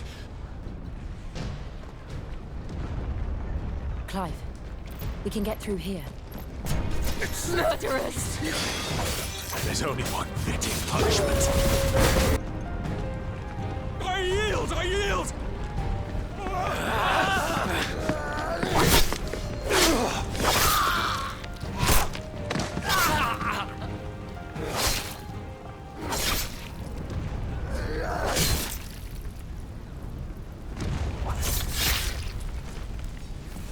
Look what we have here. Gentlemen!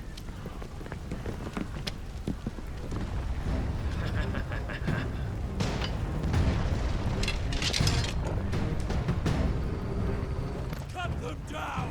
With me, men! For the Emperor! Out of our way! It's the outlaw! Get out of my city, or die! Whoa! We're nearly at the castle. It ends there.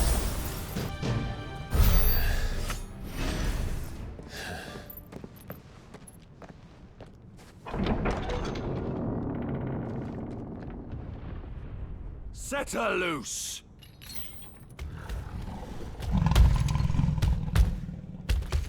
They have a curl.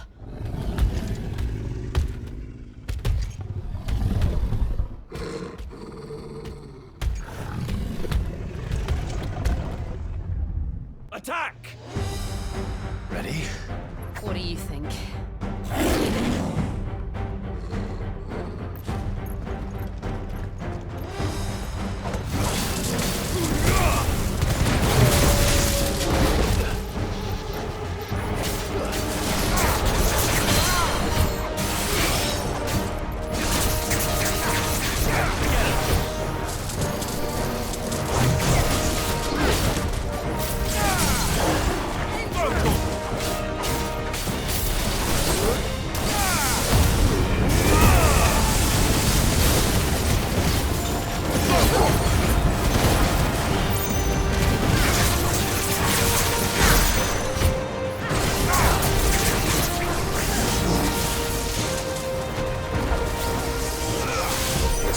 To something.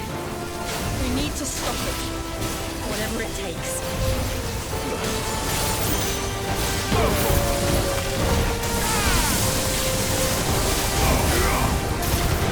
It's down! Then let's make this count.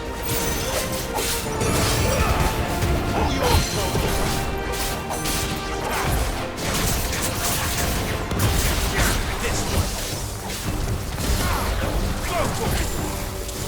Nice try.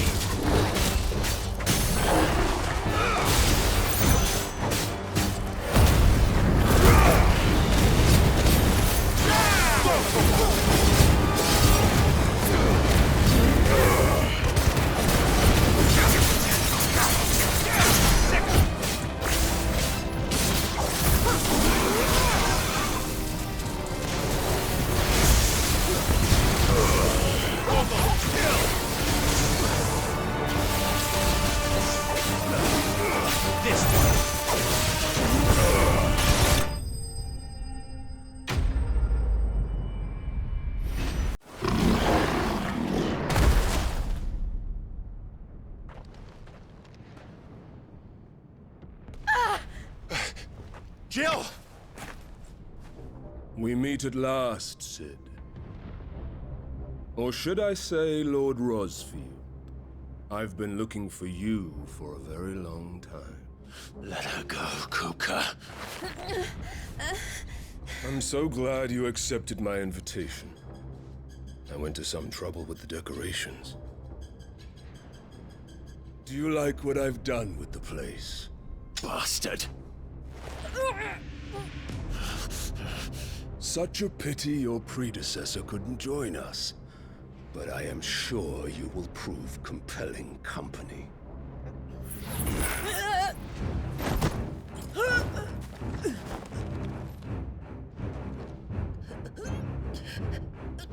Be still, little snowflake.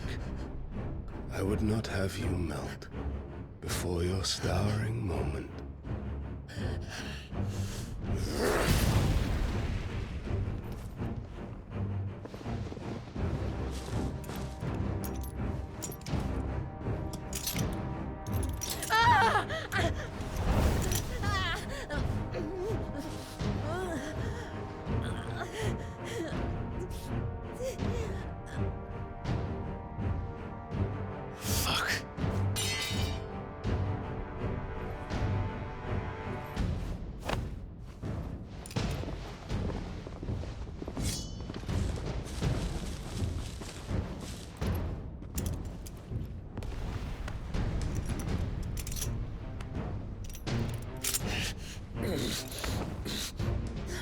Now, on to the festivities.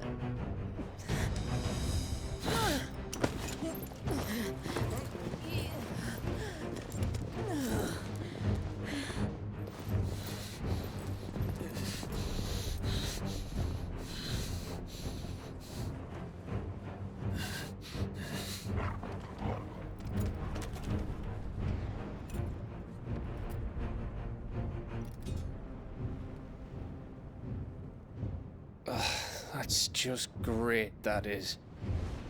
I suppose it's up to me then.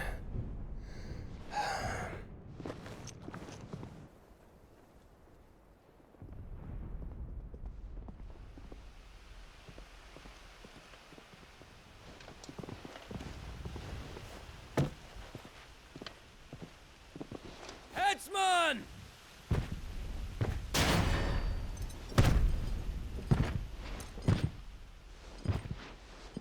Where do you want me? You!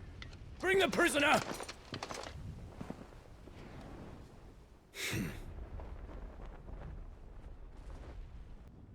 Yeah, it's no more than she deserves for getting into bed with an outlaw. We should get into mine. Lord Kopka commands your presence. You're to bear witness to the girl's execution. Such a waste.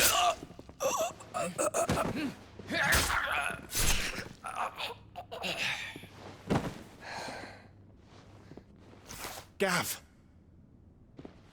Shh.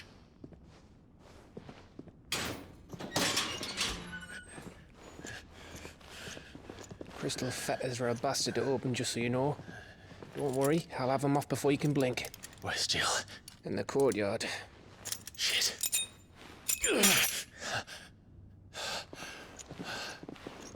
We have to hurry. The Imperials have sounded the retreat and cleared out of the castle. But the place is still swarming with Kopka's men. Leave them to me.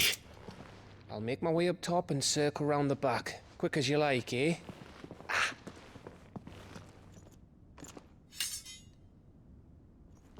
Nearly forgot.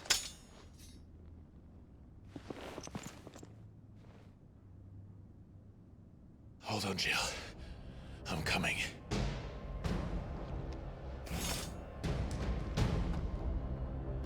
Don't you let her die.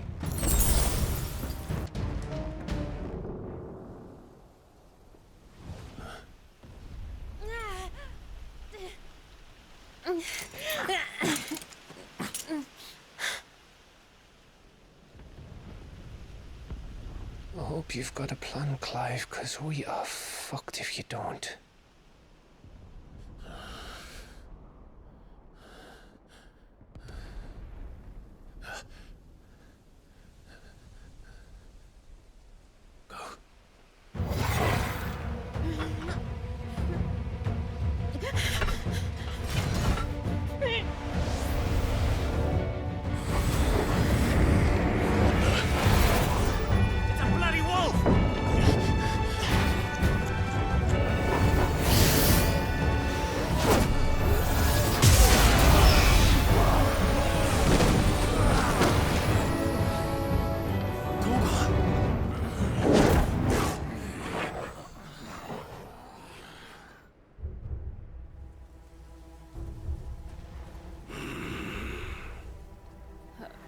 Jill, can you stand?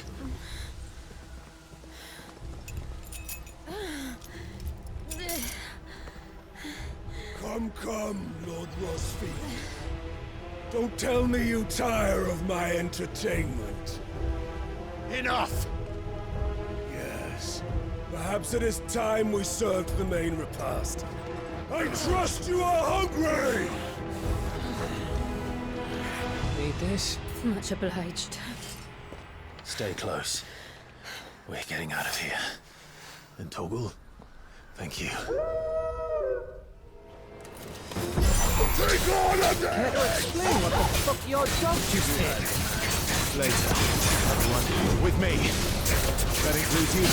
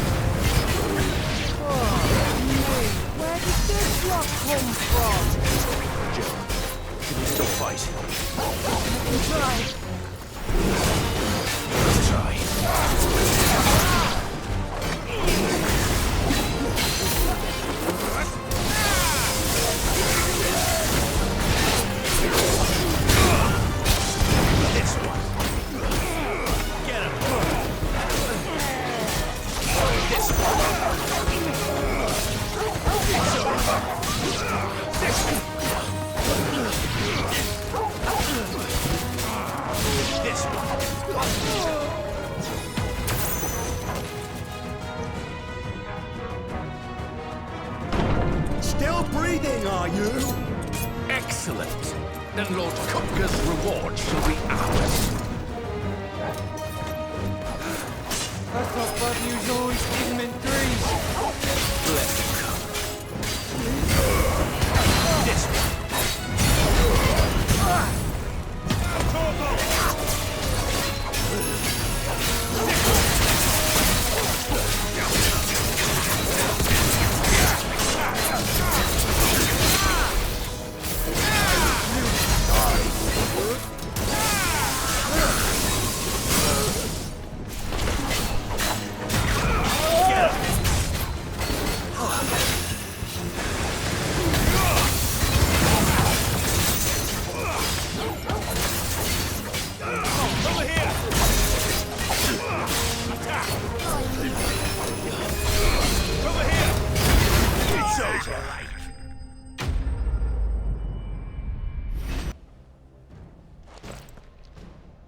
It's over.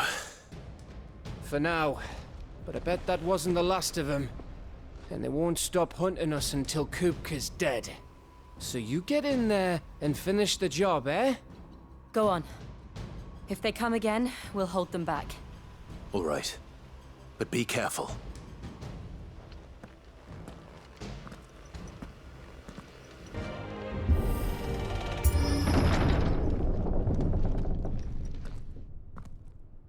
Kóbka. You're late. Trouble on the way? Just enjoying your entertainment. How gratifying.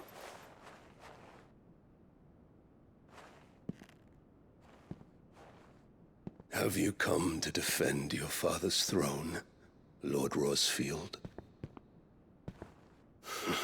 The Grand Duchy of Rosaria. A realm without a ruler, an army, even a people. A veritable kingdom of dust.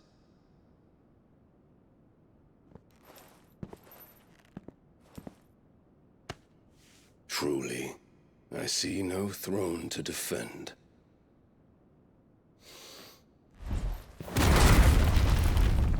No!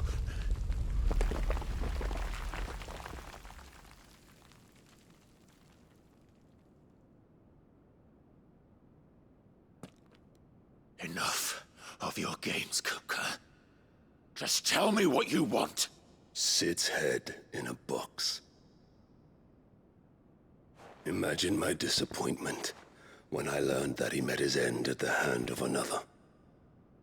And my relief to learn that you had taken up his thrice damned name.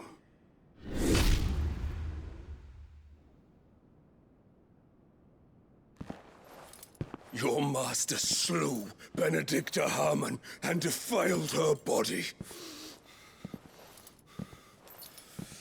If you choose to bear that murderer's name, then you shall answer for his crimes.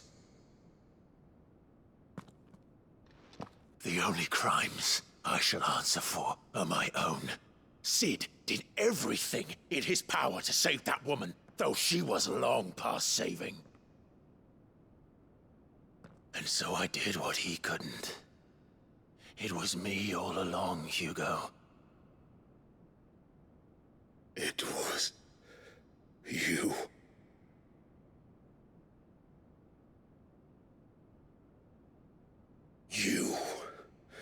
You killed her.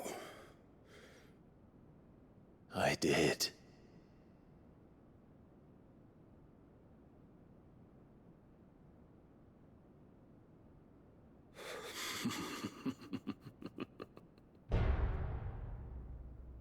Then I am fortunate indeed.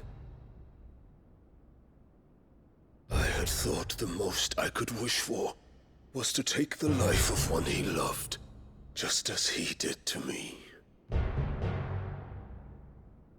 But it seems I was wrong. And I shall have my revenge. We shared a dream! I would be the king of the world! She would be my queen! And together, we would rule like the gods we are! But you crushed that dream, ground it into dust! Hear me, Rosefield! You will pay for what you've done. I'll tear you apart with my bare hands! And what of you? How many people have you killed? How many dreams have you crushed? You're not the only one who's seen their world fall apart around them. You'll get no pity from me, Koopka. No pity. And no mercy. Now die!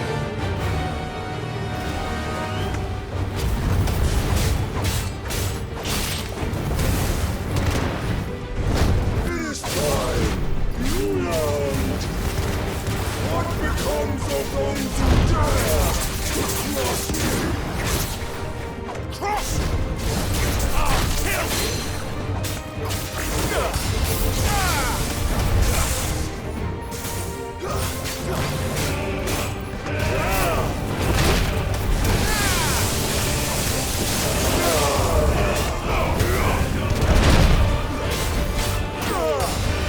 Too slow.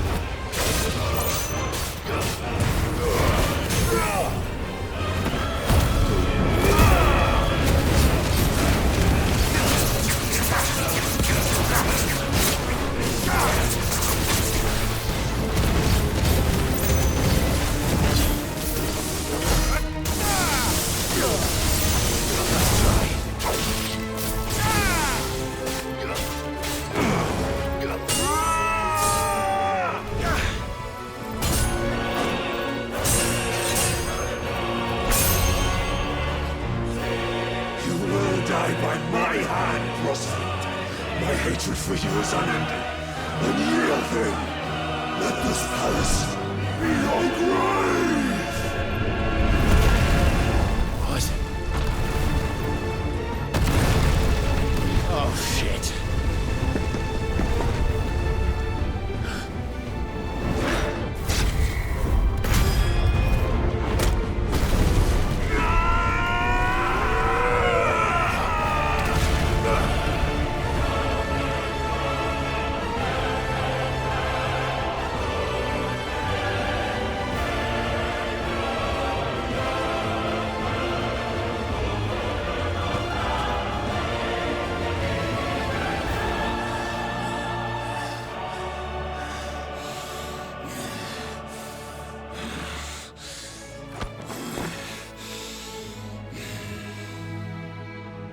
The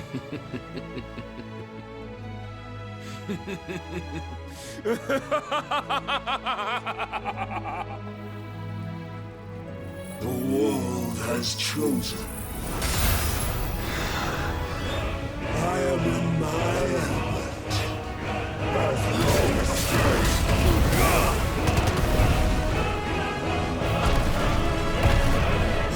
will always be my domain.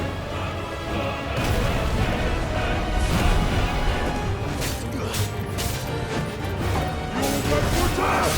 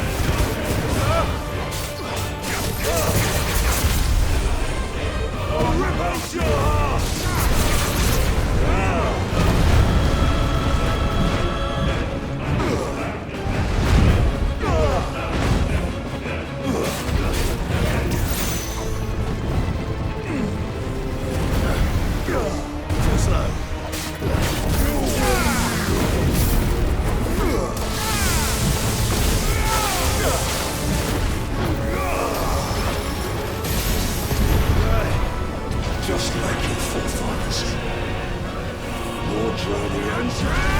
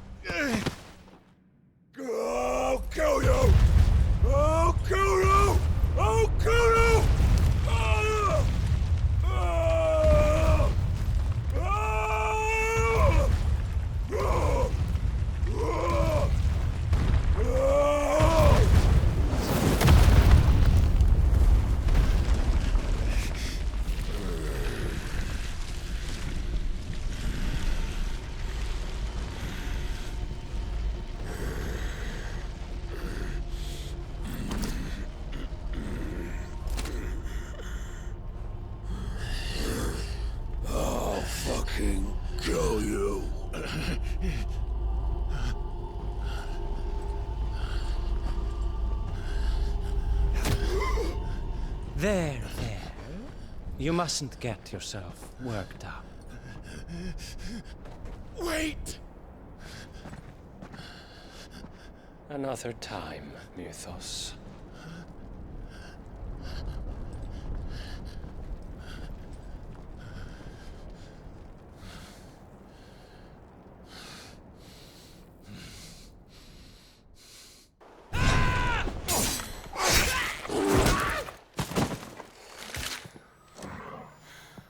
Is that all of them?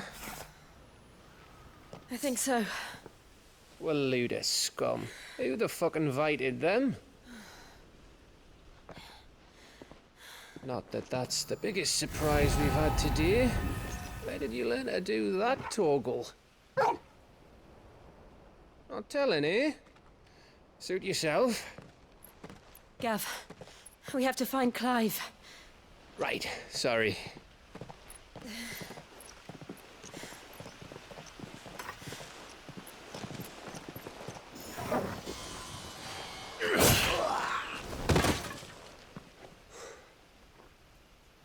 You missed one. We were worried. So was I.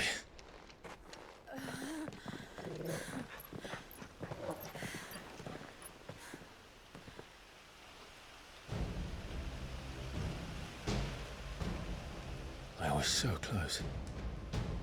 If it hadn't been for my gift, I would have finished him. I'm just glad you got out of there alive. When did the Royalists arrive? Right after you went inside. Just when we thought we were shot of Titans lot. In pile Odins. Not enough of them to worry us, though. No. You didn't see the one who took Kukra away. So, what? You think they came here to save him? Well, I'll be fucked if I know what's going on, but every minute we spend racking our brains, that bastard's getting further away.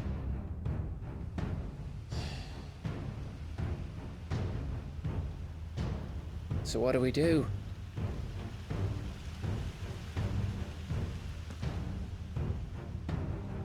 We go back to the hideaway. I'm too tired to think. As are you, by the looks of it. And after what Jill's been through. Let's worry about Kukka later, shall we? Aye. All right. It'll give us a chance to solve the riddle of your magic mud, too. Hey, how you feeling? Ready to go home?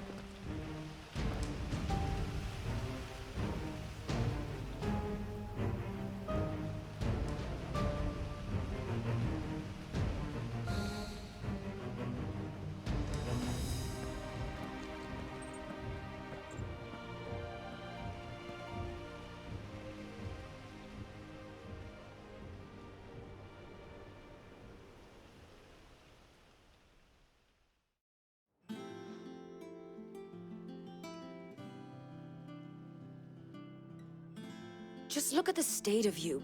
You're more of a wreck than this place. Is this what you call taking better care of yourself?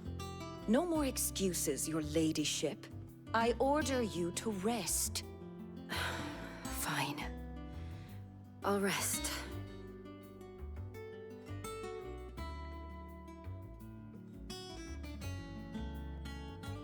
Don't worry, Gav.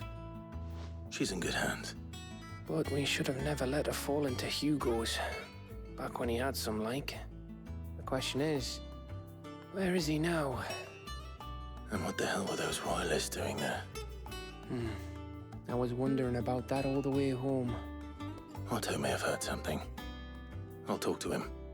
And I'll talk to Tomes. The lawsman. About what? About your faithful hound for a start. If any four-legged friend's ever done that before, I'm betting Tomes will have read about it. But what I want to know is, what happens afterwards? It's all well and good Torgal saving our arses, but if it costs him what it cost Jill... Right. Let me know if you learn anything. Will do. And you do the same, eh?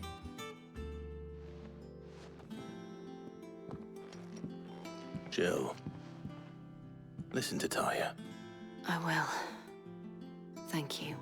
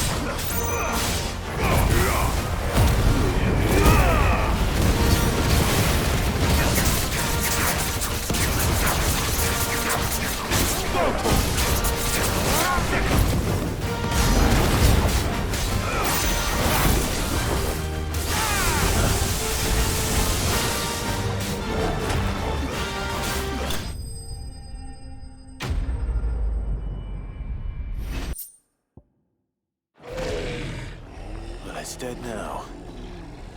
Whatever it was.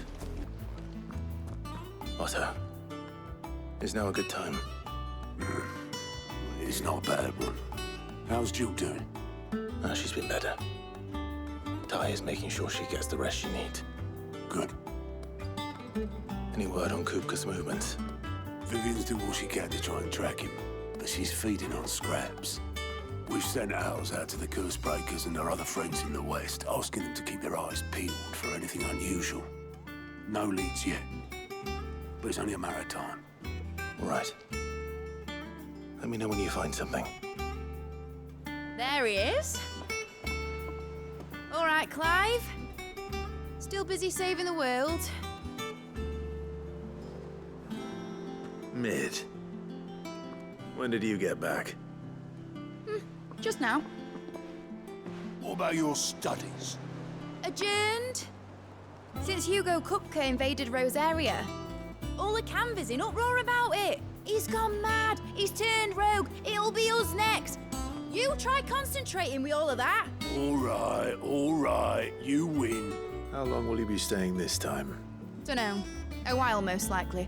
Any road, while I'm here, I was hoping you could do us a favour. Mid. You can't just expect me to... Please, oblige her.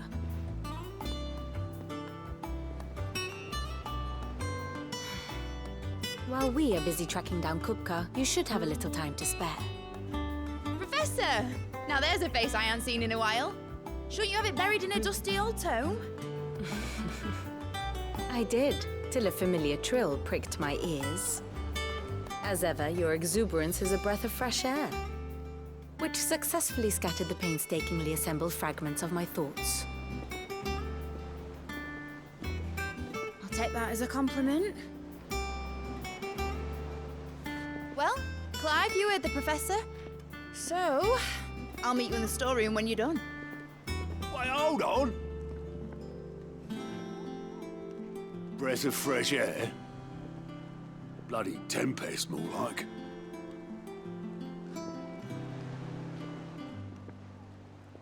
Oi, Otto, you got my guilt? Huh? What are you on about? My fee for bringing Mid across. She said you were paying. That little... The storeroom, was it? I wonder what Mid's plotting. You took your time. I'm a busy man, Mid. I'll get to the point then. I want to turn the room down there into a workshop like the one I had at Dad's place. Mid, you've only just come back. And I've been thinking about it for a while. Dad said I had a knack for engineering. Told me everything he knew about it. Then sent me off to Canva to learn everything he didn't. That was his dream for me. That one day I'd put my studies to use for the good of the cause. But I'm helping no one stuck at school. I've studied enough. It's time I put my knack to work. I know that I can help the people here, and I want to do it. Well, well, well. If Sid could see you now. All right. I'll tell Otto you'll be staying. I knew you'd say yes. Which is why I wrote up a list of jobs for you. For me? Who else? What do you want me to do? First things first, I need equipment and materials to start making my own. There's the designs for the stuff I need and the stuff it needs smithing from. The other materials I can work myself. Just need a generous benefactor to lay them on for me. Apart from the wood, I'll need a carpenter for that, but I can just borrow yours. Is that everything? For now. I'll let you know if I need out else.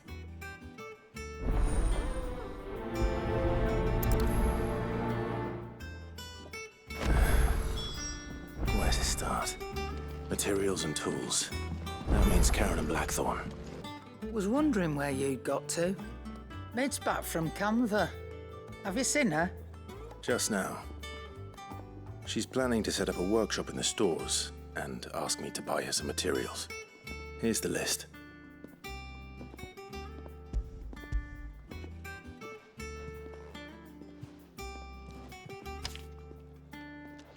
Think you can find everything on there? This lot. Wouldn't be much of a trader if I couldn't. Excellent. As for payment... It's paid. 100 times over by what that girl's done for us. If it weren't for her filters, we'd have naught to drink but blight water, and that would have drained the life out of us long ago. Indeed it would. I'll send the stuff on to Mid when it comes in. Thank you, Karen. Blackthorn, you busy? What's it look like? I have a commission for you. From Mid. She requires certain tools.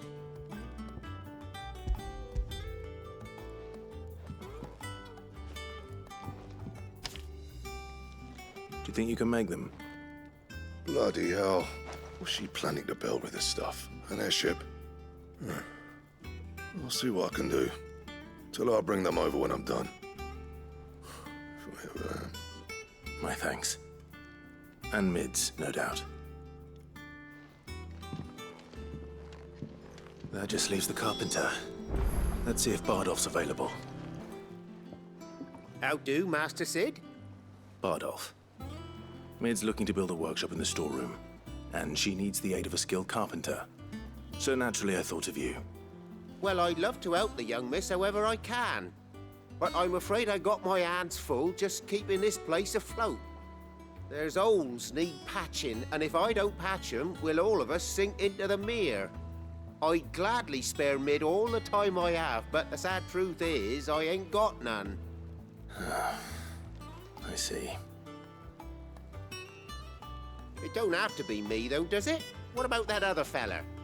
You know, the one over at Martha's Rest. Bernard, was it? That's right.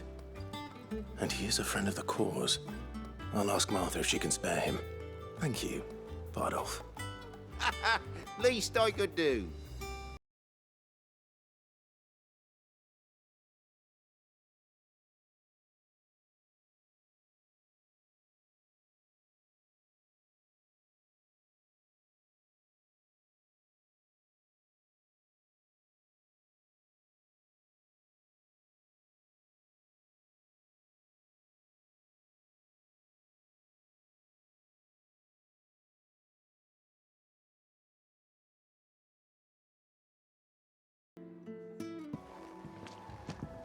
Hi. I've ended the lad who saved my life. What brings you to a place like this? You do, Bernard. Martha said I might find you here. I have a proposition for you. Oh, do you now?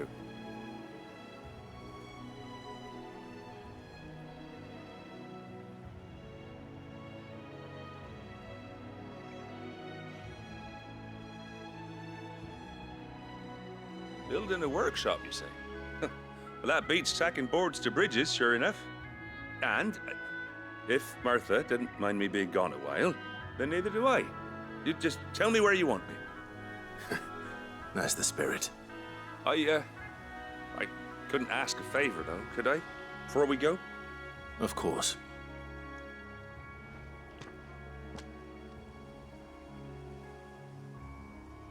Well, that there is Cressida, where I grew up. Ain't much left of it now, though.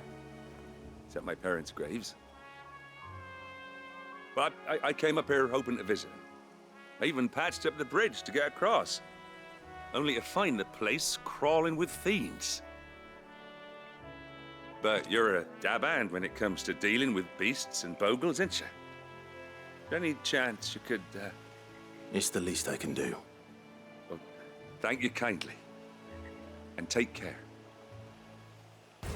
This shouldn't take long. That should do it. You made short work of that lot. Thank you, son. Now my folks can rest in peace once more. How long is it since the village was abandoned? Oh, people started packing their things after the duchy fell. Between the Blight and the Imperials, you just couldn't make ends meet. Must be nigh on a decade since the last wagon left. Though it may as well have been a century, looking at the place. This isn't the Cressida I remember. I'm sorry.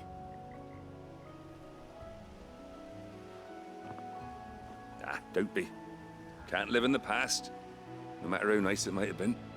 As soon as I'm done saying a prayer for those that raised me, it's onto your hideaway. I'll meet you there.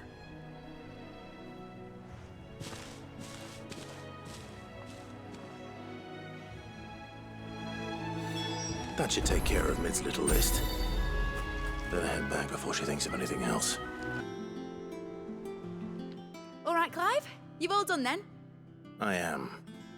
I've placed your various orders, and a carpenter by the name of Bernard is on his way from Martha's Rest. That's brilliant. Thanks, Clive. Is there anything else you need? Nope. Blackthorn and Lady Karen have already sent over everything I asked for, and I've got all my plans drawn up. So as soon as Bernard gets here, we can get to work. I can't wait.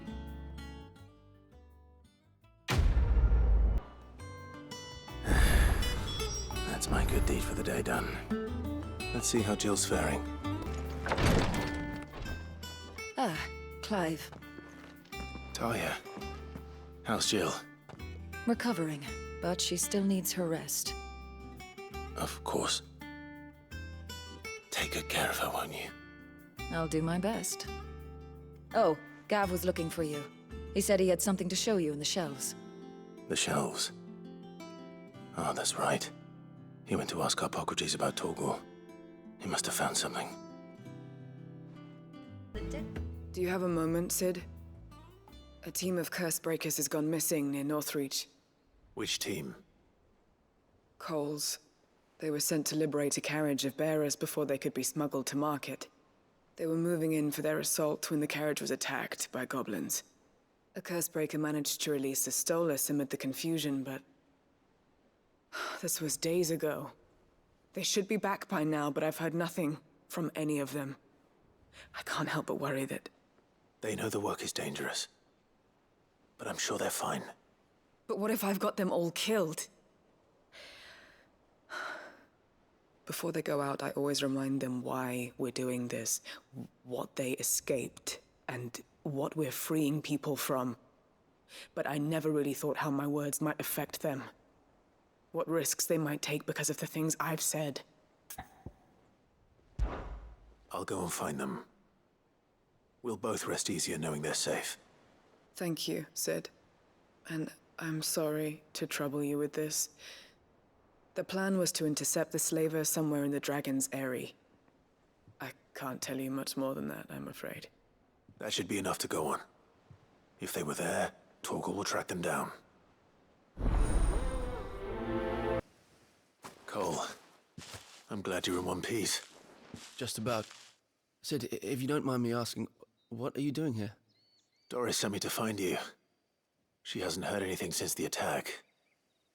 She's been worried about you. I sent a runner to the Dame in Northreach. The hideaway should have learned of our survival yesterday. Well, I'm here now. And it looks like you freed the bearers. Only some. The rest locked themselves in the slaver's carriage rather than fleeing when they had the chance. I want to help them, Sid. But we're barely in any state to protect those few we did save. You made the right decision. Now where's the carriage? The goblins may still be out there. You have duties to attend to here. See to the injured. I'll handle the rest. All right. Just follow the path to the south. You'll come across the carriage soon enough. And please, hurry. If the beastmen get to those bearers, the poor souls will be eaten alive. I won't let that happen. Thank you. And Sid, it's good to see you. Don't thank me just yet. They're trying to get into the carriage.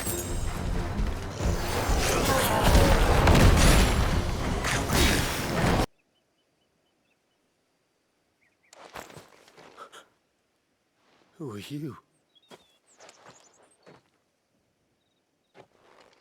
A friend. Are there any more survivors? Why didn't you flee with the others? If the goblins had made it through that door, you wouldn't have stood a chance. Why should we run? One miserable death's no worse than another. Perhaps. But we're here to give you another choice. Freedom, safety, the life you've been denied. Come with us. Let us protect you. Sid, I couldn't just let you...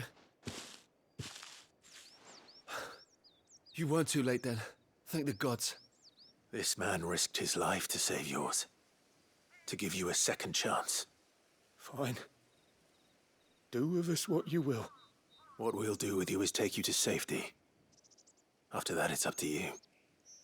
Your lives are your own now. You can leave the rest to us, Sid. We'll get everyone back to the hideaway. Thank you. I'll let Doris know we're expecting new arrivals.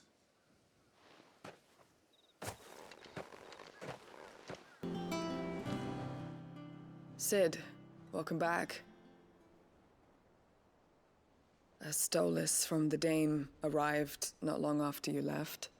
If I'd just waited a little longer, I might have been able to deal with things myself. Or maybe I wouldn't. I keep making the wrong decisions. Cole and the others got home safely. You made exactly the right decision. No, I was lucky. I've been tracking that slaver for months, and then I sent Cole and you after them woefully unprepared. What kind of leader sends people into danger without considering all the risks? I should have urged greater caution, told Cole to be wary, to pull back at the first sign of trouble. We swore the same oath as you, Doris. It's good to see you safe and well, Cole. I'm sorry. With all due respect, we Cursebreakers don't risk our lives because you commanded of us. We risk them because we believe in our cause. No one with doubts ever joins our ranks. The agony of removing the brand more than sees to that. We all know how much bravery that takes. Cole, I never doubted your courage. Only my ability to see it put to good use. Thank you for your faith in me. I'm not sure I deserve it. I sometimes wonder if I might prefer to risk death alongside the others than ask it of them. But I'm a curse breaker. I swore an oath too. I have a role to play, and I must trust that I'm the right one to play it. You will. In time. You have the look of a man with the twins upon his shoulders, Rodrigue. Taya has tasked me with removing a curse breaker's brand. But it's my first time, and I don't think I can do it. I'm afraid of what happens if I fail.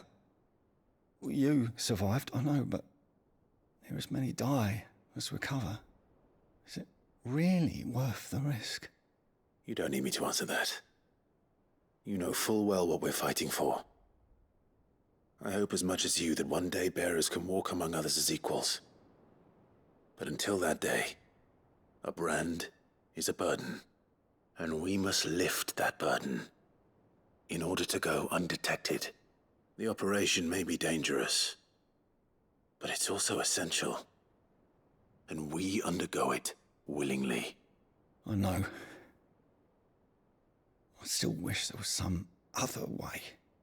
But griping about my lot helps no one, I suppose. Don't worry. I'll do what must be done. I know you will. Unfortunately, the first thing that needs doing is the preparation of a draft to dull the pain. Something I can't do with the infirmary's ammonia supply so low. What few leaves we have would barely be enough for removing a splinter, let alone a brand. Just tell me what you need. You'll go? Oh, thank you. No one knows Herblord like Taya, and she swears by ammonia for easing pain. It's simple enough to find, if you know where to look. And fortunately for you, I do. Along the river near the village of Amber over in Rosaria. Just search for the bright blue blossoms. The river was easy enough to find. Now for those herbs. You deserve a rest. This is the only plant around here with blue flowers. I hope it's the right one.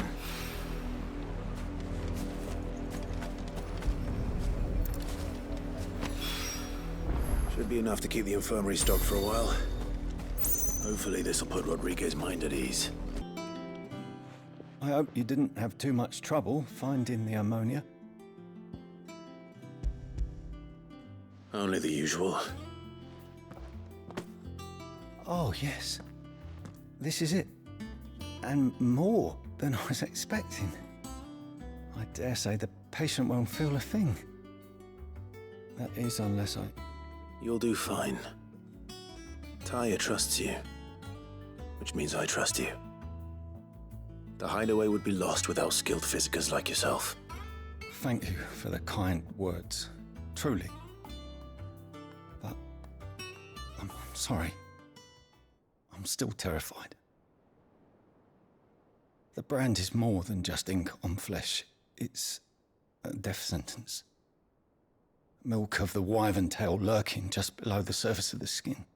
One ill-conceived incision, a single slip, and the poison fouls the patient's blood.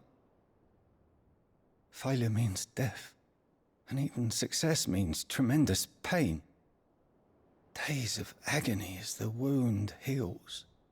I became a physiker to help people, not to kill them. I don't want to kill anyone. Cursebreakers lead hard lives, and the operation is only the beginning. They toil in the shadows, risking life and limb, knowing their efforts will win them neither glory nor acclaim. And yet we have no shortage of volunteers. The day I decided that I would take Sid's name was the same day Taya took my brand. I remember. It wasn't long after we came here.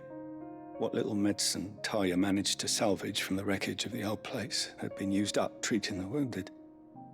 She begged that your operation be delayed until a new supply of antalgics was found. Procedure was even more dangerous back then. Only a few souls had undertaken it. Doris, Cole, a handful of other curse breakers, and those who are no longer with us. Those who lost their lives in the process. It wasn't something to be done lightly. No. But it was something I had to do, if I was to take Sid's name. He always led from the front, and never asked anyone to take a risk for his cause that he was unwilling to take himself, even if he knew that it might cost him his life.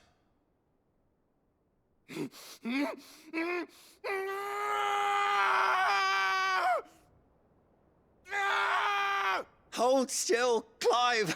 Hold still!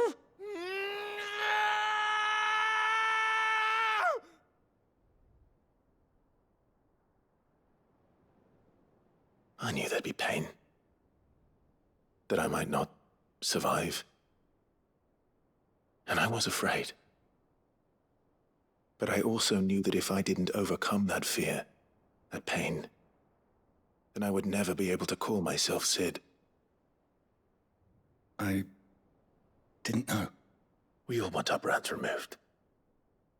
But it's a decision each of us must make for ourselves, on our own terms. Rodrigue, I know your work isn't easy, but neither is going under the knife. Be a shoulder for your patients to lean on. Stay strong for them. You sound like Taya. Do you know what she once told me? It's natural for a patient to feel like they're suffering in solitude. And it's a physicist's duty to see that they don't. Thank you for helping me remember that. I won't falter. Not again.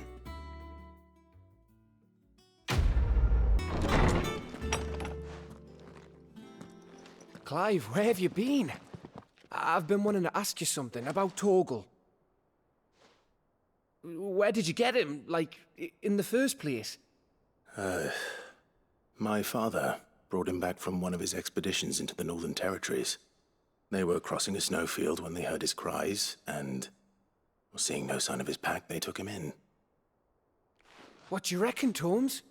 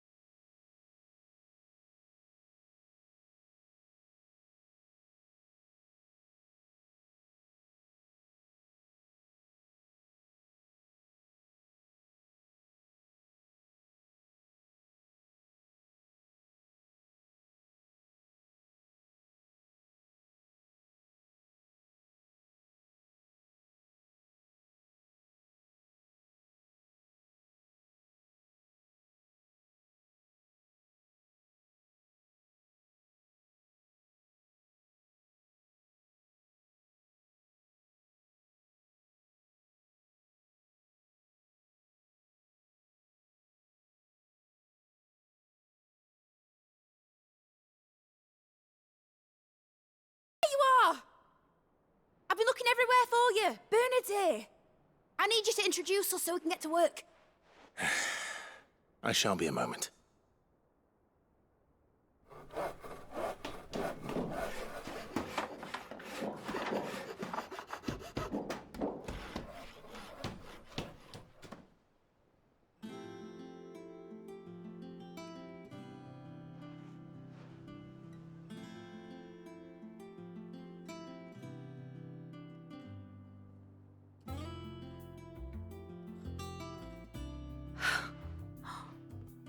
Isn't it brilliant? It is. Well, I couldn't have done it without you. You and everyone else. But I promise I'll pay you back. I'm gonna work my fingers to the bone for you lot, starting right now. Just you wait. I'll make wonders like this world's never seen. Then I look forward to seeing them.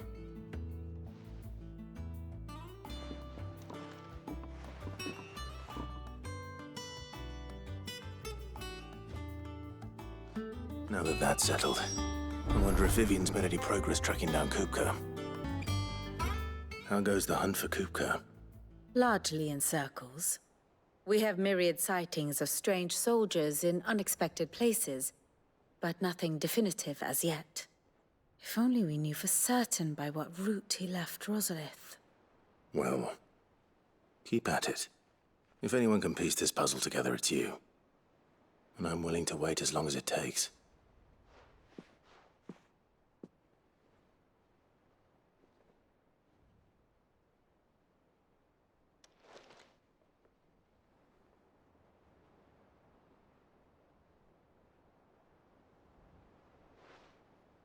What? Here? Would that be a problem? Do you know, Clive? I believe it a mercy that you didn't inherit your father's throne. Your poor people would surely live in fear of you. You have nothing to worry about on that front. I won't be claiming his crown. That is a relief. Clive, have you got a minute? We, have a guest. A guest?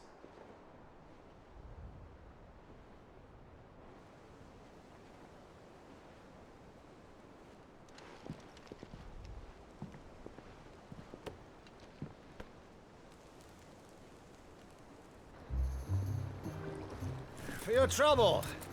It was a pleasure, in hindsight.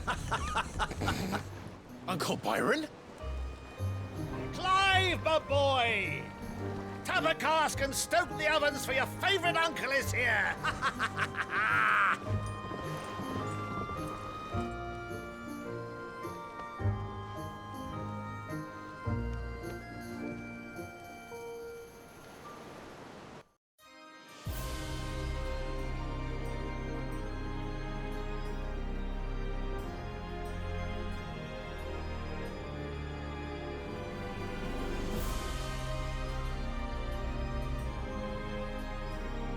The Dalmekian government sues for peace.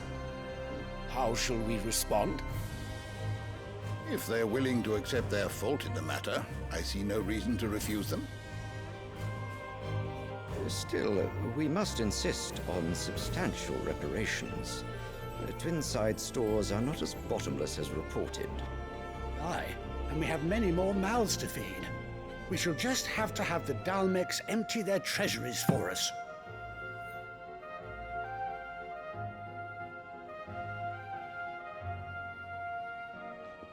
Of course, none of this would have been possible without your timely intervention, Prince Olivier. Indeed, I doubt any of us would have had the courage to trade words with the mighty Titan, nor less the wit to win him over. The Empire owes you a great debt. May the blessing of the crystals go with you, Your Highness. May the blessing of the crystals go with you. Very good.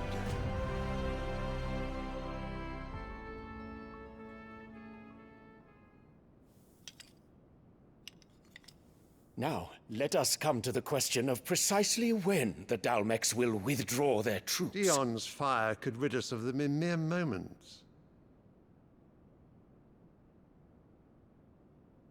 The men of the Fist will not withdraw until a peace treaty is concluded. So let us keep the negotiations open, give them time to gather what gold and trinkets they can. And once they deliver that which we demand, what worth is a piece of parchment? Your Radiance, were Prince Dion to take the field, the enemy would surely send their own dominant to meet him. And while His Highness would of course prevail, there would be heavy losses on both. You need not fear Hugo Koopka. He is engaged on the Western Front. Even were the Dalmex to send for him, he would not arrive in time. As much as I would enjoy witnessing a clash between Bahamut and Titan, it is not to be. And what of your subjects, Your Radiance? If the fighting spread to the city proper, the people would bear the brunt of it. There will be losses, it is true. Yet for every citizen who falls, another can be bred. For every home that burns, another can be built. The Empire will live on.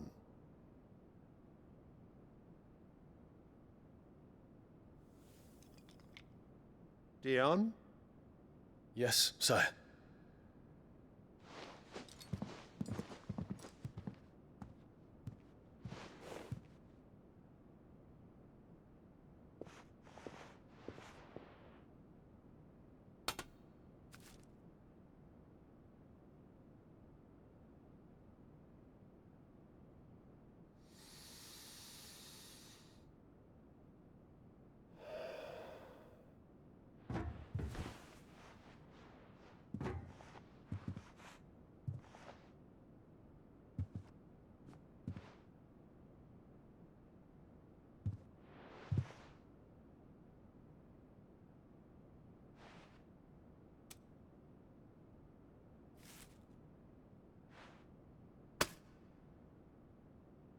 Prepare for battle. But sire... Do not make me repeat myself. Return to your camp and await my orders.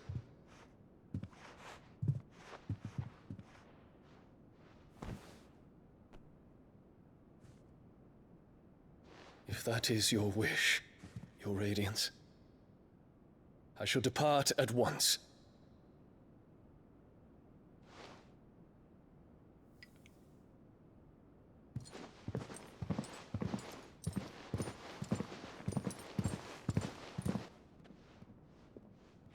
May Gregor forgive you.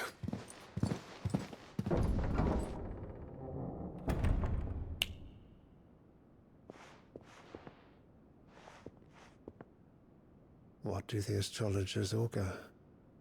The stars are in agreement, Your Radiance. The shadow of treachery hangs over Prince Dion.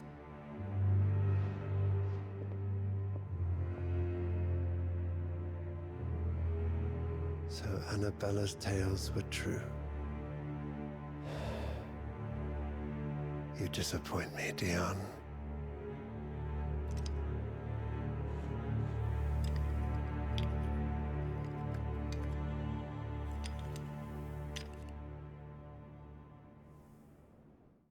What on earth is Uncle Byron doing here? Only one way to find out. Ah, my dear nephew. How I've missed you. How did you find this place, Uncle?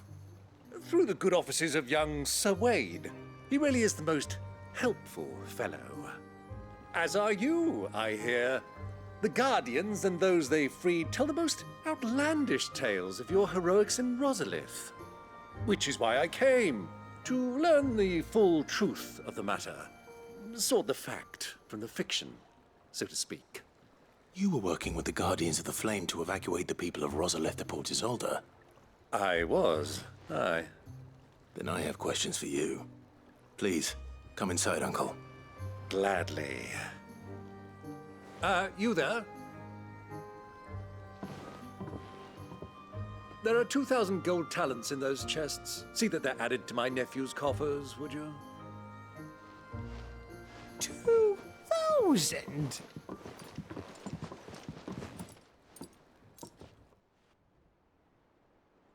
And I'm afraid that is all I know. A fleet sailing south past Port Isolde. Most intriguing. Forgive me for not being able to tell you more. I hadn't the faintest idea Kopka withdrew wounded from Rosalith. Still less that my own nephew dealt the decisive blow. What do you think, Vivian? I think, with this news of the Dhalmekian fleet and recent reports of the Royalists' movements, that the final piece of the puzzle has fallen into place. Come here and I'll show you.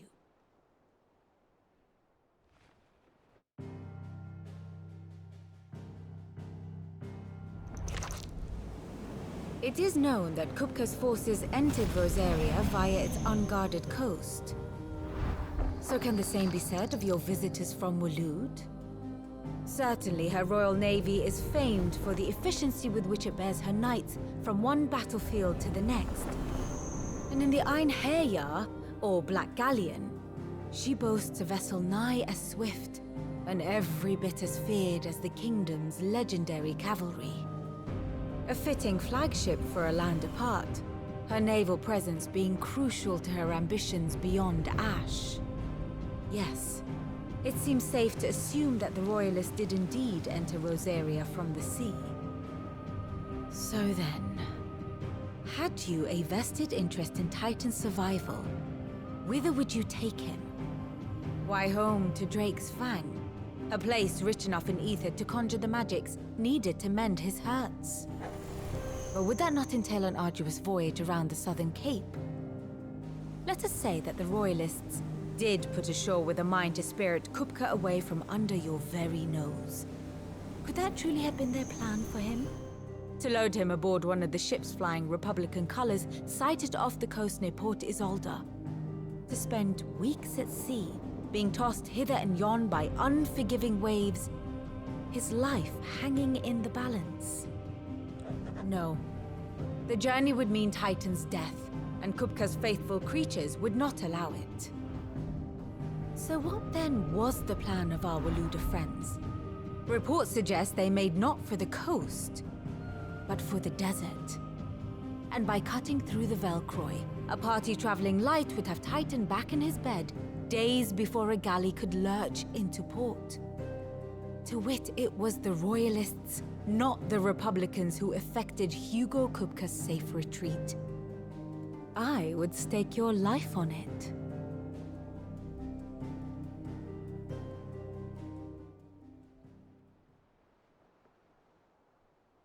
So it was the Waludas who spirited the wretch away. Now I think about it, there was something a little strange about the ships I saw. The men seemed almost crestfallen, as if in mourning, as if they believed, or were made to believe, that their master was dead. You have a keen mind, Lord Rosefield. And you have your answer. To find Kopka, you have merely to follow the Royalist trail across the Velcroy. It may well have gone cold by now, but as they say in the Republic, all roads lead to Drake's Fang. Allow me to accompany you part of the way. As luck would have it, I had intended to journey Canverward on business after visiting you here. The Fang would be but a short detour. I'd be glad of the company. Give me a moment to make ready. I need to tell my friends what we've learned, and where we're going. Very well, but be quick about it, my boy.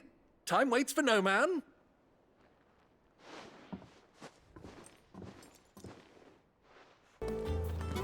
Otto, Kupka's at Drake's Fang. I'll be leaving before sunset. You're not going in there alone, are you? Don't worry. I'm not going there to destroy the Mother Crystal. All I'm after is Kupka's head. I won't risk any more than I have to. I promise. The lands around the Fang are all Kupka's personal fiefdom. You have any trouble on the way, you ask for Rosina Dalamil.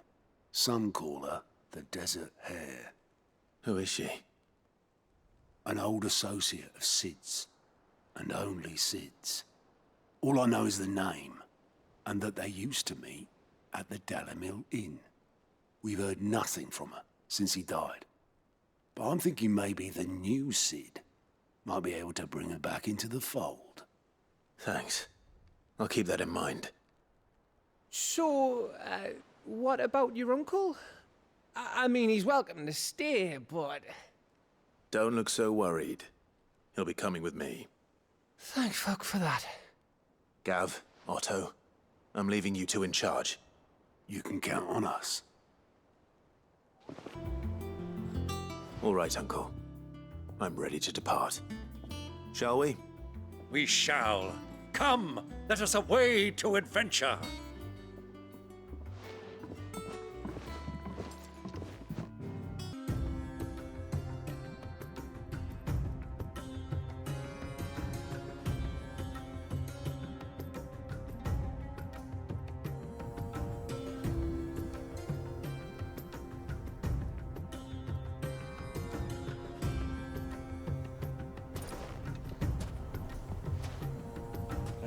I was a young man when last I walked this path.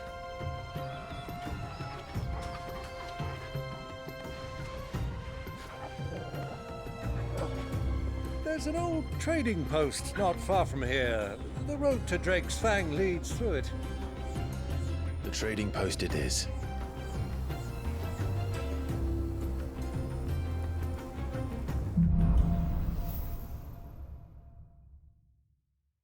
Fly, Ambrosia. Our destination lies over that dune, beyond the ruins. Mark 'em well, Clive. It's all too easy to lose one's bearings in the sands. Many years ago, when you were just a boy, you and I rode this way together, accompanying your father on a scouting expedition to Drake's Fang. He let me come with you. I'm not surprised you don't remember. It was just before Joshua was born. You were so eager to be there when your brother arrived that you whipped your chocobo too hard on the journey home and fell from the saddle. I shall never forget how Elwyn fussed over you as you sat in the sand, bawling like a babe. Ah, there she is, the good old Dalamil Inn. Do you know, this heat has given me quite a thirst. Quick drink before we press on?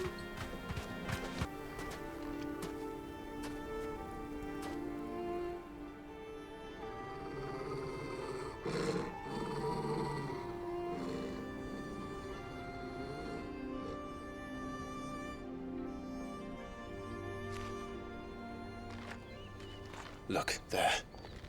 Those are ashen steeds. No doubt about it. And such a long ride from Stonehere. Our Luda friends must be soothing their saddle sores in the inn. Shall we join them?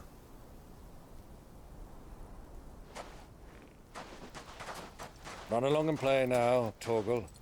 Dogs aren't allowed inside.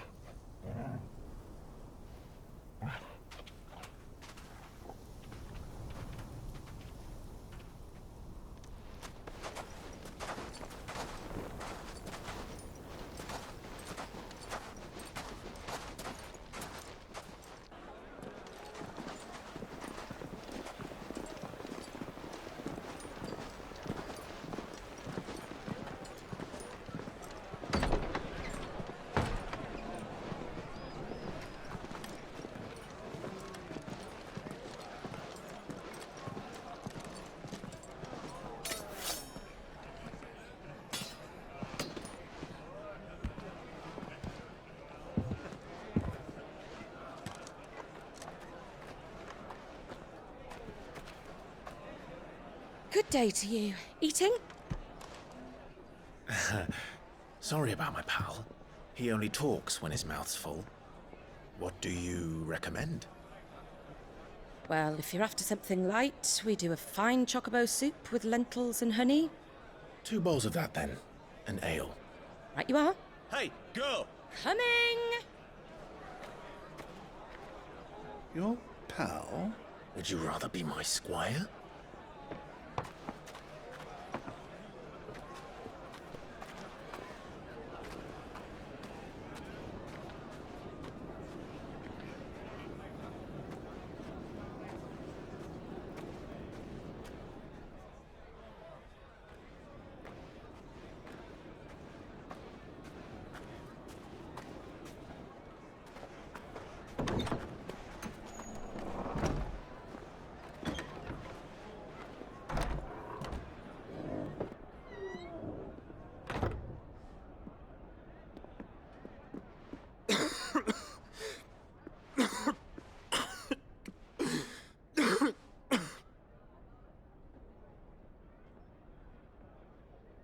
Your Grace, it is plain you are not yet well enough to travel.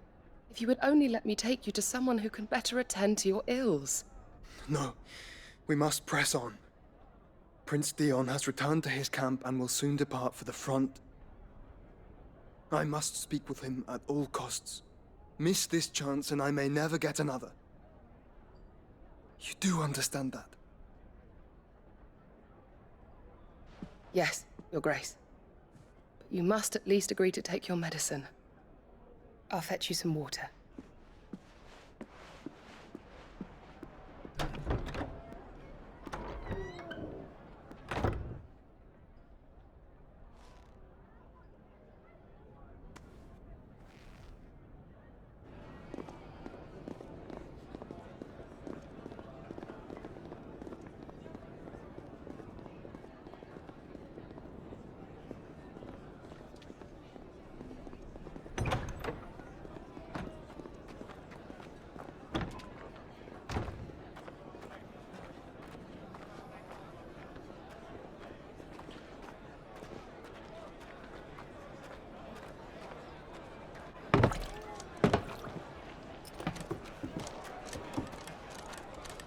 Keep watch, they tell us.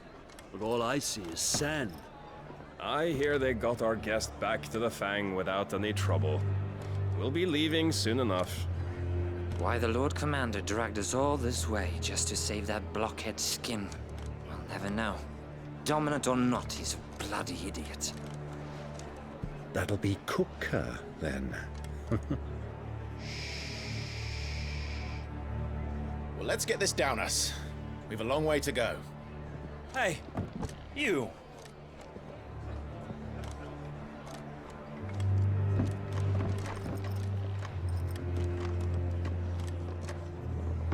Uncle? Sorry.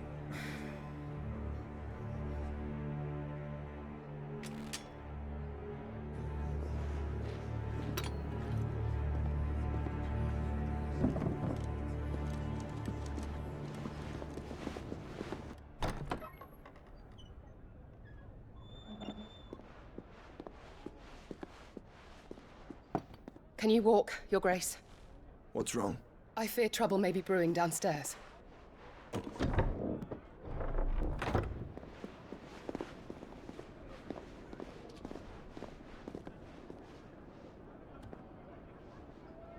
You two are travelers, are you not? Me and my companions are strangers here. Perhaps you'd be good enough to accompany us a while. Help us find our way. Sorry, lads, but we've got business in camera that can't wait. Ah, I'm sure you could spare us an hour or two. Come on. Friend.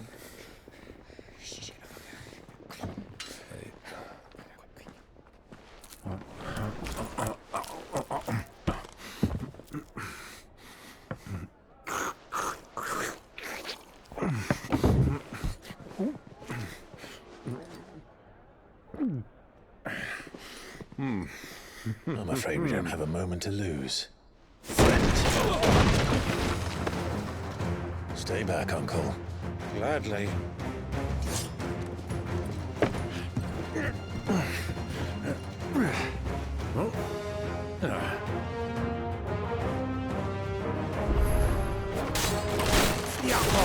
Take him! Try it.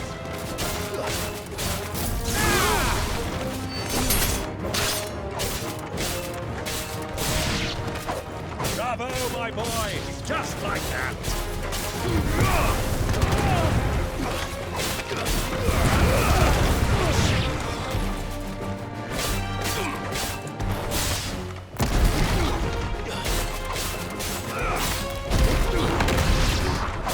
Enough.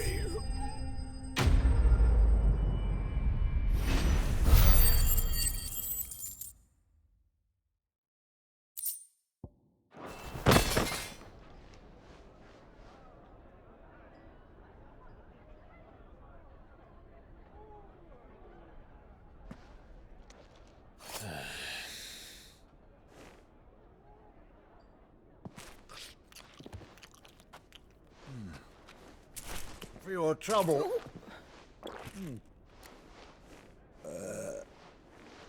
Word of advice, miss. That soup could do with a touch more salt.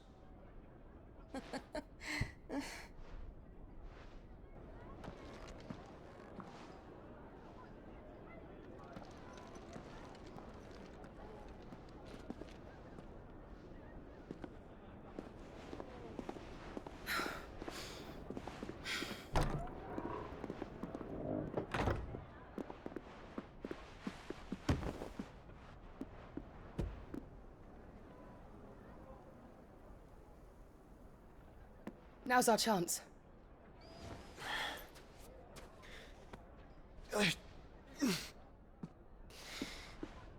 Your Grace? I'm fine.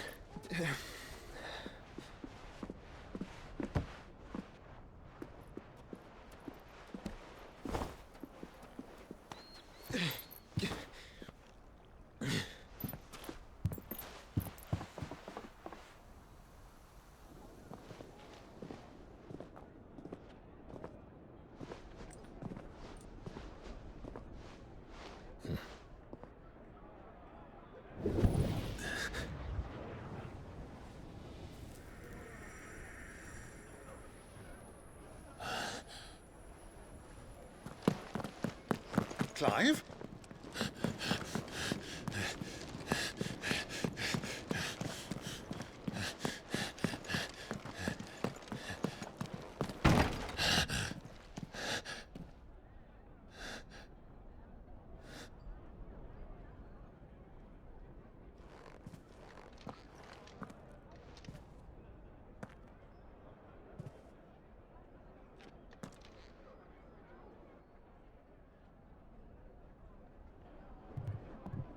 What is it now?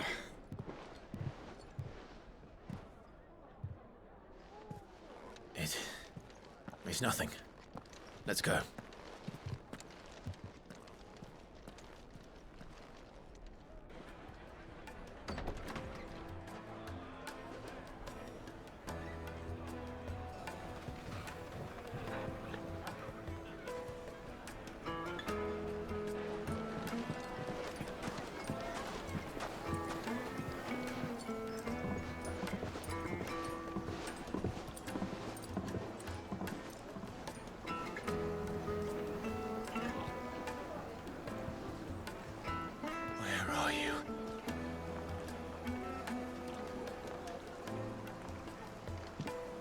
Well, we didn't know where to find Kopka before. We do now. The Royalists said it themselves. Their guest is in the Fang. We should press on before any more of their friends.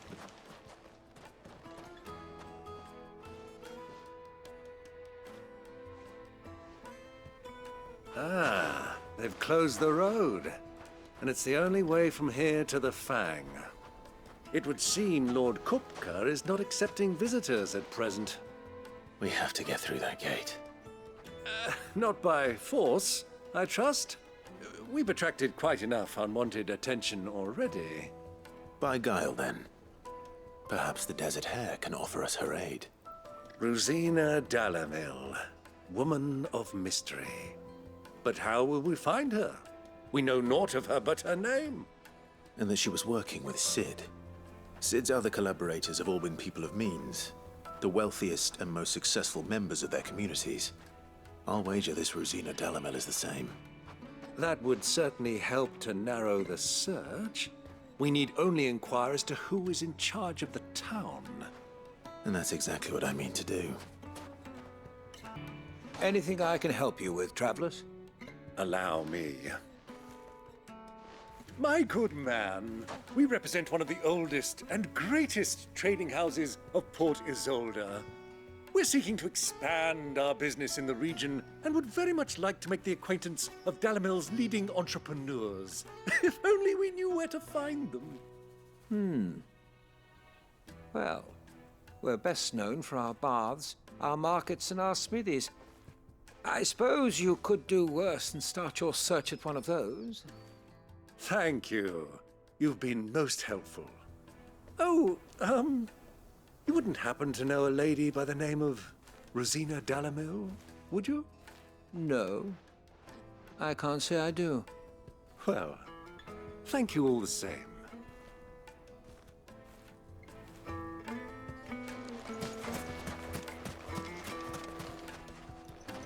What do you want? Can't you see I'm busy? I won't keep you long. I'm looking for someone. A woman by the name of Rosina Dalamil. Do you know her? Never heard of her. Is that all? One more question. If I wanted to find the richest trader in town, where would you recommend that I look? Oh, that's easy. The Briar's Kiss. Won't find a finer smithy this side of the strait. The owner's only a young sprig, but he's got all the right ideas. The Briar's Kiss, you say? Thank you. I doubt this young sprig is the person we're looking for. You said Sid's contact was likely to be an influential sort. Influence comes with age and experience, believe you me. Can I help you? Yes, I'm looking for a woman by the name of Rosina Dalamil. A long-standing pillar of your community, I believe, from old trading stock. Then you should ask Ferda. He's been here for years. Knows the place and its people like the back of his hand. And he's in with all the old merchant families. Try the baths. That's where you'll usually find him. Thank you kindly.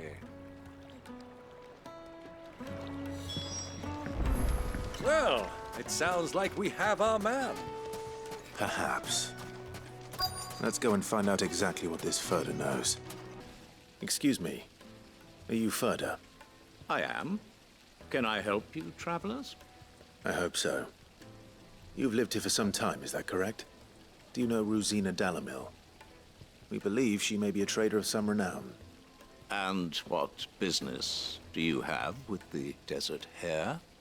She was a close friend of mine. I was hoping she might be able to help me. Very well. Go to the bordello. I'll arrange an introduction.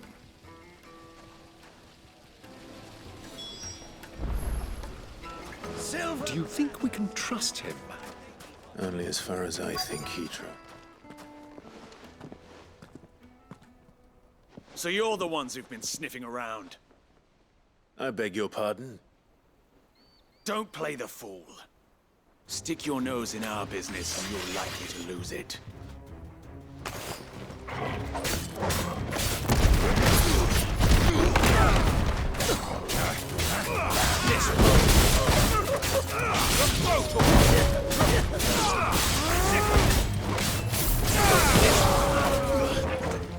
Over here!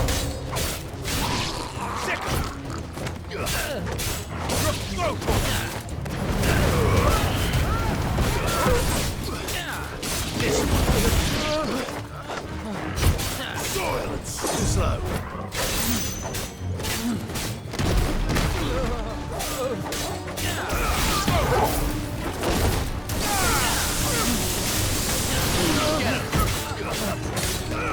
Over here!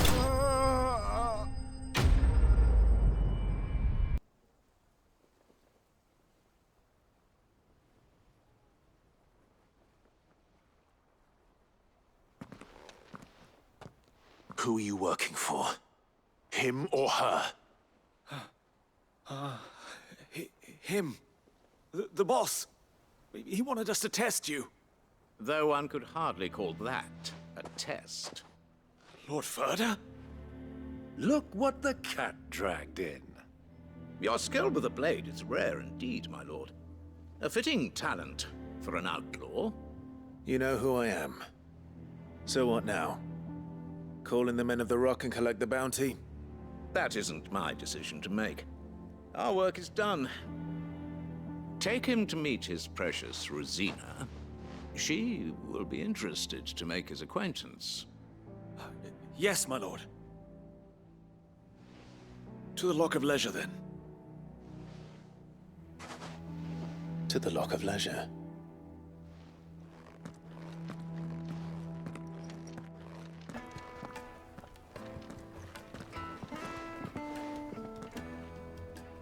Is this the place? Lubo's Forge. The Briar's Kiss. Ah, So it was the young sprig after all. So much for Rosina Dalamil being a woman of experience. How wrong I was. It was an easy mistake to make, Uncle. After all, it must have been years since Sid last saw her. Sorry, him. Whoever this Lubor truly is, he's clearly a man of means. I'd say he deserves our respect. See that he gets it.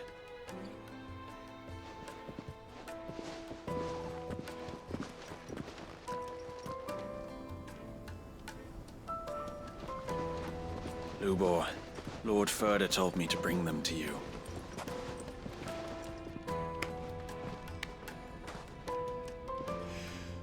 My boys tell me you're in need of assistance.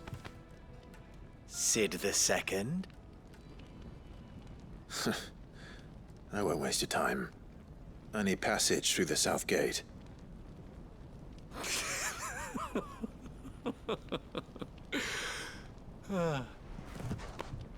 Tell me, what do you think is a merchant's most important commodity?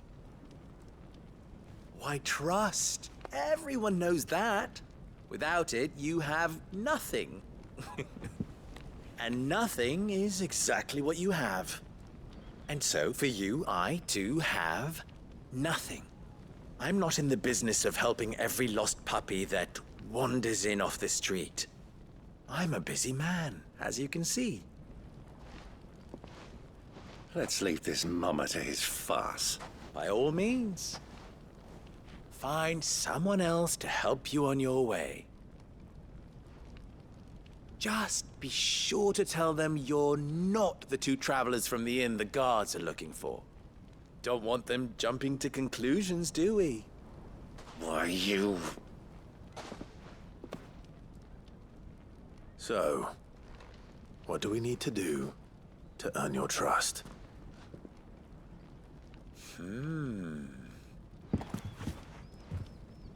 I like this one. Willing to do whatever it takes to get what he wants. Ha! Men like you have a special place in my heart. Why, you ask? Because they get me what I want. Always. Fine. So what do you want? Don't tell me you're going to listen to this swaggering scruff! We might as well hear him out. It's only natural that an ally of Sid's would seek assurances of strangers.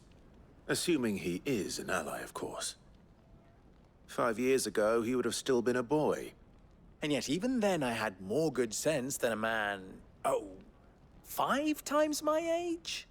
But enough of the pleasantries. We were speaking of what I want. I want you to put an end to the trouble in Dalamil. Return to me when you have done so, and you shall have my aid. Until then, I bid you good day. What trouble? If you're going to give us orders, be clear about them, damn you! Manners, Greybeard. One catches more damselflies with honey than with vinegar. What did you call me? My apologies. A word of advice in recompense. Follow the crystals. Oh, but that was 3. Oh, I'm making this too easy for you. Ha! It will be easy. Solving his little riddle should be like dealing with him. Child's play. Let us divide our forces, Clive. I'd rather not drag this parlor game on any longer than we need to. All right. Good luck, Uncle. I thought we were the only ones causing trouble in Dalamil. What can I do for you, soldier? Need that sword polishing? I'm not a soldier. Oh, then be off with you. I serve the men of the Rock and the men of the Rock only. You have an agreement with them? Don't be stupid. I just know which side my bread is buttered. Don't want to be stuck under some pauper when they come knocking. With pockets deeper than Zemeckis and an urge to empty them. No, just leave, will you? Before you scare them off. Do you have a moment? Depends what for. Just a question. Dalamil seems to be thriving compared to the other villages I came through on the way. Is there a reason for that? Well, we're a stone's throw from Drake's Fang for one. The soldiers guarding the Mother Crystal and the shipments need a place to spend their hard-earned gil. The men of the Rock throw their money about like there's no tomorrow. Is that so? Well, thank you. Don't let me keep you from your work any longer. Excuse me. Is it true there's been trouble with crystals of late? You've heard, then? I've heard rumors. Damn thieves. Pilfering the crystals that were meant to fill our cups and light our stoves. Us common folk have hardly had a shard to share between us these last few moons. And it isn't as if we can buy them on the black market either. Whoever's taking them, they aren't sharing. I think I'm starting to get an idea of what's been going on. I wonder if Uncle Byron's learned anything of use. He'll probably be back at the inn by now. It's you, the one who broke all our furniture. What do you want? Haven't you caused enough trouble already? I'm looking for my pal. Have you seen him? The gentleman who was with you? Yes, he's upstairs, but...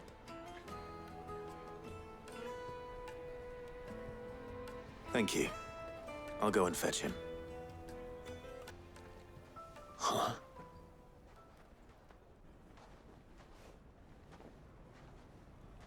Will this suffice as a deposit? By the sands. That's a black pearl.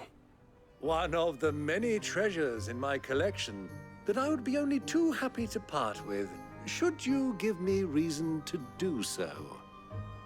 All right. I'm sure that we can come to an agreement, but not here. What are you doing, Uncle?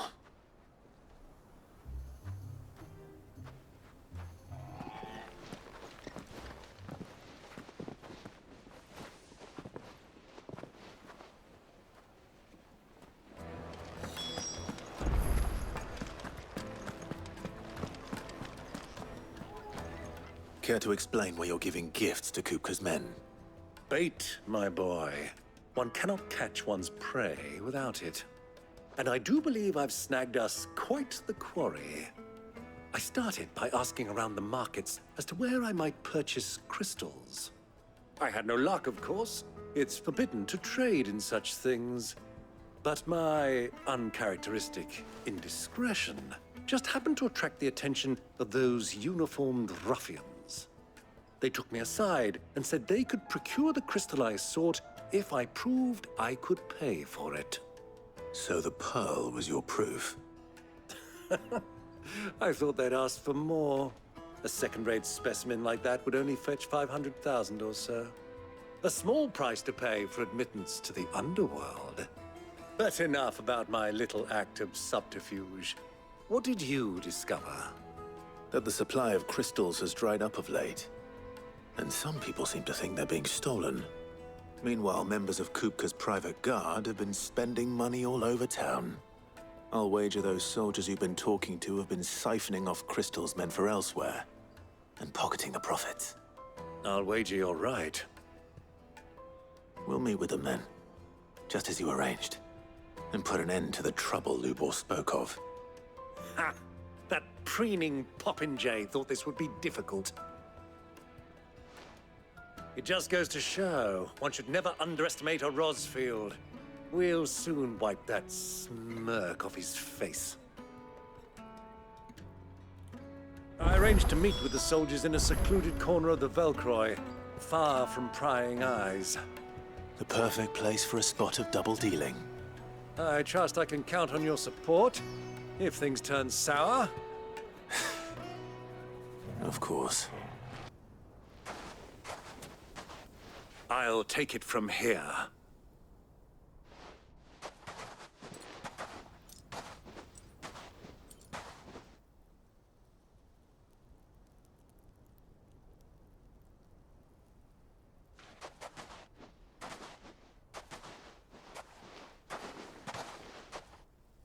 I was beginning to think you weren't coming, my lord.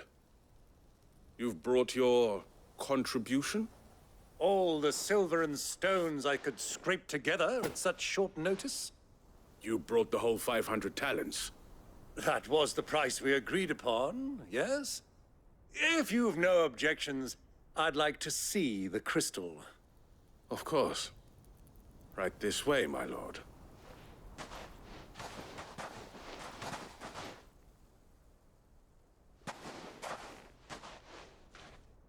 Not bad at all. You weren't lying about the clarity. But what of security? If I were to be stopped on the road, what guarantee have I that it wouldn't be seized as property of the Republic? Because these crystals are no longer the property of the Republic. You're not buying from us. You're buying from them. And we have no more jurisdiction here than you, my lord. But we have ships, and will gladly deliver to a port of your choosing, now that our price has been met.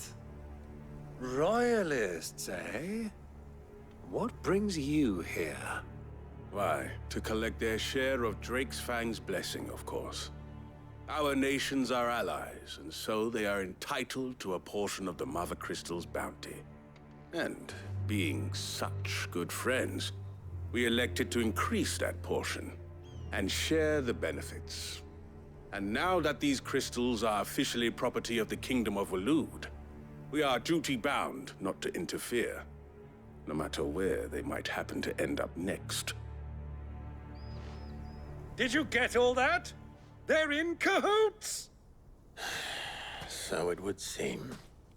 My lord, what is the meaning of this? Double-crossing dogs. They're not here to do business. Kill them. Kill them both!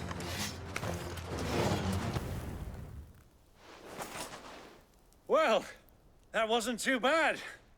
How'd you like my performance, huh? I've often played the villain on the stage. I think I did the role justice. Don't you? Greybeard, you were magnificent. The battle scene was particularly thrilling. Such a shame you didn't have more of an audience, but perhaps that's for the best. How long have you been watching? Long enough to witness your uncle's sordid transaction. I hardly expected one so venerable to degrade himself so thoroughly, buying one's way into the confidence of degenerates. Ingenious. This was the trouble you spoke of. The men of the Rock taking crystals meant for the common folk and conspiring with the royalists. Well, now it's over. Indeed it is. The people of Dalamil had scarcely any means of redress against Kóbka's men, let alone a foreign army. Until you two came along, that is.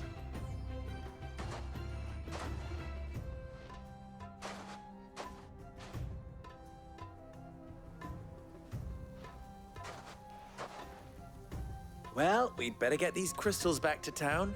You won't mind waiting with them while I fetch a wagon.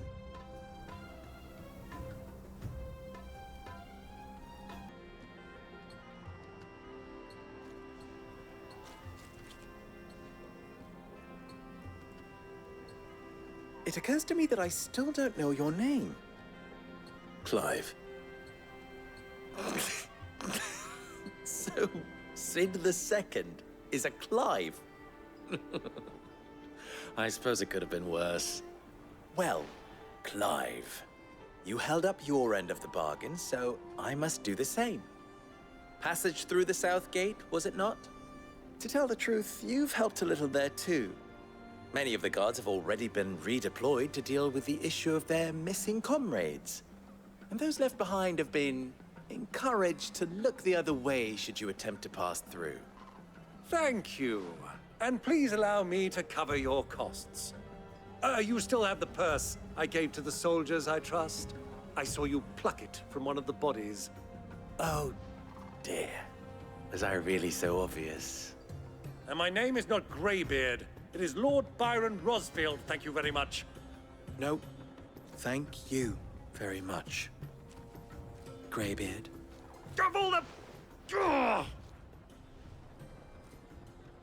Here, Wear this.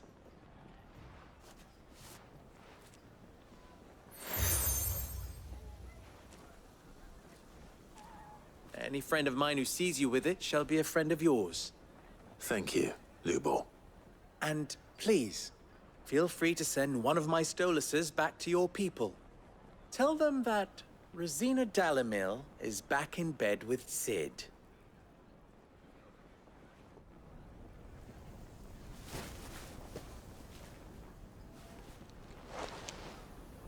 Umia los delan.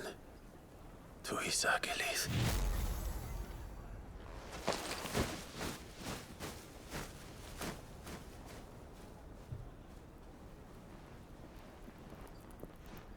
I'm trusting you, Sid. Or should I say, Clive? So be sure not to let me down. I have a reputation to uphold.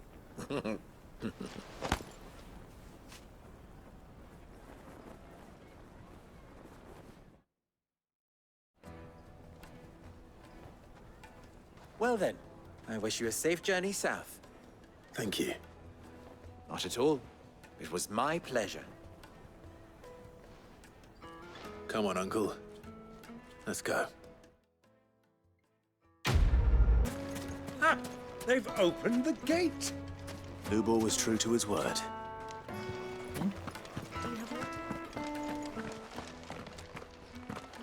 Ah, I'm not too late. What is it, Lubor? A question that I neglected to ask earlier. Where is it that you're bound? To Drake's Fang. To finish Hugo Kupka. Just as I thought. Then allow me to share a secret. Drake's Fang is currently riddled with royalists. Talmeki and Walud are allies, and as you have seen, their soldiers work hand in glove. But no nation has ever before allowed a foreign army to make a barracks of its holiest of holies. Not by choice, at least. And there's more. A man on the inside of the Fang has failed to report for several days. I fear there may be more trouble lying in wait for you on the road ahead. Isn't there always? If you're determined to beard the lion's den, then promise me one thing. That you will enter via the mines, where the guard is lightest. I've lost one Sid already. If I lose another, people will start to think me careless. I don't plan on dying. Not before Kupka does, anyway. Well, so long as you have a plan.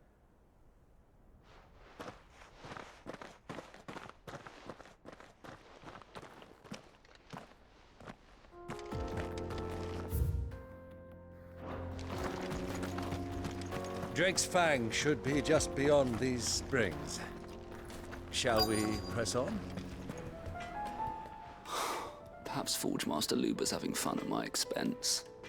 I wouldn't put it past him. Neither would I. Oh, wait. Are you Clive? Sorry, my mind was elsewhere. I'm Sava, Master Luber's least accomplished apprentice. Soon to be former apprentice if I don't pass this test. Maybe I'm just not the resourceful type. People are buying up weapons faster than the Briar's Kiss can forge them, and here I am, unable to make a decent bit of kitchenware. He wants me to make a carving knife, one that embodies the spirit of Dalamil. Whatever that's supposed to mean. I don't suppose you have any idea what he's on about, do you? I'm afraid not. Never mind. Thought I'd ask. It was that or pack my bags. I could give you a hand if you like. I know how busy the Briar's Kiss has been, and that Lubor needs all the capable hands he can find. I'd be a fool to refuse. So, where do we start? Good question. If I'm honest, I've never made any kind of knife before. And then there's this little riddle to keep in mind. The spirit of Dalamil. Nothing is ever simple with that man. The way I see it, there's only one way we'll be solving Lubor's puzzle. We need information. The more the better. You're right. There's no point fumbling in the dark, I suppose. Now, who to speak to first? There's plenty of folk in Dalimil who use knives for a living. There's the butcher, of course, and any number of cooks. They're bound to have an opinion or two about the tools of their trade.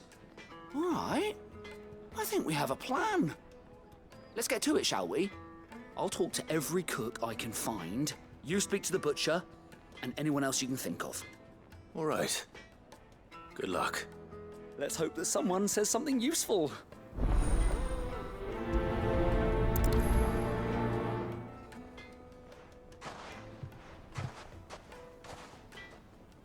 Trust Lubor to take a simple test and turn it into a riddle. I'd better get to it. Welcome, sir. What can I do you for? A question, if you don't mind. I need to know what makes a good carving knife. You a blacksmith or something? Something, I suppose. Fair enough. Knives, is it? First and foremost, it's got to hold an edge. Most knives will make it through fat, no problem, but sinew dulls cheap steel in no time. Give me a blade which can slice through anything that crosses my chopping block, and I'm a happy woman. So a knife that stays sharp. Makes sense. What is it? I'm in no mood for chatter. Sorry. Do you mind if I ask your trade? Hunter, why? I have a question. Can you tell me what makes a good carving knife? I assume you use one out in the field. Has to be able to put up with some punishment. Can't be dealing with a brittle blade, not while I'm on the hunt. If your knife snaps every time you use it, you'll be spending coin as fast as you make it. Times are hard enough as it is.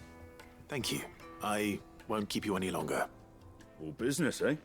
Man after my own heart.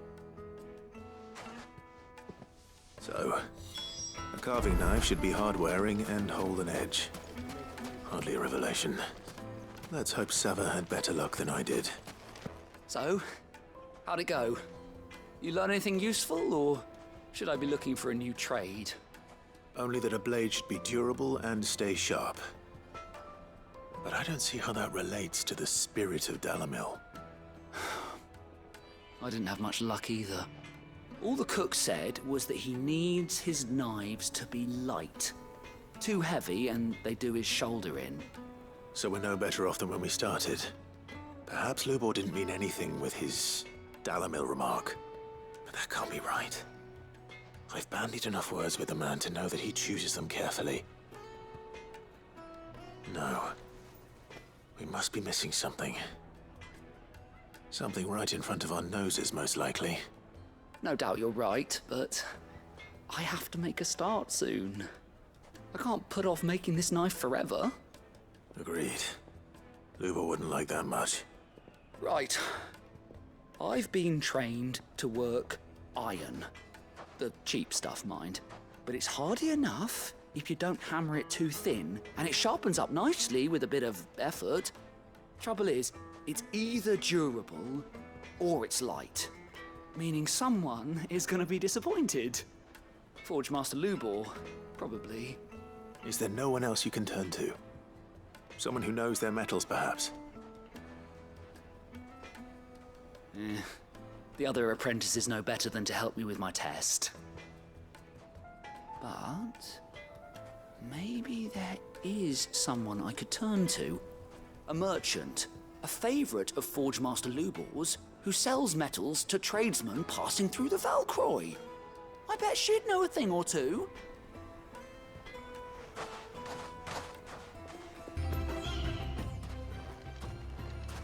Any luck? Or will you be needing help with your bags? Well, I asked her, but... you tell him. If you're looking to make a knife that will impress a master like Lubor, there are options. They're just not that viable. Featherlight adamantite knives will get passed from generation to generation, never needing so much as a lick of the whetstone. But adamantite ore is unique to ash, so it doesn't come cheap. And it's beyond my skill to handle. Unique to ash. Are there any materials unique to Dalimil? Something which could be mixed with iron to refine it. Make it lighter. What are you getting at? You said that Lubor trained you to work iron. Then that's what he'll expect you to use. But he would have known that it would either be too heavy or too brittle for a carving knife. Perhaps his Dalimil remark wasn't a riddle, but a hint. If it's cheap metal you're using, then there's always limestone, I suppose. Folk first settled Dalimil to get at her mineral deposits. And, if you know the trick, it can be melted down in the furnace to drive out impurities from low-quality iron. Bloody hell! That must be it! I don't suppose you know the trick, do you? It's hardly my speciality, but I've been around enough blacksmiths to know how it works. Looks like I've got some learning to do. Clive, I hate to ask after all that you've done for me, but... The limestone? Fine. I can hardly abandon you now. Besides, I want to know if this is the answer to Lubor's little riddle. I can't thank you enough, Clive. You'll have no trouble finding limestone over in the terraces. The place is bloody made of it. Then I suppose I'll meet you back at the forge. Right you are. I'll see you shortly.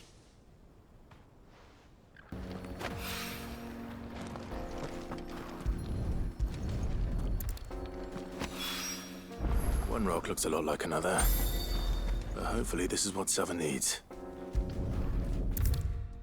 I wasn't sure how much you'd need, but I hope this is enough.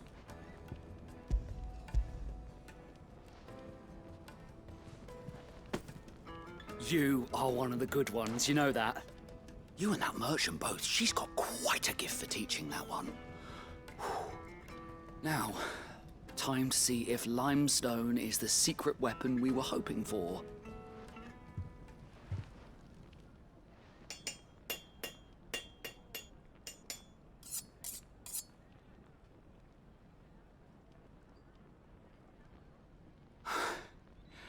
That'll do, I reckon. A knife forged from the very rocks of Dalimil. Her spirit, if you will. It's a fine-looking blade. I only hope Master Lubor agrees. That sounds like my cue. And just as well. I was getting tired of waiting. I'm sorry, Forge Master Lubor. Let's take a look then, shall we? First things first, Sava, do you think this is a carving knife worthy of the fine people of Dalimil? I'd like to think so. But what do you think? What do I think indeed? It's sharp-ish, but it won't last long with hard use. And it's heavy, heavier than it should be. You might not think it just to hold it for a moment, but sell that to a cook and you'll never hear the end of it. It looks like someone paid a visit to the terraces. The limestone was a step in the right direction, granted, but one that still leaves you short of the mark. And I was so certain I had it all worked out. I don't know who you found to teach you that little trick, but it certainly shows initiative. Next question. How much do you think I would charge if I'd made this? Well, if it took you even a fraction of the time it took me, I would say you could demand a heavy purse. And who would be able to pay that? The butcher? The hunter? The cooks over at the inn? Dalimil is home to humble traders, not wealthy lords and ladies. Rule number one in any business, Sava, know your customers.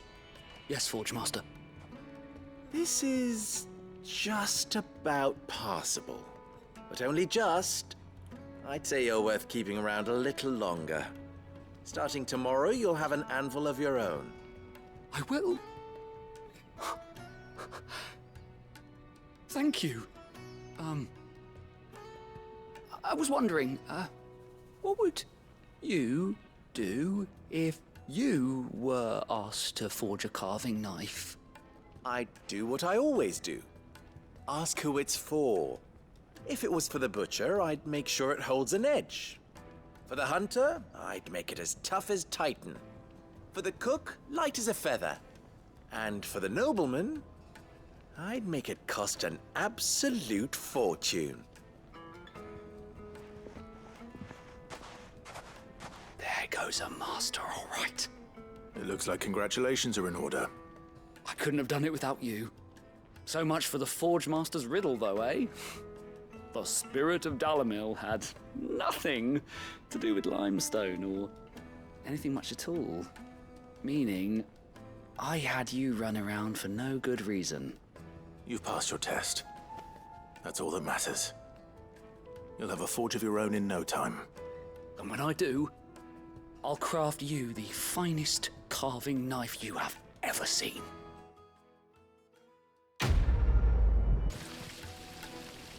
All those years of toil, every coin I've ever earned is tied up in this place. Are you all right? The baths are closed. Leave me be. On second thought, perhaps you are just what I need. Might your services be for hire? That depends on the job. I'd have you save my business, the baths. The water's turned scalding hot and all the crystals in Dalamil wouldn't be enough to cool it. I've no doubt that my woes stem from the water's source. But I can't go and investigate for fear of my customers thinking I've abandoned the place. I'm bound to these baths in more ways than one. I beg of you. Go to Doznov Terraces. Tell me what you find there. All right. I'll go and take a look. Wonderful. It's not far. Leave the market by the south gate. The smell of sulfur will guide you the rest of the way. These baths are all that keep me from an ignoble end in a debtor's prison. My livelihood, my very life, is at stake.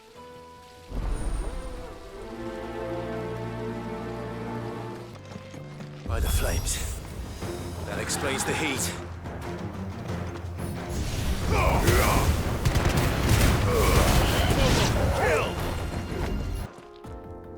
That's cooled things down a bit. Let's hope it's enough to keep the baths from boiling. The man who's... I was hoping we'd be seeing you again.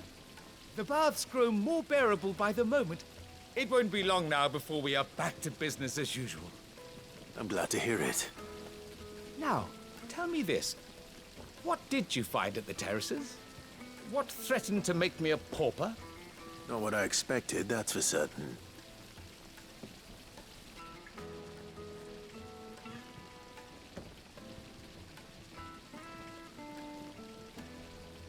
You tell a fine story. That's not to say I don't believe you, though. Creatures made of flame, eh? That's something new to worry about. But I burdened you with my worries enough already. Here, a small something by way of thanks. Right. It's high time I got back to work. With a little luck, the day might yet be salvaged.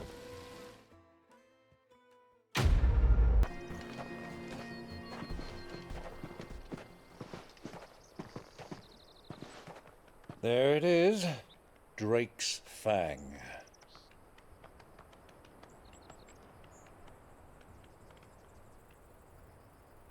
Koopa will be hiding inside. Along with goodness knows how many guards, all on highest alert. You'll need to keep your wits about you if you're to reach him. So be careful. I will, Uncle.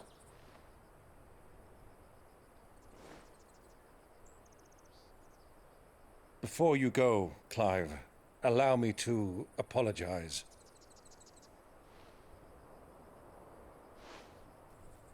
After what befell at Phoenix Gate and the crisis that followed in its wake, I fled. I retreated to my counting house and danced attendance upon the vicereine in the hope it would bring me favor. I betrayed my nation to save my skin, like the coward I am. And I'm sorry.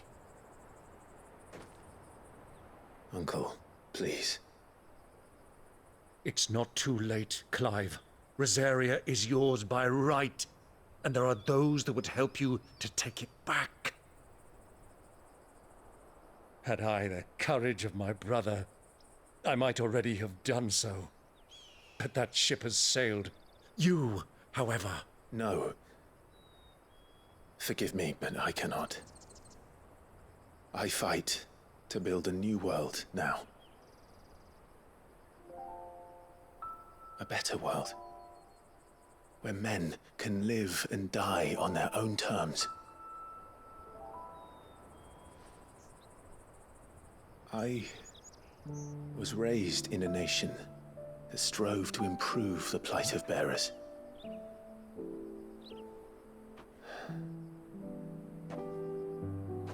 Only later did I realize that spark of freedom did not arise by chance, but was kindled by my father. You would see me follow in his footsteps. And that is exactly what I mean to do. Not by ruling Rosaria, but by extending his ideals to the whole of the twins. Though every soul in the realm may judge my actions heresy, I am certain my cause is just. You really are just like him, you know?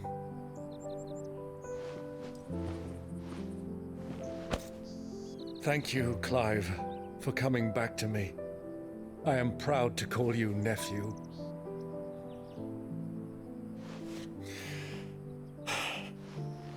Well then, this is where we must part ways.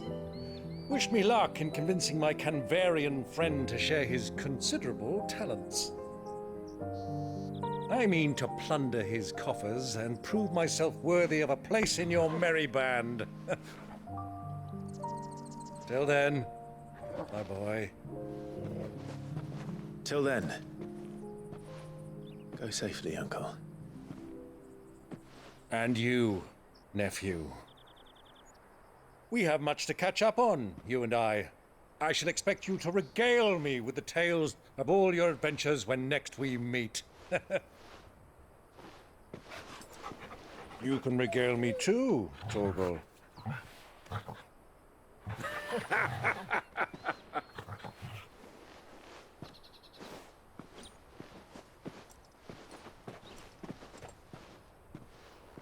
I'm coming for you, Kooka.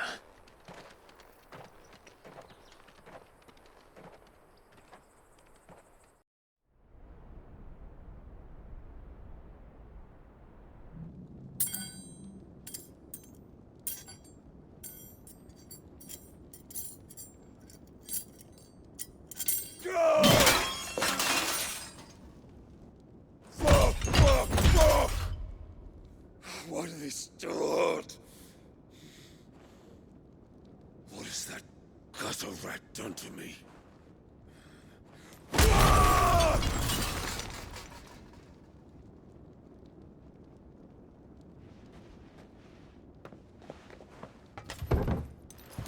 Out of my sight, witch! I'll kill you, Roosevelt! I'll rip out your heart! I'll tear you limb from limb! Peace, Hugo. The table shan't hurt you any longer. He sought to humiliate me. Me! If you hadn't interfered, he would be dead! You truly believe you would have triumphed had the battle continued? Titan would have ground him into dust! And how would he have done that without his head? Shut up!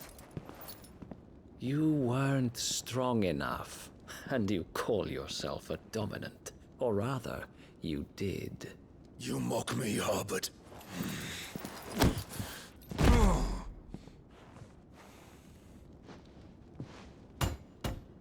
Do you see, Hugo? You are weak. Fuck! But so long as that fire burns within you, there is still hope. There may yet be a way for you to take your revenge. Tell me, what must I do? Please, I'll do anything. Just tell me.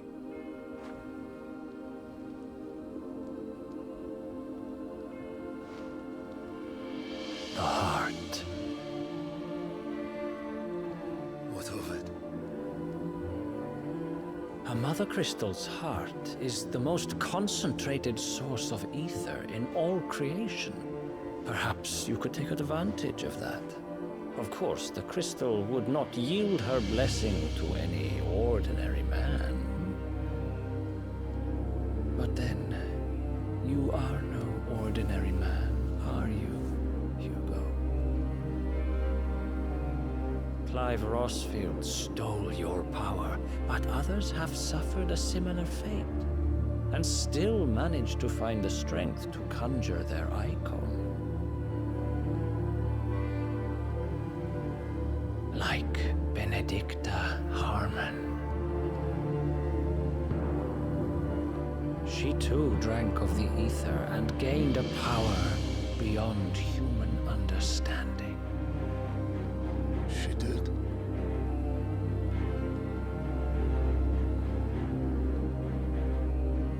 Benedicta. Benedicta.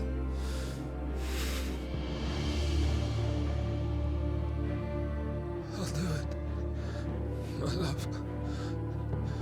I'll avenge you.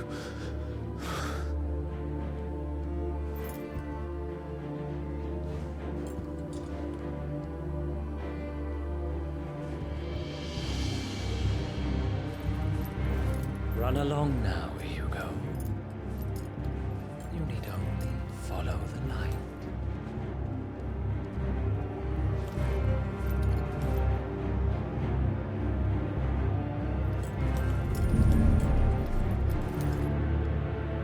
Muthos is here.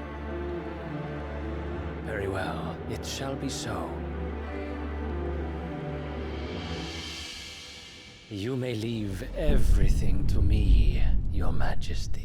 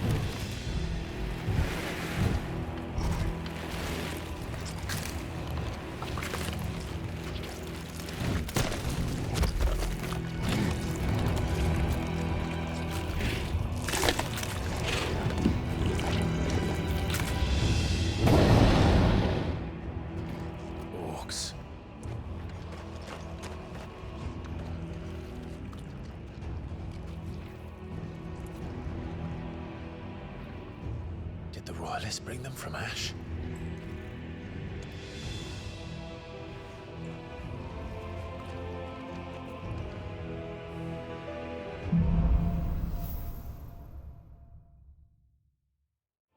Are the beastmen part of the Waluda army now? How the hell did that happen?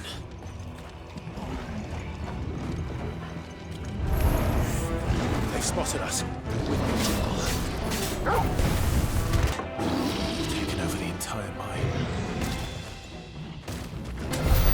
So much for the men of the rock. Dalmekia's finest. Animals. You should never have left Ash. Won't be going any further this way. Stairs. This must be the way out.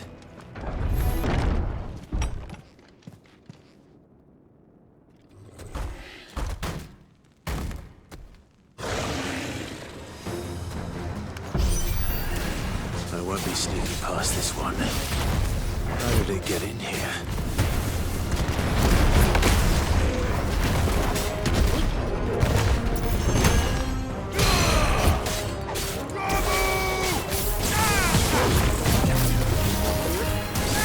Nice try.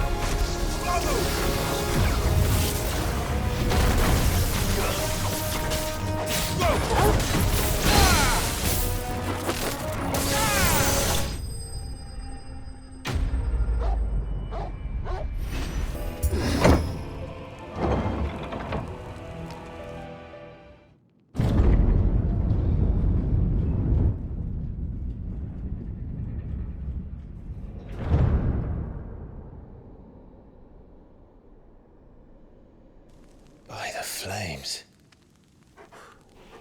Come on, Torgal.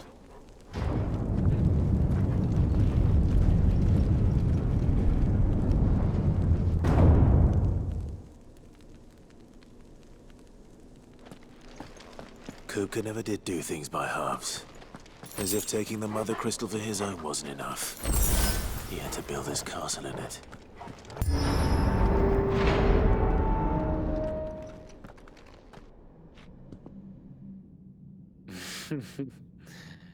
Let the trial begin.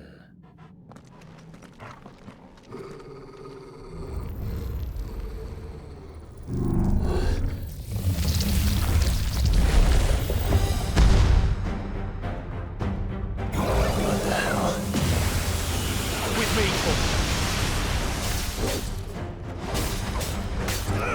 This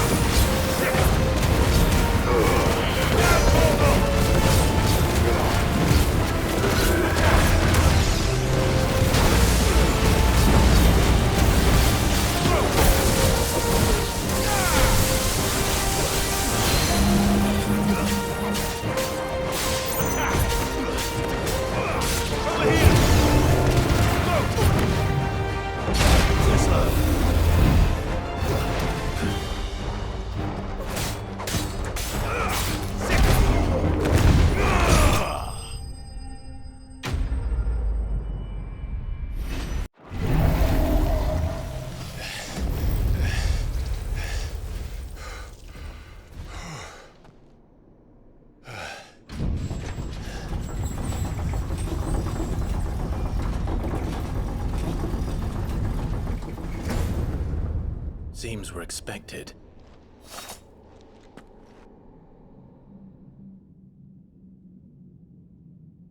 So this is the power of Muthos.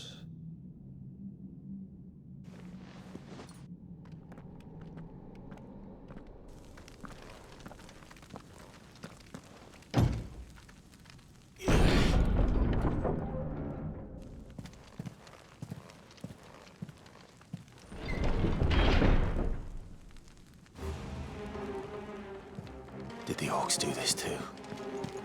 What the hell is going on? Are these things here for me? Or for him? First orcs, now these nightmares. Is this your doing, Ultima?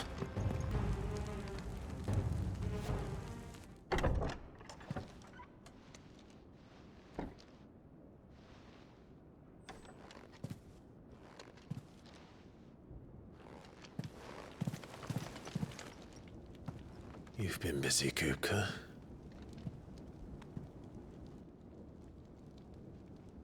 But where did you go?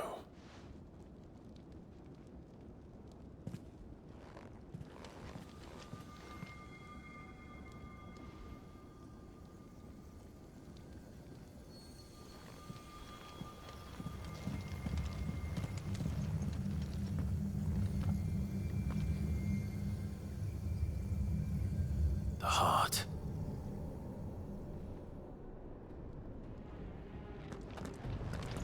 He's in the sanctuary. I can feel it. Come on, Torgal.